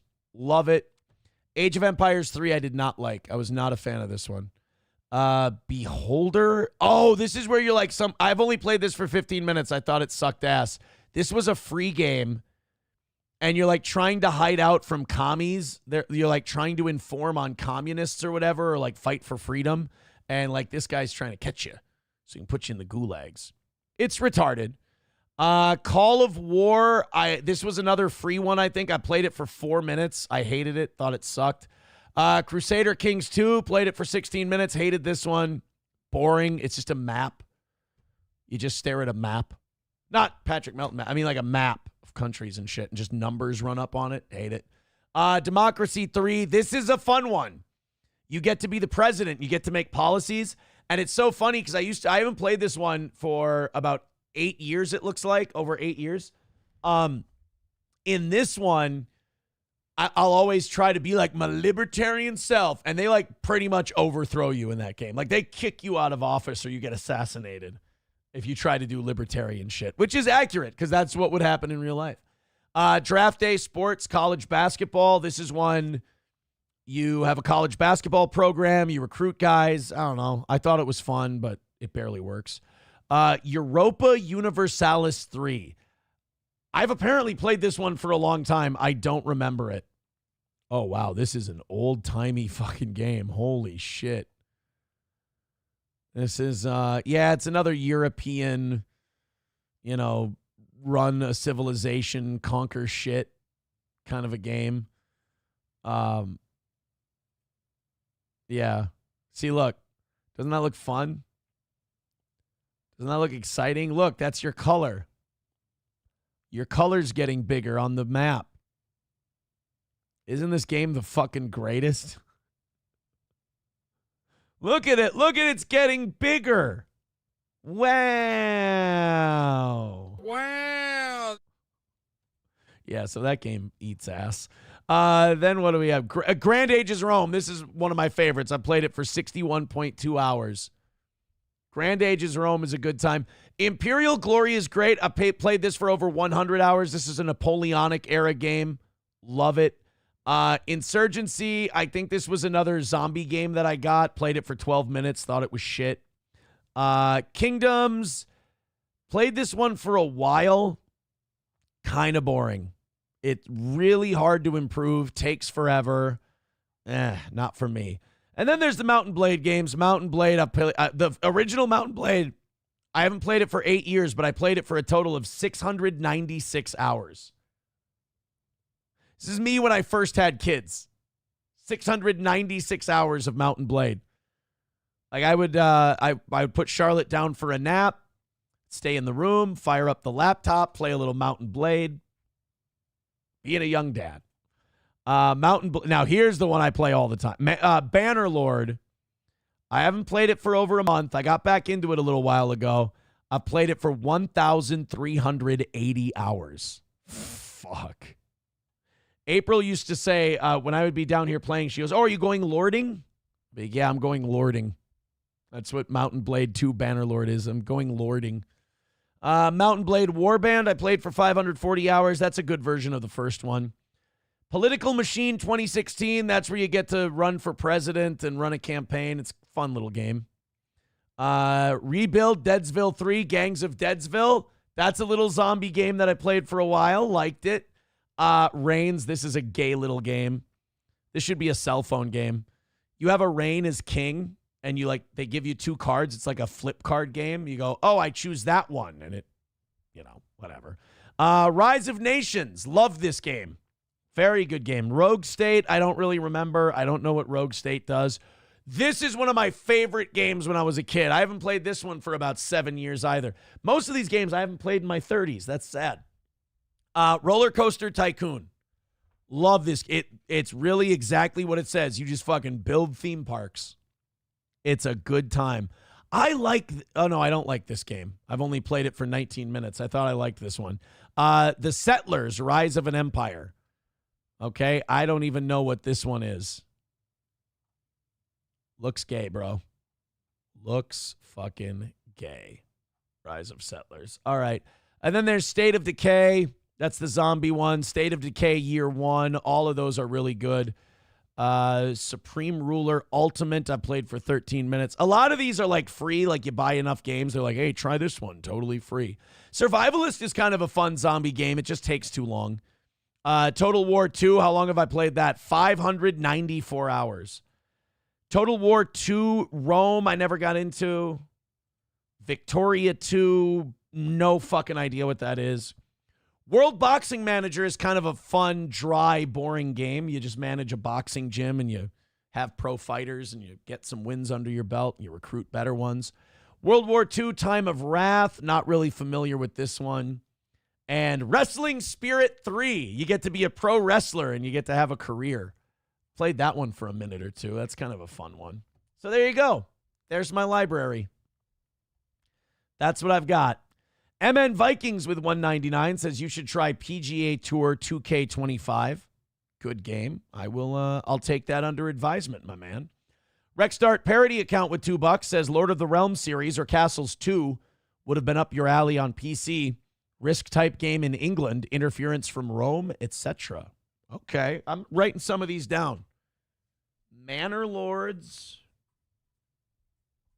and Lords of the Realm.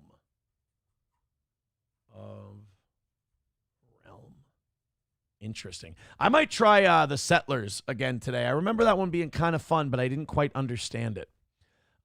Reigns and its sequel are on mobile. It's also nice username, LOL. I'm not surprised.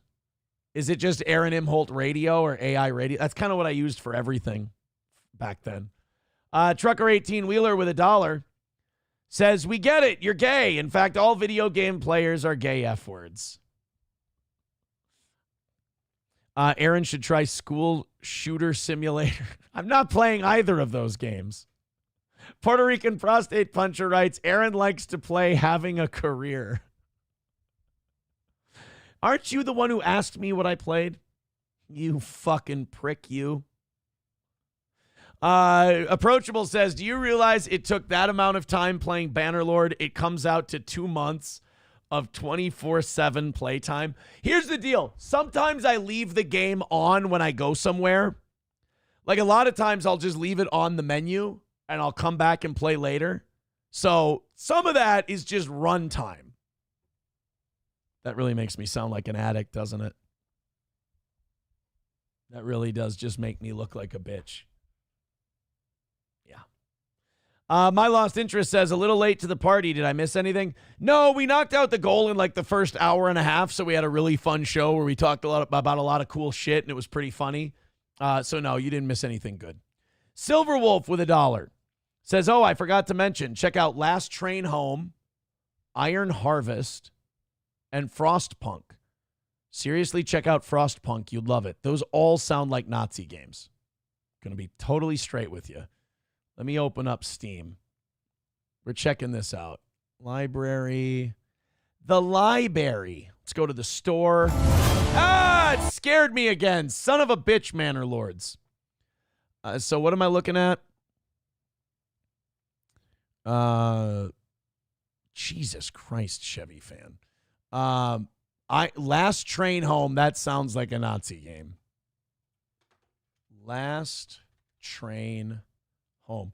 1999. You guys are finding me all kinds of steals today.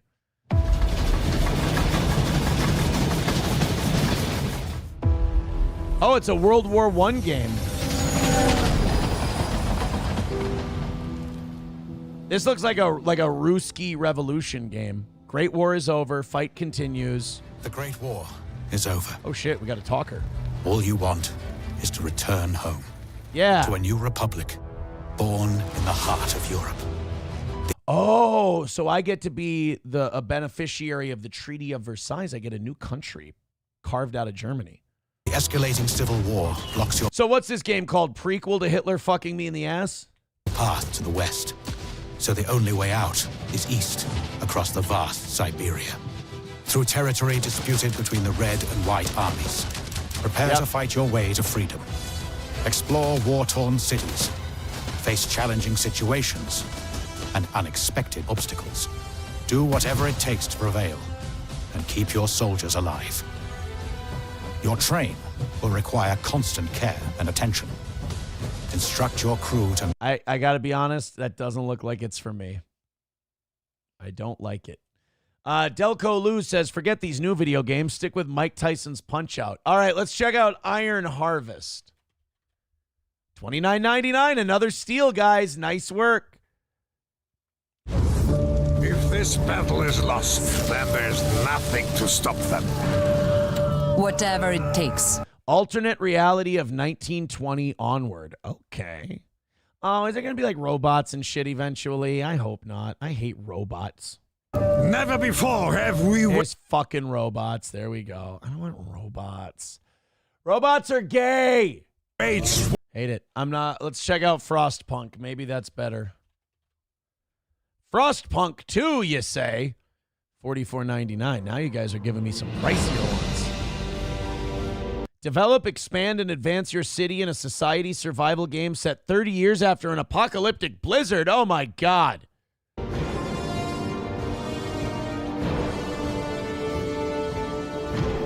So I'm just digging around in the snow, building dams and barns and shit. And a wall. You gotta have a wall. I don't like it. Negotiate laws and shape your society.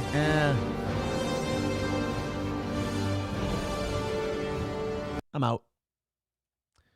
I love judging a book by its cover. Although I do like this Manor Lords and Lord of the Realms deal. That I kind of like. Trucker 18 Wheeler says, and Aaron tells us to touch grass. All right, you're right. This has gotten fucking gay. It's gotten really nerdy. That's for sure. Aaron, Commandos on PC. All right, let's check it out. Kloppo's got some... Look, man, if you've ever had... We don't talk video games fucking ever on this show. So if you've ever wanted to talk video games, I got Steam open. Commandos Origins. Commandos 3.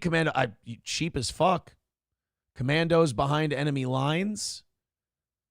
Is this a freebie? What the fuck? Planned release April 9th, 2025. Ooh, Neville Chamberlain. You have been selected for a mission which will shape the fate of the entire world. Witness the very beginning of the legendary elite World War II force in Commandos Origins. The long-awaited sequel to the Commandos series brings you right back to the foundation. Let's get this job done. I don't want to explain to HQ why an entire outpost is on the lookout for us. This looks kind of fun. We go in and get out before the Krauts realize we were here. Meaning none of that heroic crap. Charging in like a headless chicken. You make it sound like child's play. Oh, is he pissing on him? Oh.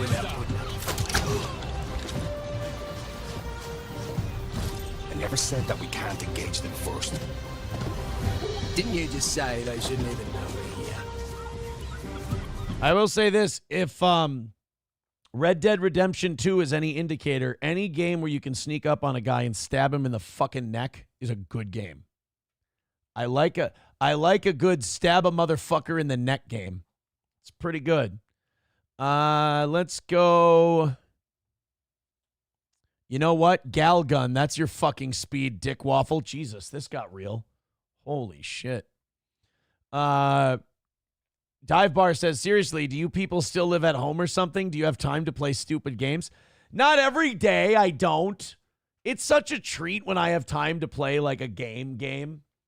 It's usually days I don't go to the gym. Think about that, though. That's the productivity level. It's like, okay, let's see. Aaron on productive days goes to gym, does laundry, cleans clothes, puts clips up on the Steel Toe channel, everything else. Aaron on days he doesn't go to the gym, plays a shitload of Grand Ages Rome. You know what? I can see where that would be. I can see where that would be an issue. Someone says, don't look up Gal Gun live on air. Hold on a second. This guy told me not to look up Gal Gun live on air. Oh, this looks I'm going to mute this. This looks like it's some kind of hentai fucking deep dickin' weird looking Japanese chicks game. This I'm going to click on it, but this looks perverted as fuck. Notoriously lewd first-person shooter where you find yourself irresistible to every girl in school. Fend off their advances as you explore the school grounds. Use gadgets to expel mischievous demons and upgrade kit like the Demon Sweeper to suck the skirts clean off your suitors. So they all love you. Oh, what the fuck? Oh my God. So you have a gun that shoots their clothes off, and then I'm guessing you fuck them. You know, they have a word for you guys. It's problematic. You guys are problematic. No, get the fuck out of here. I don't want to go to their community hub. Fuck. Can I get out of this, please? How about, can I go to your store, home? Okay, good. I'm off of Gal Gun. Jesus Christ, what the fuck is wrong with you people? You know what it is? You guys have mental problems. Von Kaiser says, we're getting into a weird area. That's a fucking weird game, bro. Aaron has never saved the princess. These are lies. These are absolute lies. Super Mario Brothers 3, bitch. You know, where you got to jump on the guy who's in the thing that hops around and you kick stuff at him and shit. I've won. Puerto Rican Prostate Puncher says Aaron bookmarked it. No. I will say when I was a teenager, like when I was in middle school, Newgrounds.com would have like fuck games or hookup games or whatever. If you were in middle school, you'd play a hookup game. I can't remember what any of them were called. But like Newgrounds.com was basically like for 13-year-old us who wanted to either fuck girls or shoot up schools. Who was the Newgrounds character? Pico, wasn't it? I played those Pico games on Newgrounds where like he was a crazed school shooter, but he would like help people. It's fucking what? You had to shoot a cat in the nuts. I remember that. You had to shoot a cat in his ball bag in one of the Pico games. Holy shit, is this? Guys, this video game segment is bringing back memories. You're now on Pam Bondi's list. I hope not. Aaron wish-listed Gal Gun. I did not wish-list Gal Gun. Aaron doesn't want to play Gal Gun. I can almost guarantee he's going to Google if there's a game named Dude Gun. It would be called Guy Gun, queer. Gal Gun is Melton's most played game. Underage girl. Jesus. Trucker 18-Wheeler says, do you people not have friends to play games that aren't video games? There's a lot of fags in here. All my friends have real jobs. I only get to see them some weekends. Puerto Rican prostate puncher says, I used soundboard to swear at the teacher. Oh, yeah, you could play with soundboards on Newgrounds.com. Had some fucking banger Flash games back in the day. Those games are still on Newgrounds. Are you fucking kidding? Newgrounds still exists? Newgrounds.com. No shit. It looks exactly the same, too. Oh my God, Pico is still there. Oh, it's videos though. I want to play the game though. It's time to. Oh yeah, here you go. Good morning, class. Today I'm going to teach you about apples and bananas. Apples are a tasty red fruit. Who here has eaten an apple? Oh, Pico has. Oh my God. Oh my God. And now this kid is fucking tired of it. Wait, did he have that gun the whole time? I've been listening to goth music all my life. It never said anything about apples. The American education system is bullshit. Rip the system. End fascism. Kein Mehrheit für dem Mitglied. Berserker. Oh my God. All right.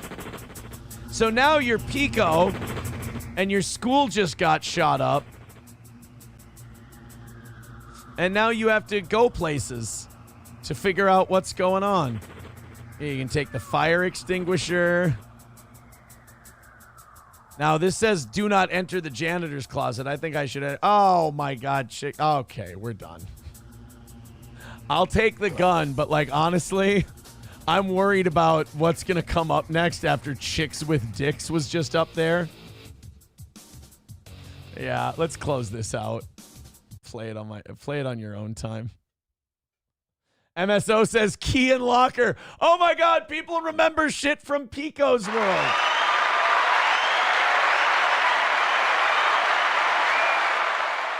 You know what? We can maybe do a Pico's World on Rumble. I just don't know how animated violence works on YouTube. Silverwolf says, God damn, I love old Flash games like this.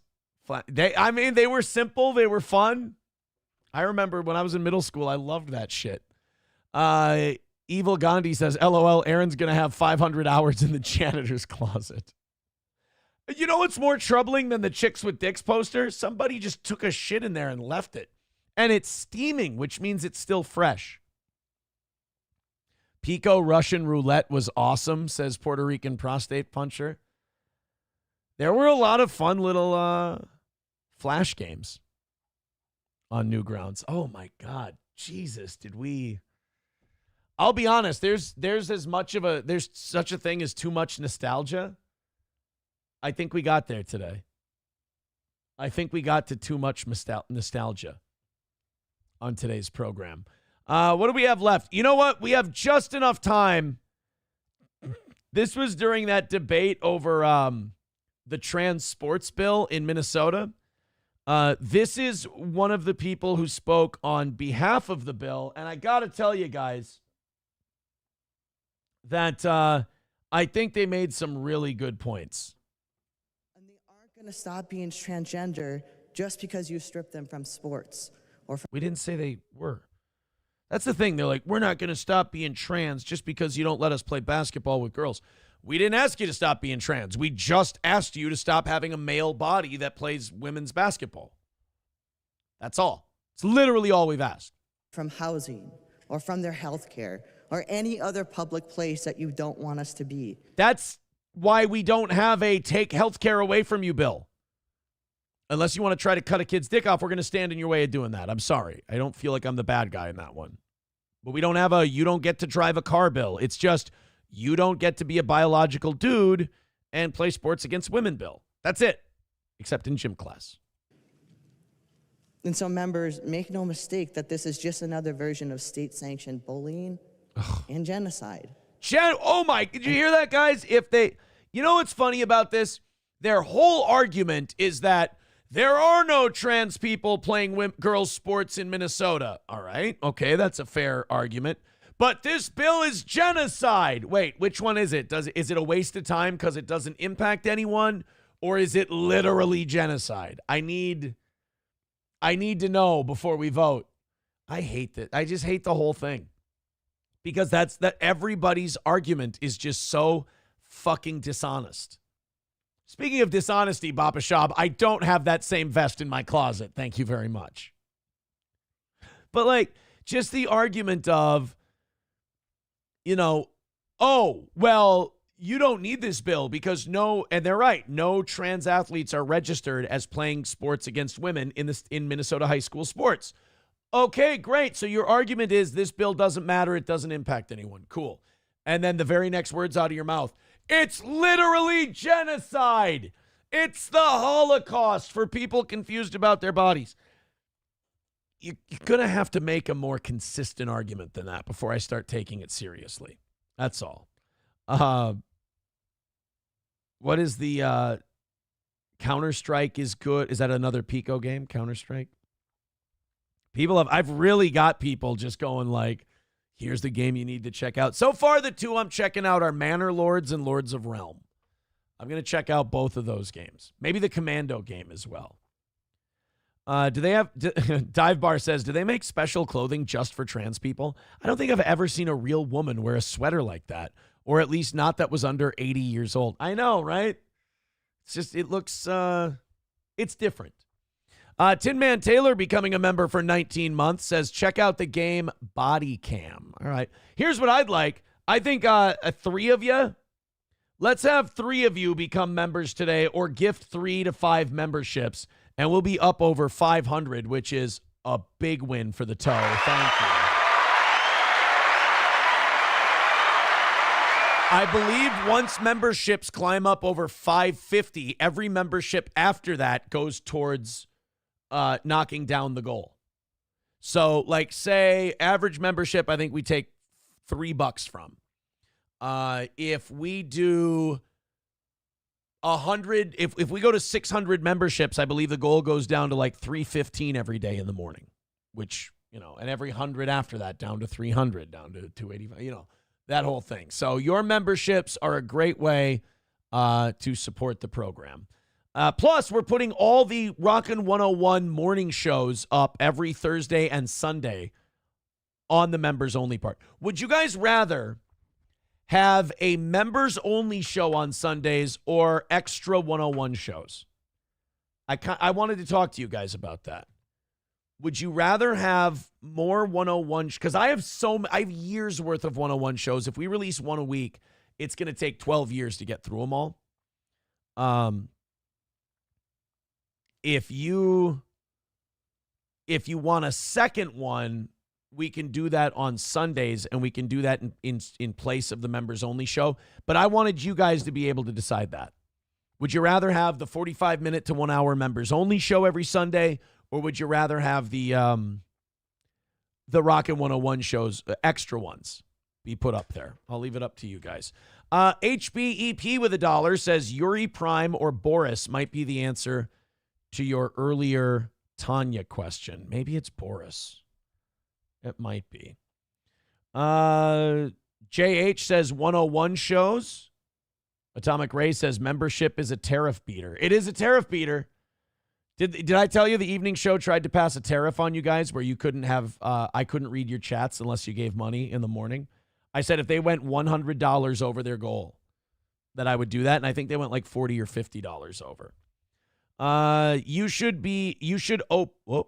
shit. They want me to update my ad blocker. You should open up the Sunday show to everyone, but have members only chat. Might incentivize people to become members. That's an interesting idea. Approachable says, how about if the goal goes over by $50 in a day, you play one of the old 101 episodes for overtime?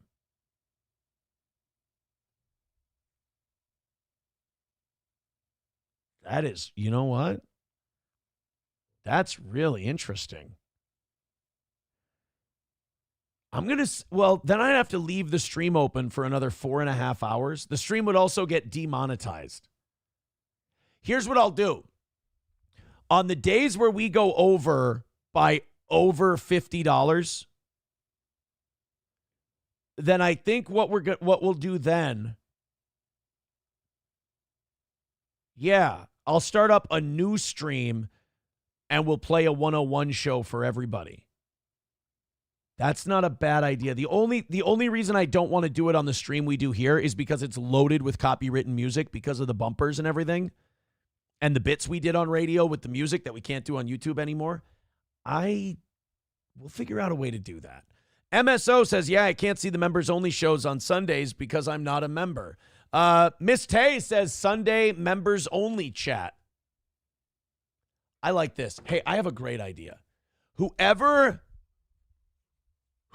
comes in first in the top donations board gets to make a show rule for the next week. Like, you know how Miss Tay is like, the members-only show has to be open to everybody, but the chat is members-only. I like that idea, and Miss Tay is given a shitload of money. That'd be fun to let people. I mean, it has to be within reason. I can be like, no, I can't give you that. You know, like the genie has rules. Approachable says, no, I get it. I didn't realize it was a full show. We could play. I have best of segments that we could play if you'd like to do that. If you go over by over $50. Today, you guys went over by 25, and I thank you for it. Let's get out of here, guys. Thank you very much. I appreciate you being here. We've got one more evening show left for the week. It's been a perfect week so far, and you morning people only have one last goal to knock out. Thank you very much for your generosity today, and we'll be back again tonight at 6 o'clock for the evening show.